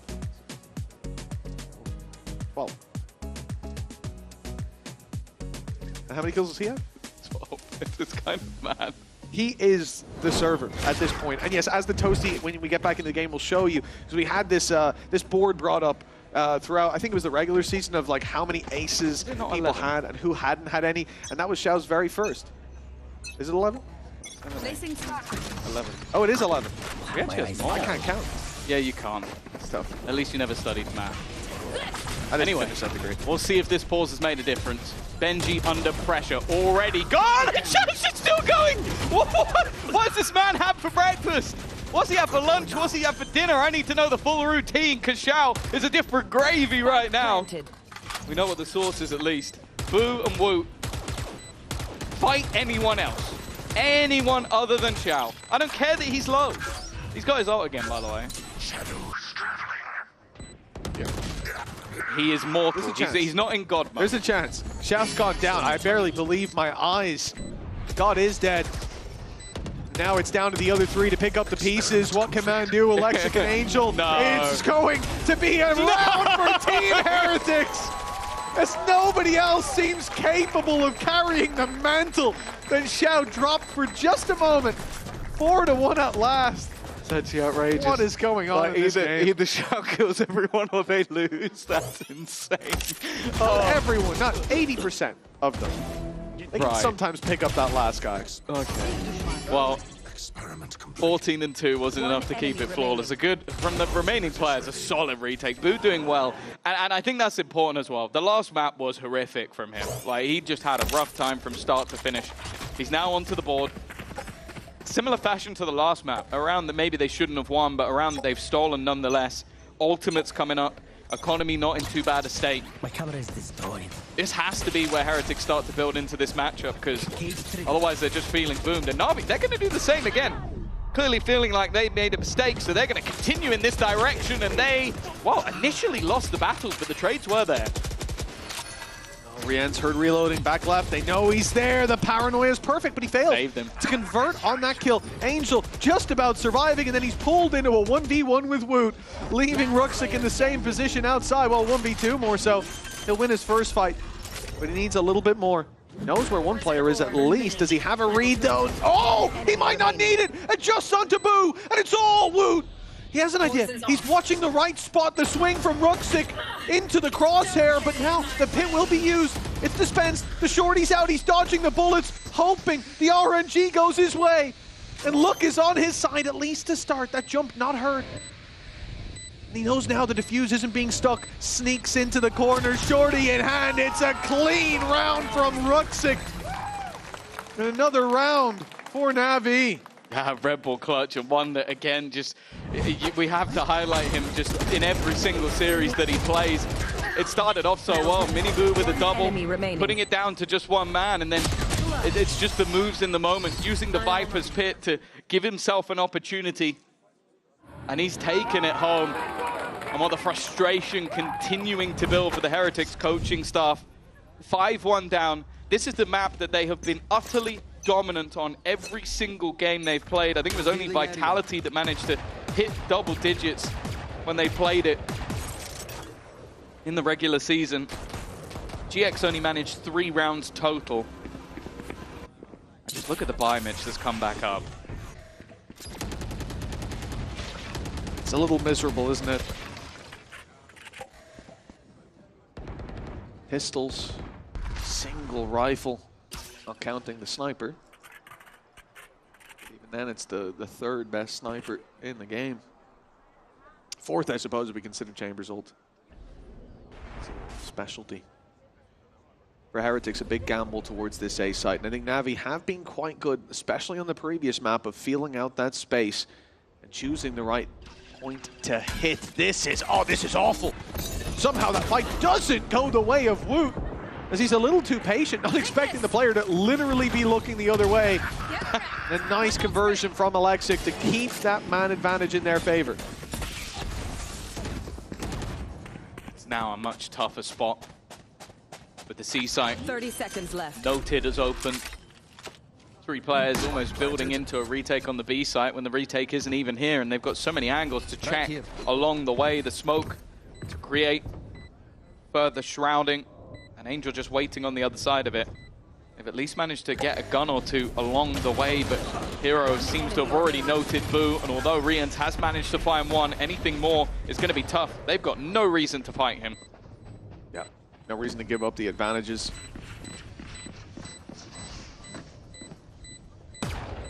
4 shots, make that 3. Time ticking. Where do you even go with this one? Try to recover a rifle and get out? Sure. Looks like he'll succeed. I think, again, though, this is another round for Na'Vi where we look at those shotgun plays early where you just send everybody out like the pellets of a shotgun shell. Cover the map, feel out the space. And they do well to find that fight on short, because it could have been disastrous if Wu found that opening, manages to recover a rifle, and then the rounds may be thrown into a dark time. But for the most part, the read then, after the initial fight, moving through B, claiming that space with Alexic's kill, and immediately pushing deep into the back of the C site.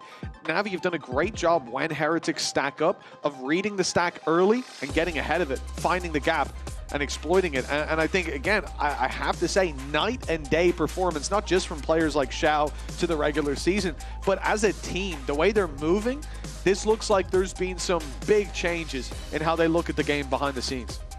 This is very scary times for Heretics.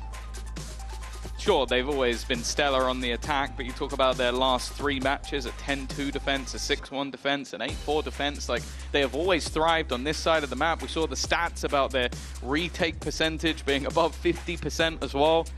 It really is just looking like a different team. And Na'Vi, well, I don't even need to say it. Like, the team that played in the upper bracket and the team that played in the lower bracket, you could tell me they subbed out all 5 players, because it looks like different people.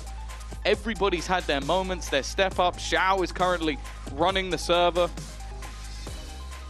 And on the other side of things, okay, Miniboo's seemingly doing all right, but there are players that we've talked about as these safe pair of hands, especially Rians or Benji. I think from like week 3 or 4 onwards was pretty damn consistent. He's missing right now and has struggled on that C side, so much so that the setup has completely changed. He's now on A. I mean, this is normally where we'd look at it and go, okay, Heretics, they're back on the horse, they've got a full buy, they've got 4 ultimates to play with, and this is where they should turn it around, and when we sell that story. But at the moment, Tom, the feeling I have is that Na'Vi have plot armor. Someone has written a story in favor of Team Liquid, wants them qualified here and now, and for that to happen, Na'Vi have to win. And so that's where the story's taking us, because these guys have just been unbelievable. Every disadvantage you see them in, bar the 2v5, where they were against the 2, they've managed to recover on. They've made the right reads, the right plays. Xiao is playing at a level that we have not seen from him in a long time. Heretics, they look deflated. 2 timeouts used already. Pressure put in once more onto Benji, and now he awakens. It's been a quiet showing so far, but the man that they need to hold these sites down has got off to a great start. Boo alongside him as well. Alexic trying to stand his ground, and now Hero, all that is left somehow has made this 1v4 look doable. Make it just 1v1. He's got to try and figure out where Wu is coming from. And at least for now, had the right idea, switching between two. And for Heretics' sake, thank God he was looking the wrong way when Wu came around the corner, but damn was that close. If that goes 7-1 after that big play from Benji, after the huge advantage they had, you might as well call it GG there. Huge work being done by him and Boom. Alexic does well to find one, but from there, they almost had a hero on the side of Na'Vi, maybe a villain with how this is going. It's genuinely crazy that I think that you can put any of the Na'Vi players, or at minimum 4, in a clutch scenario, and it doesn't matter what the clutch is, they could win it. Like, the individual level of this squad right now genuinely seems unmatched, and well, a gamble and a half taken by Miniboo. I'm not sure what, I guess they hoped that whoever was there was completely alone or blinded, but it was neither. There was not even a second, not even a split second where I thought he was going to commit that. I saw the TP animation, I was like, nope, that can't be what he's doing. What a crazy play. And sometimes 6-2 down, that's where you kind of want a confidence play to be pulled out. If that works, great. You're back in it, it's your game, you're controlling it again.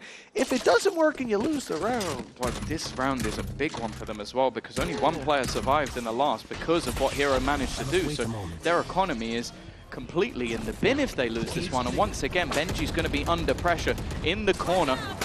Alexic goes past, and well, it is going to be Benji evening things back up. But look at where the spike is. It's on the other side of the map. It was it's stuck through a Boo's Rift. He's not hit the guy who's coming out of the ult. Needs to recover, and Rian's there to maybe save him at least a little bit. Hero's still here, but he is alone. Looking to try and find the gap instead. He's going to commit the lockdown, but bear in mind, that's going to take 12 seconds before it goes through. They might just want to get in and try and deny this, try and break it before it causes any further issues. And Boo, wow, it might have been an early whiff, but thank God again there's a recovery from him. What's going on, man? Well, this game is delivering. I'm just not sure what's in the package. 6-3 and a timeout called by Na'Vi. This is our third timeout so far with one left, and that's in the hands of Na'Vi for the late game. You crazy, crazy guy for attempting that. It could have been something beautiful, but in the end, they get there thanks to Boo. A whiff early, but a good reposition, and just in the nick of time. If that fight was delayed just 1 second longer, that would have been the most awkward ending to a round we've seen for a while. One of, let's say. There's been some shaky ones. Yeah, it's definitely not been the cleanest map so far, other than maybe a few of those early rounds from Xiao. It has cooled off a little. It was kind of impossible for him to not. He would have had to break all kill records in regulation for it to not be him cooling off eventually. And now the economy of Na'Vi is actually in a bit of an awkward state. You see that Heretics are starting to get themselves back into this a little, and even from 7-5 down, or 6-6 at a best, they definitely wouldn't be out of this. I think a lot of it, though, is that Na'Vi are consistently putting them under pressure. They're taking risks. A lot of them are paying off. Like even that TP from Xiao and the fake thrown in onto the A site. It was a huge risk that very, very nearly worked. Right here. If not for Boo's recovery. And as you can see, the timeouts are being called very early in this game. They've been necessary. Espy, though, not the best. One of the few pieces is going to be Alexic, and he is gone. I like to punish wallbang early. They know where Rooksic's throwing that lineup from, so he's losing a bit of HP at the start of every round. He wants to consistently throw that in. Woot falls, though. This is where things get scary. A TP out of Xiao. He'll be caught. And Rian's, though, it's brought it back to a 2v2, and with a kill from Angel, it's only Benji Fishy against two, and they're rotating around. He's just missed the boat. And the plant will come in now. He's got a tough decision on which fight he looks to take. That was the Rooksic's waiting for him. No more charges left. That's a very good idea. Where one of his opponents is going to be, the other could be absolutely anywhere. And with such an open plant as well, this is an incredibly tough fight to take. He needs one of them to give him that fight a little bit earlier than expected. And while with Angel still having a drone because of how pacey this hit was, they can sit back and relax. more utility to be thrown out just to try and make it awkward for Benji. And Ruxic is only just about to reveal his hand, and his hand is a snake bite. It's just buying more time. This is a much better looking Na'Vi. No risks taken, no gambles in this 2v1. And Benji, he's going to be able to escape, but that's it. Yeah, claim another pick on the way, give an orb to Ruxic, and that's the only benefit of this one. As you said, Tom, very, very clean stuff from Na'Vi. Once they're in that 2v1, I think every single decision they made was the best decision they could have in that moment. And this is, again, night and day to what we've seen from this squad before. But it's not just that. The decision-making, I think, for me is the most impressive part. But the individuals, they look to just be in better shape. Angel's here, but he had one in the last. He popped off with the Sheriff, bought them that route to the C site. So it's all about impact frags, and so far the impact from Na'Vi has been stellar.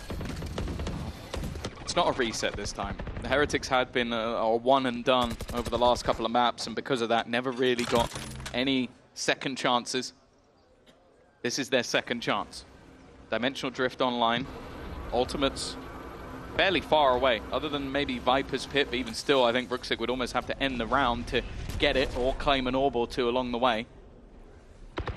They are making contact on that side of the map, though. Wu, my ult is ready. I wonder if his ultimate might even be utilized just to get some HP back online. He'd have to find a safe space to pop it from, and he has fallen back. Careful here. Careful here. Careful here. Well, there's the ult off the back of the Dimensional Drift. A nice pickup with Alexic, isolated in a fight. It comes close, but Woot is ultimately able to find that dub.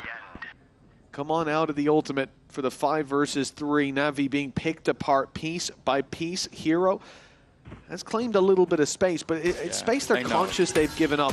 With a reveal coming through, they're certainly aware of the players towards this B site. A plant attempted, shock dart on its way to punish for HP. Hero looking for the deep play. There's 2 players around here. Woot still very low. This is a good opportunity for Hero to maybe find the double, the jump peek in, but Woot is there again. That's 3 for him. He could be on for the ace.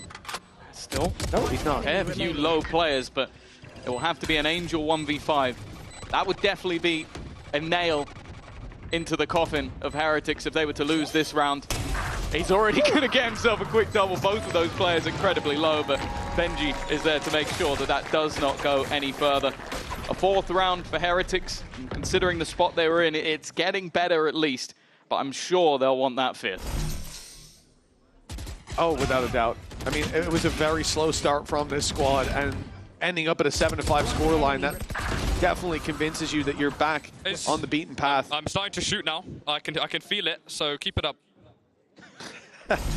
That's the thing I'll say about Benji. Like, even when he had like a couple of really rough weeks back to back to back, he is the guy that never puts his head down. Like, he doesn't let that frustration that I'm sure he's feeling. Like, it's got to be impossible not to. You feel like you're letting your teammates down. You tweeted about it, but he talked about it in interviews. But the reality is that, like, he never lets that affect the comms on the team. A bad day for him, still a good game for the team a lot of the time. Pacey B hit. Right here. Considered early. They faked the TP. They're trying to get them to look the other way, and they are looking the other way. They're nervous that a player is on the other side of it, but all of this is somewhat a ruse. That ruse hasn't worked, though. Alexic's the first to go down. The rest of the team were challenging the garage control. This is the first time we've really seen, bar the round they won, a weaker buy for Na'Vi, and now a disadvantage. Bit of a poor start. Jams does well to dodge those shock darts. He's the one they can maybe capitalize on, but he's got support. His cross covered by Miniboo. 2 players to garage, passive seat control, and a full Cypher setup waiting on the A site. Heretics have all the information. The problem is when it comes to duels, there'll be individuals. It'll be a 1vx to start with support close by, and Woot's the one man who has no support. He needed it. Xiao with the trade, 25 seconds left. They will set their sights on this C site, with Angel having a reveal for the back. Who's about to be under major pressure, and he's revealed on the back. It's Xiao with another, and the plant should now be secured. Again, these advantages not being kept. Na'Vi have fought their way back into another round, and no ultimates to get them back in. A singular reveal available for Ian's. Where he places it, it's a different story. Now, the other two players on Na'Vi are sat passive. It's Xiao up aggressive, and he's been caught trying to throw out a smoke to maybe give him that extra little bit of space. It hasn't worked out for him. Angel, very passive in this scenario. Hero's going to look for the fight, but they are just looking to stick this. Benji Fishy has been dropped, though, and a couple of players now tagged up. There's a really good chance for Hero, but it's already going to be taken over the line for Heretics. They have defused it ahead of him, and that will give them their 5th round. 7-5 at the halftime. Well, considering how slow of a start this was, we were, what, 6-1 up in favor of Na'Vi? That is one hell of a recovery. And map 3 may still be within the conversation, but, well, we're not going to find out just yet. We'll find out after the halftime break, but first we've actually got an interview with our pal, Wee Greg. Let's toss it over to him and see what he has to say about this matchup, because, of course, his tournament life very much affected by this one. Over to you, Wee Greg. I cannot believe Mitchman would disrespect our MVP guest here in the crowd. What you got to say about him calling you Wee Greg? A lot, but not allowed on broadcast, that's for sure. We'll sort him out afterwards. But welcome to the arena here on your day off. Now, I don't know if you've seen, but on Twitter, we've seen Heretics and Fnatic go at each other a little bit, saying, oh, Heretics saying, oh, did we break Fnatic? Fnatic saying, did we break Heretics? Bit disrespectful that they forgot about you in this equation, right? I think it's one common denominator, and that seems to be that everybody realizes they've lost to BBL and then lose their minds. They can't quite handle it. So a surprise to us as well as them. Yeah, so BBL are out here breaking these teams. Absolutely. All right, Yumpy is here. Are you nodding? You shaking your head? Yes? He's nodding. He agrees. He agrees. Now today we're seeing a lot of surprises, upset in the first game. Why are the teams like Na'Vi and GX doing better than Heretics and Fnatic? I think this is where we start to see when teams really, really want it, when they want to win, when some of these guys have actually been in fantastic form throughout Stage 2, and also teams like Fnatic, Team Heretics, etc. have had a very, very long season so far. So perhaps either being booked in for champs already or thinking that they're almost there anyway. Maybe a little bit of complacency, maybe a little bit of tiredness, but yeah, a lot of energy and positivity coming out from those informed teams at the moment. Or very quickly, because Heretics winning would benefit you a little bit. So what do they need to do in the second half? Just keep doing what they're doing. They've absolutely got the skill themselves. They know how to break down this sort of the defensive setups that Na'Vi will bring for sure. They just need to find those gaps and use the very talented players they have to break some of those gaps open a little bit wider. And do you want to say anything to Mitch as we toss this back over? Hard. No, I think I'll save that for later, Mitch. Don't you worry. All right. Yeah. I'll tell you what. Very quickly answered by Pal as well. I cannot wait, Pal. I cannot wait for later to find out the result of this game as well, because this has been a mystery to me in terms of the rounds we've seen unfold. The players who've stepped up to the plate, Xiao hitting home runs. But there's so much more to do for Na'Vi. Their lead, 6-1, reduced to a 7-5, a gap of 2, and a pistol round could sway this into an even fight. Yeah, we've seen the resurgence of some of those Heretics players that are definitely going to miss so far. For them, of course, I've already mentioned, if Na'Vi win this, it will need to be a grand final from BBL as well. We'll get 2 chances at it, but that doesn't mean it's going to be easy. If Heretics manage to eliminate everyone for them, that's a slightly easier journey to Champions. For now, at least, Heretics are going to get themselves into the B site and have that post plan. Now, there is a flank coming, but the trip is ready and waiting. I'm more interested, though, in the position of Woot. He's going to try to take space in response to the loss of A control, but he goes down. B-site plant. It's Benji Fishy that needs this key piece of map control, the anchor for this squad, and he has found himself one. But push through the door, the double peek, and they get both. In goes Alexic, stunned up Benji Fishy, still gunning up. But the defuse here, underneath their nose, it's Hero to put the pressure on. His third already found. Benji Fishy in the window, the only man standing in his way. Tagged up so desperately low, but the time, it's ticking away, and Benji Fishy uses that to his advantage. It's 6 on the board for Heretics. The gap now down to 1. I was going to say, I've seen that one before. That's literally a round we had on Icebox where a hero manages to win it with just a split second to spare. So maybe the beginning of that redemption arc, as it will be Benji to close it out. I want to see this shot while stunned. That is filmed from Benji. Oh, well, a little bit unlucky that that Viper screen is actually removed, because that was what was causing so many issues for that potential defuse. Heretics have a pistol and should have the scoreline leveled up from 6-1 down. They're looking back. Very much so. Recency bias says they're the better squad. You think back to Icebox, think back to the first quarter even. It was a very different showing. For now, oh, they are making this look easy on the anti-eco. A massive pickup, 7-7 now. At 6-1 down, it was starting to look like all hope was lost, but now they have relit that flame.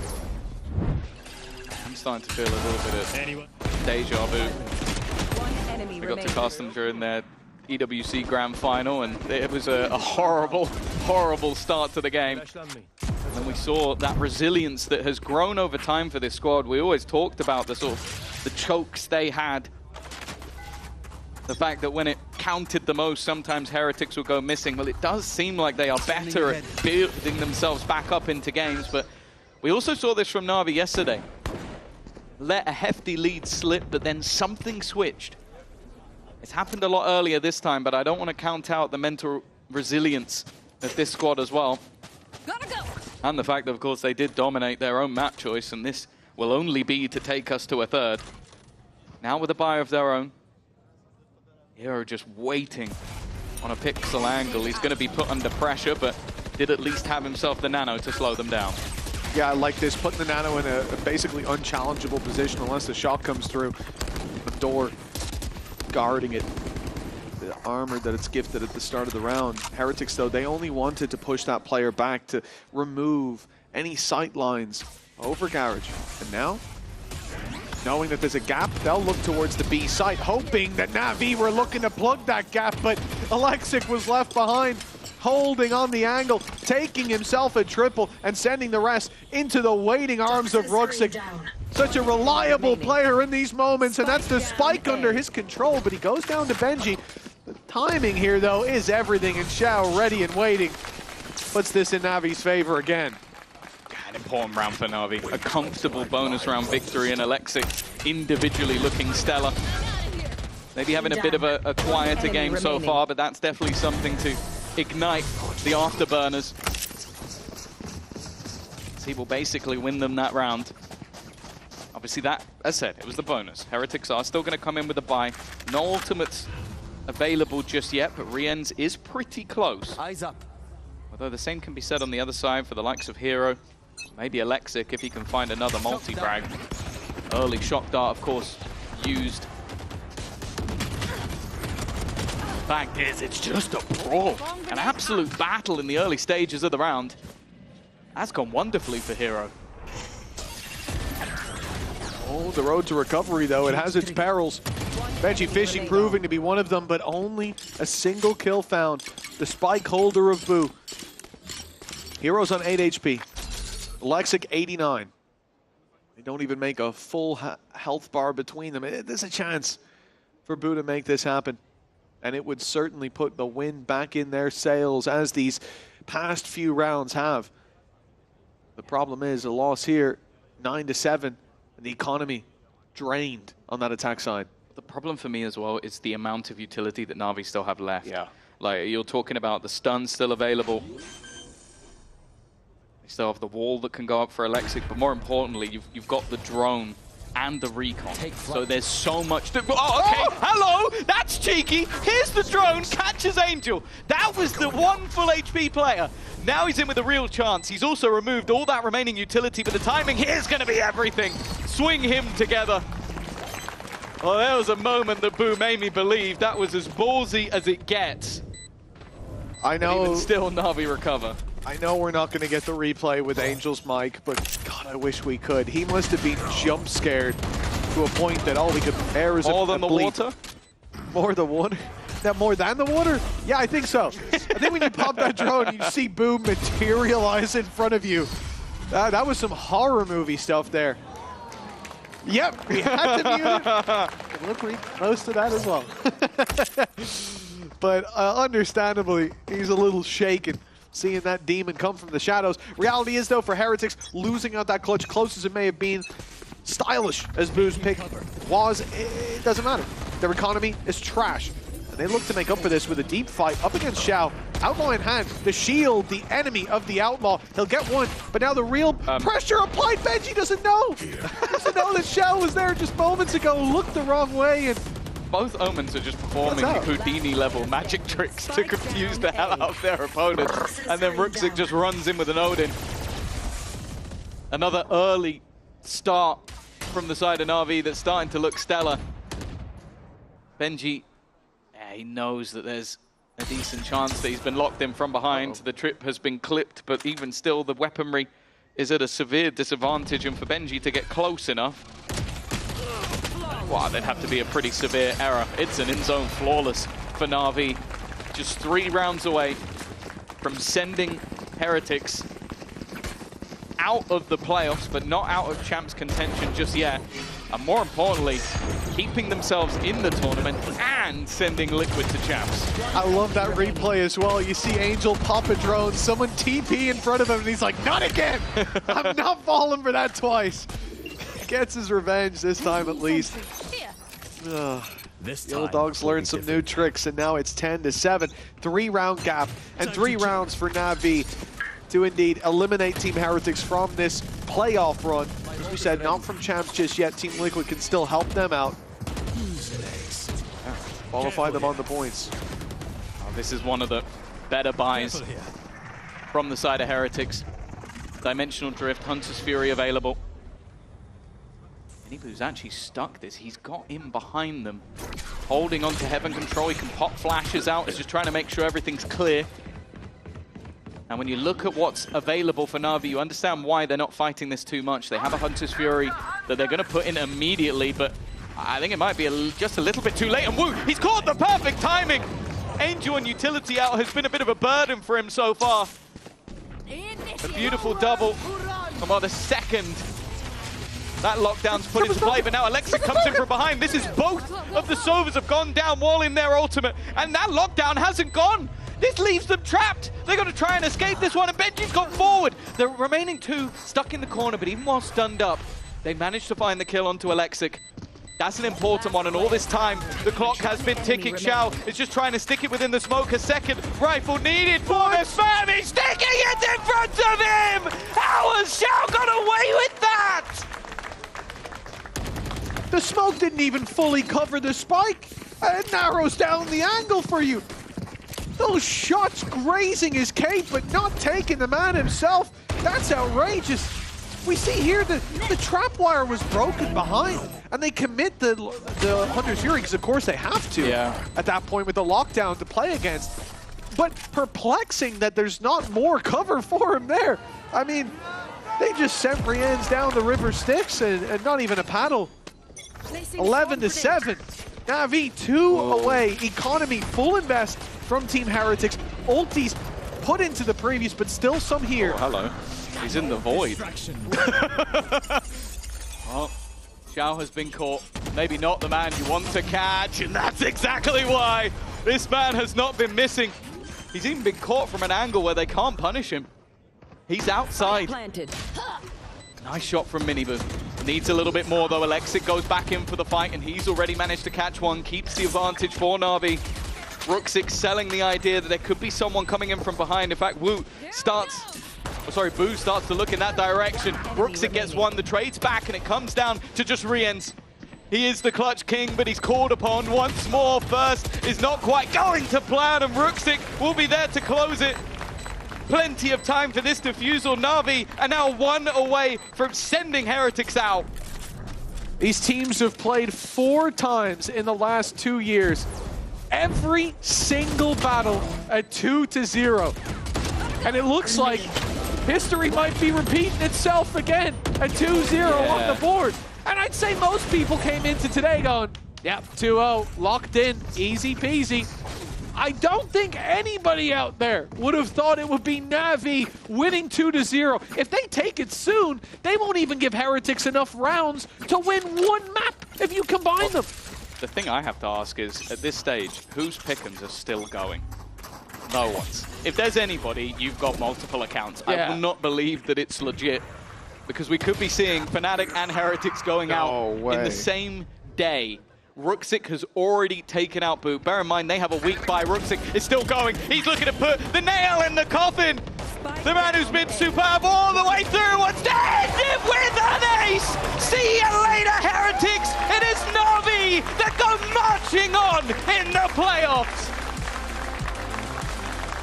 You see this squad in the lower bracket coming up against Heretics, and you think Na'Vi have got 1 foot in the grave.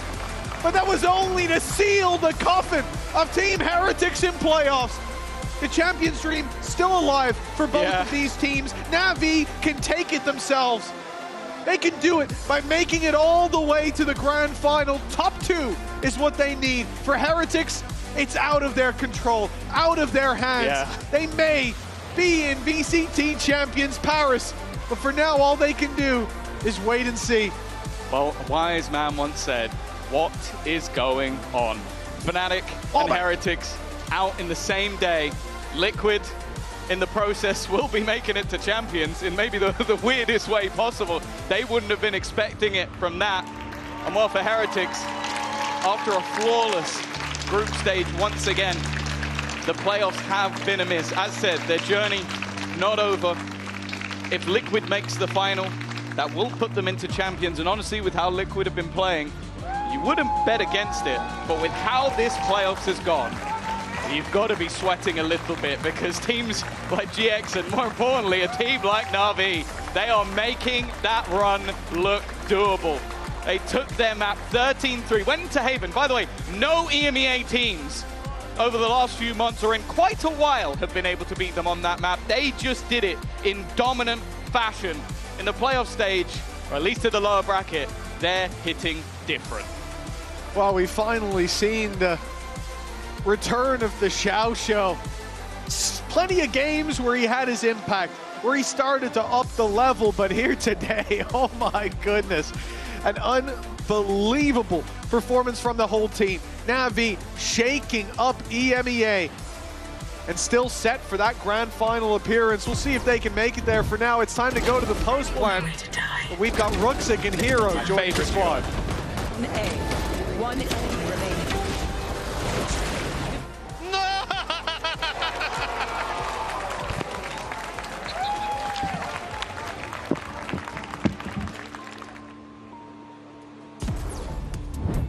Welcome to Post Plant. I am your hosting, so I got Flyer here with me as well. We will be joined by Ruxic and Hero in just a moment, but before we talk to them and we talk about the game, I think we have to take a look at the Pay Safe Card Play of the Week. It could have gone to a lot of different players. So many of them aced this week, even just now we saw. But are you surprised, Flyer, that Xiao aced for the first time in VCT EMEA today? I can't believe it. I mean, honestly, it makes sense though, because FPX was before partnership, but dude, for how good he is, I am surprised. Yeah, but I thought he would have at least aced 23, maybe 24 as well, but Xiao, one of like 5 people that aced this week, so I think we will have a look at the play now. I hope. If not, we're just going to yap over it anyway. It's all good as we wait for Hero and Ruxic. And Team Heretics too, a little bit surprising, right? They also lost today. For sure. Yeah? Are you worried for them about their chances? Because they need BBL to lose twice if they want to make Like I was saying, I hate relying on other teams to like decide my future. I feel like if they wanted to win, they had to close it out right there. Yeah, it's going to be a bit rough. What do you think were the issues with Heretics there? I think it was a huge form issue to me, because knowing Heretics is a Haven, I'm surprised that they lost to what they lost to. But dude, they were shooting them super hard. Na'Vi was. Yeah, you do not lose to them. They don't lose even very often. Yeah. I'm gonna bring Ruxic and Hero here, because the Pay Safe Card Play of the Week is your teammate. So I want to get you guys over here. We can react together. Go on, come boys, come and join me and Flyer. Congratulations. Congratulations, you two. Let's take a look now. For the third time, Paysave Carl, you better be loving this. The play of the week, which goes to Xiao's ace. Did you guys know that was his first ace since partnership? I did not. I'm actually surprised. I was also surprised. So how does it make you feel that you aced before Xiao? Nothing. Yeah, nothing. That doesn't surprise you. That doesn't surprise you. But was it fun? You know, looking at the cameras, you guys, you were very in a good mood today, hee-hee-haing. It looked fun from our side. I mean, we were having fun. Like, we were joking around, like, playing together, like, we were just shooting. Just having fun. A lot of shooting. Every single one of you was shooting. Now, Ruxic, you don't know this, but the man sat next to you, Flyer, is your #1 fan. So, sorry, Flyer, you've been speaking about Ruxic a lot for the last 2 days. My hot take is that he's definitely the best Turkish player in the league right now. I think he's the best smoker in the league right now. I think that his ability to just shoot everyone that comes in his path. He's the only guy right now in EMEA that I think you send 5 people at him, he'll take 3 every time. Wow, Ruxic, how does that feel? It's good. On this match, I just saw maps, and if I'm playing Viper, I say instantly it's 2-0. Yeah, if I'm playing one of the map, it's easy to play. I think I'm best Viper in the world. Oh! I love that. He's not wrong. He's not wrong. Hero, it's nice to see you winning. It's just so nice to see you winning. I feel like you've grinded a lot, and you have a very real chance of making champs. So how does that feel? I mean, it feels good. Like, I think every single time I've gone against Heretic, we've lost. So. Yeah, no, you haven't even won a map against them, I don't think. Yeah. So it feels good to get revenge. Yeah, for the last like 3 times, I think. It's been a few times. Yeah. It's been a few times. I have a really difficult question for you two. So feel free to think about it now. Maybe we come back and get an answer. You know that the fans, like, they love the duos, right? They love the duos in VCT. We have Cats, we have Brashies. I want a name for Hero and Ruxic. Like, can you help us? Like, what should we, if the fans do the fan art, if they make edits, if we want to talk about you two as an entity, can you give me an idea of what would you like to be called? I have no idea. But I'll give you a bit of time to think, but if you are able to give us an answer, I think the fans will really appreciate it. They'll really love it. Because I tried backstage to think of some and they were really bad. Yeah, I think it's a bit hard with his name because it has an X in it. It's hard to, you're gonna blame him? It's his fault. Okay, well then maybe you can take most of your name and then just chuck a C at the end or something. Heroic. Well, that might be a good one. Good, no? That might be a good one. It's good. Do you like it? Yeah, it's good. Okay, Heroic. Heroic. I know Innie, I know you're watching. Like fan art, ASAP Rocky, Heroic. Like spelled like H-I-R-O-C. I like it. I think there's a ring to it. There's definitely a ring to it. Sorry, Flyer, you got a question for these boys while I gather my thoughts? I mean, I wanted to ask you guys if you think that after this game now, you guys are the better duo than... We have 3 duos, the right? other Turkish people. Yeah, so we've got Vut and Riens. Yes. We've got you two, and we've got Levin and Sociable. Yeah. Yeah. The best Turkish duo in the league. I think we will see in lower bracket. I think Liquid's gonna win against PBL, and then they will come lower bracket. I think we're gonna play against Giants, right? Mm-hmm. Yep. And this time it's Giants. We're gonna punish them. Get revenge. We will see, and I think we're gonna play against PBL in lower bracket. Well, the last person that said CBU, BBL in the lower bracket got owned by BBL. So I don't know if that's like maybe you reverse curse. Why do you think Liquid, why do you have so much confidence in Liquid? I think they're playing good.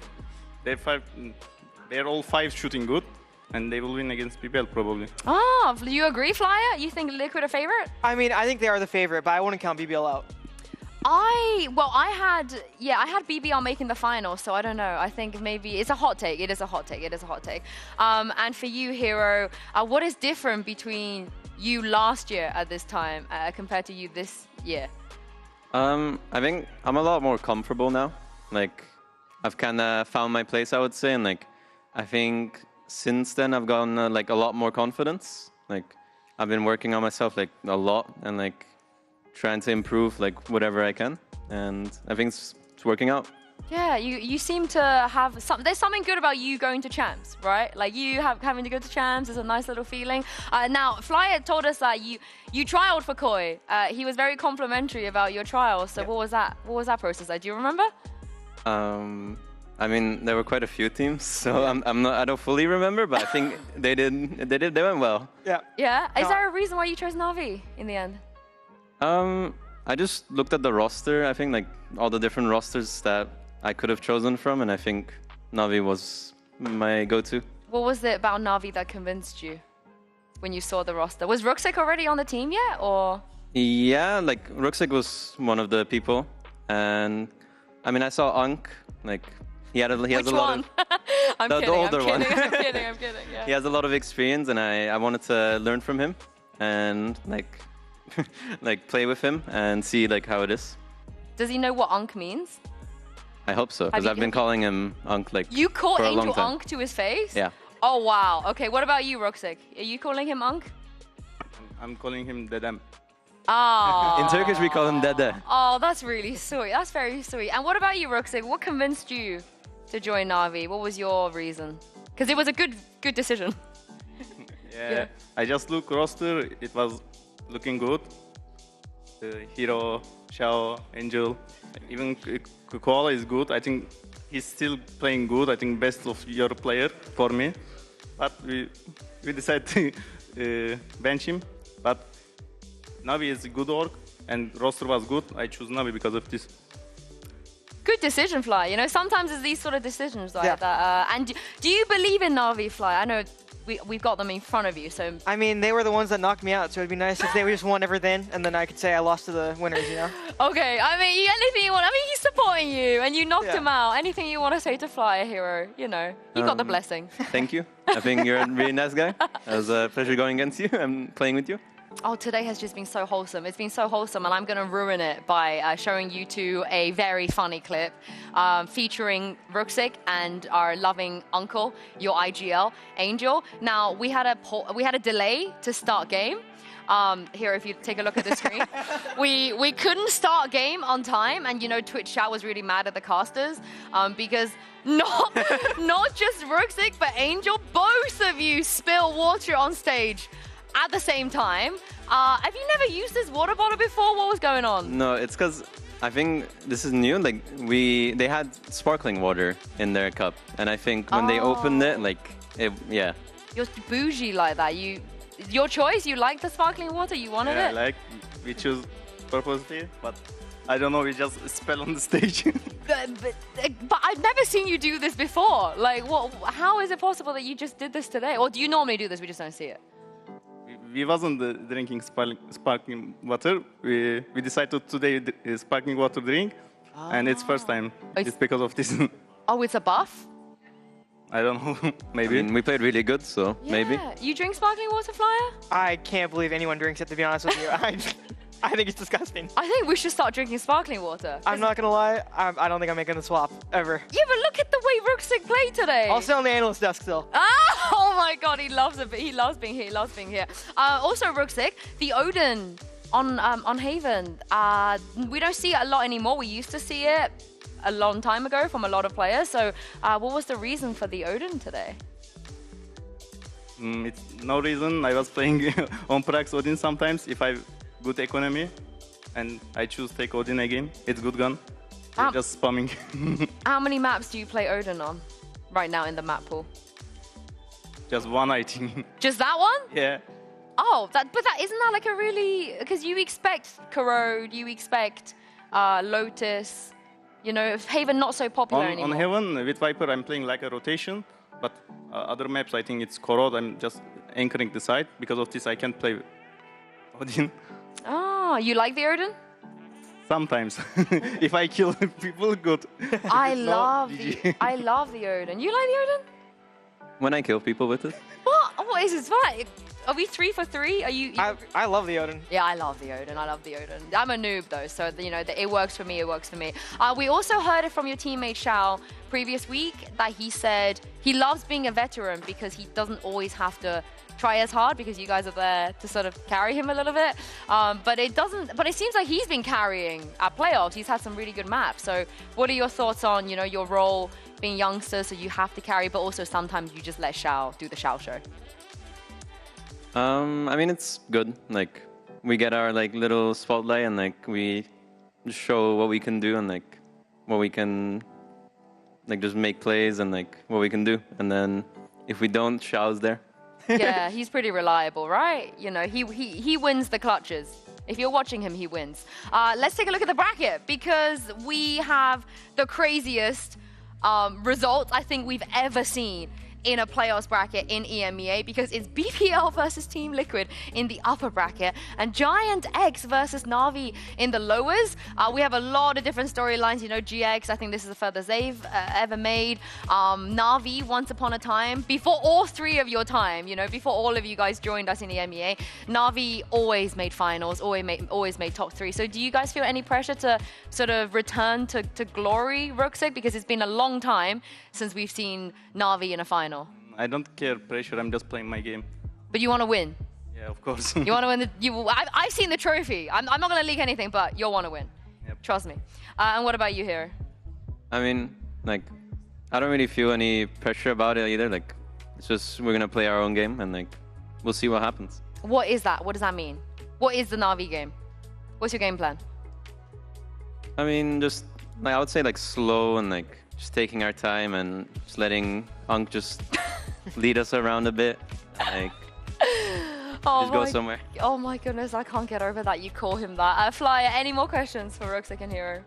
No, nothing. I just got a lot of respect for them. I think they're incredible players. Oh, it's been very, very fun to have you guys here with me. Thank you very much, you two, for joining us. Thank you for the fans, by the way, for coming out. Flyer, of course, for the last couple of days for being here. Thank you for you guys at home for watching, for supporting. Yes, we're down to just 4 teams. We're going to be back next week with some very juicy matches and to decide who's going to be making it all the way to champs. And for now, thank you once again. Enjoy the Herman Miller Gaming End of Day highlights, and we'll see you next week.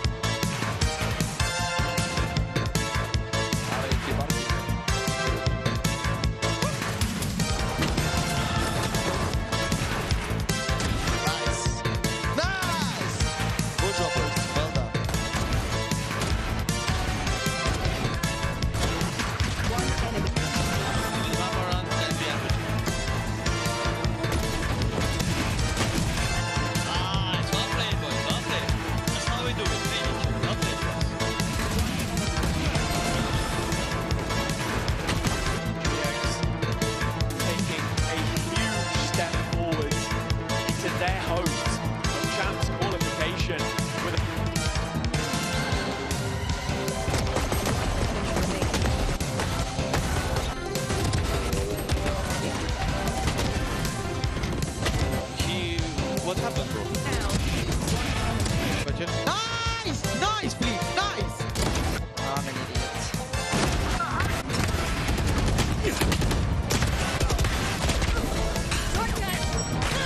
One enemy remaining.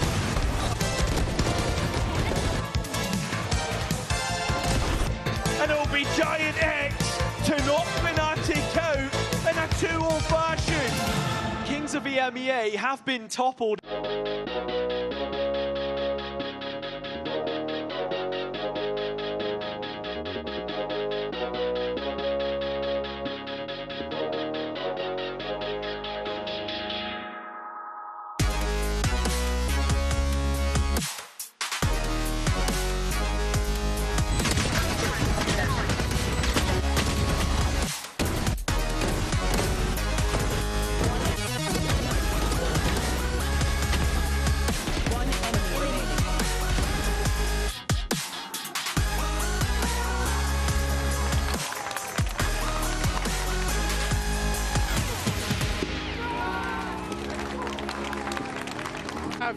I don't know what's changed in the last few days, but this team is battling against some of the best. And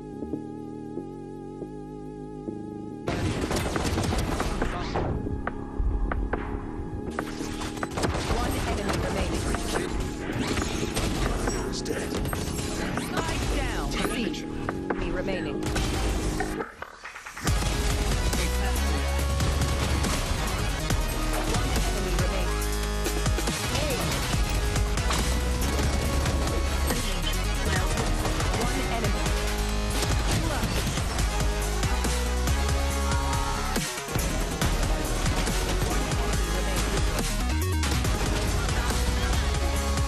this time. The clock has been ticking. Xiao is just trying to stick it within the smoke. A second rifle needed for the Spanish, sticking it in front of him!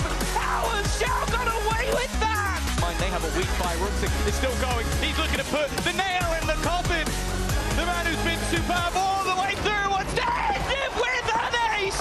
See you later, Heretics! It is Na'Vi that go marching on in the playoffs!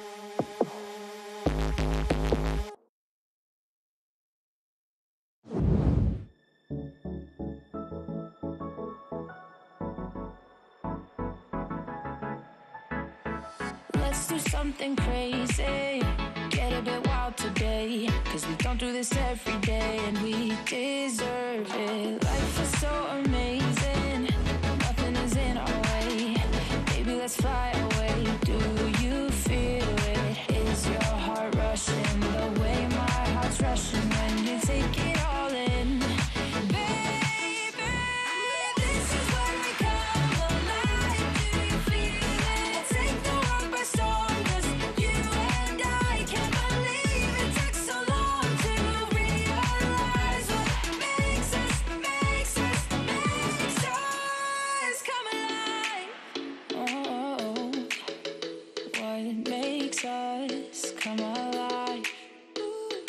Let's break some rules. No, we don't always have to be good. Don't always have to do things that we should. We'll feed the fire. Let's see it through and let go of what's holding us back. Just light it up and we'll burn through the past and take it higher.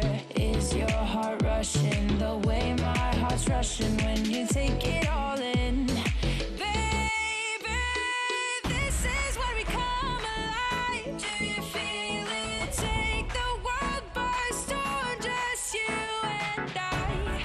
You and I can't believe it took so long to realize. This is where we come alive. Do you feel it? Take the world by storm, just you and I can't believe it took so long to realize what makes us. This is where we come alive. Do you feel it? Take the world by storm, just you and I can't believe it took so long to realize what makes us come alive.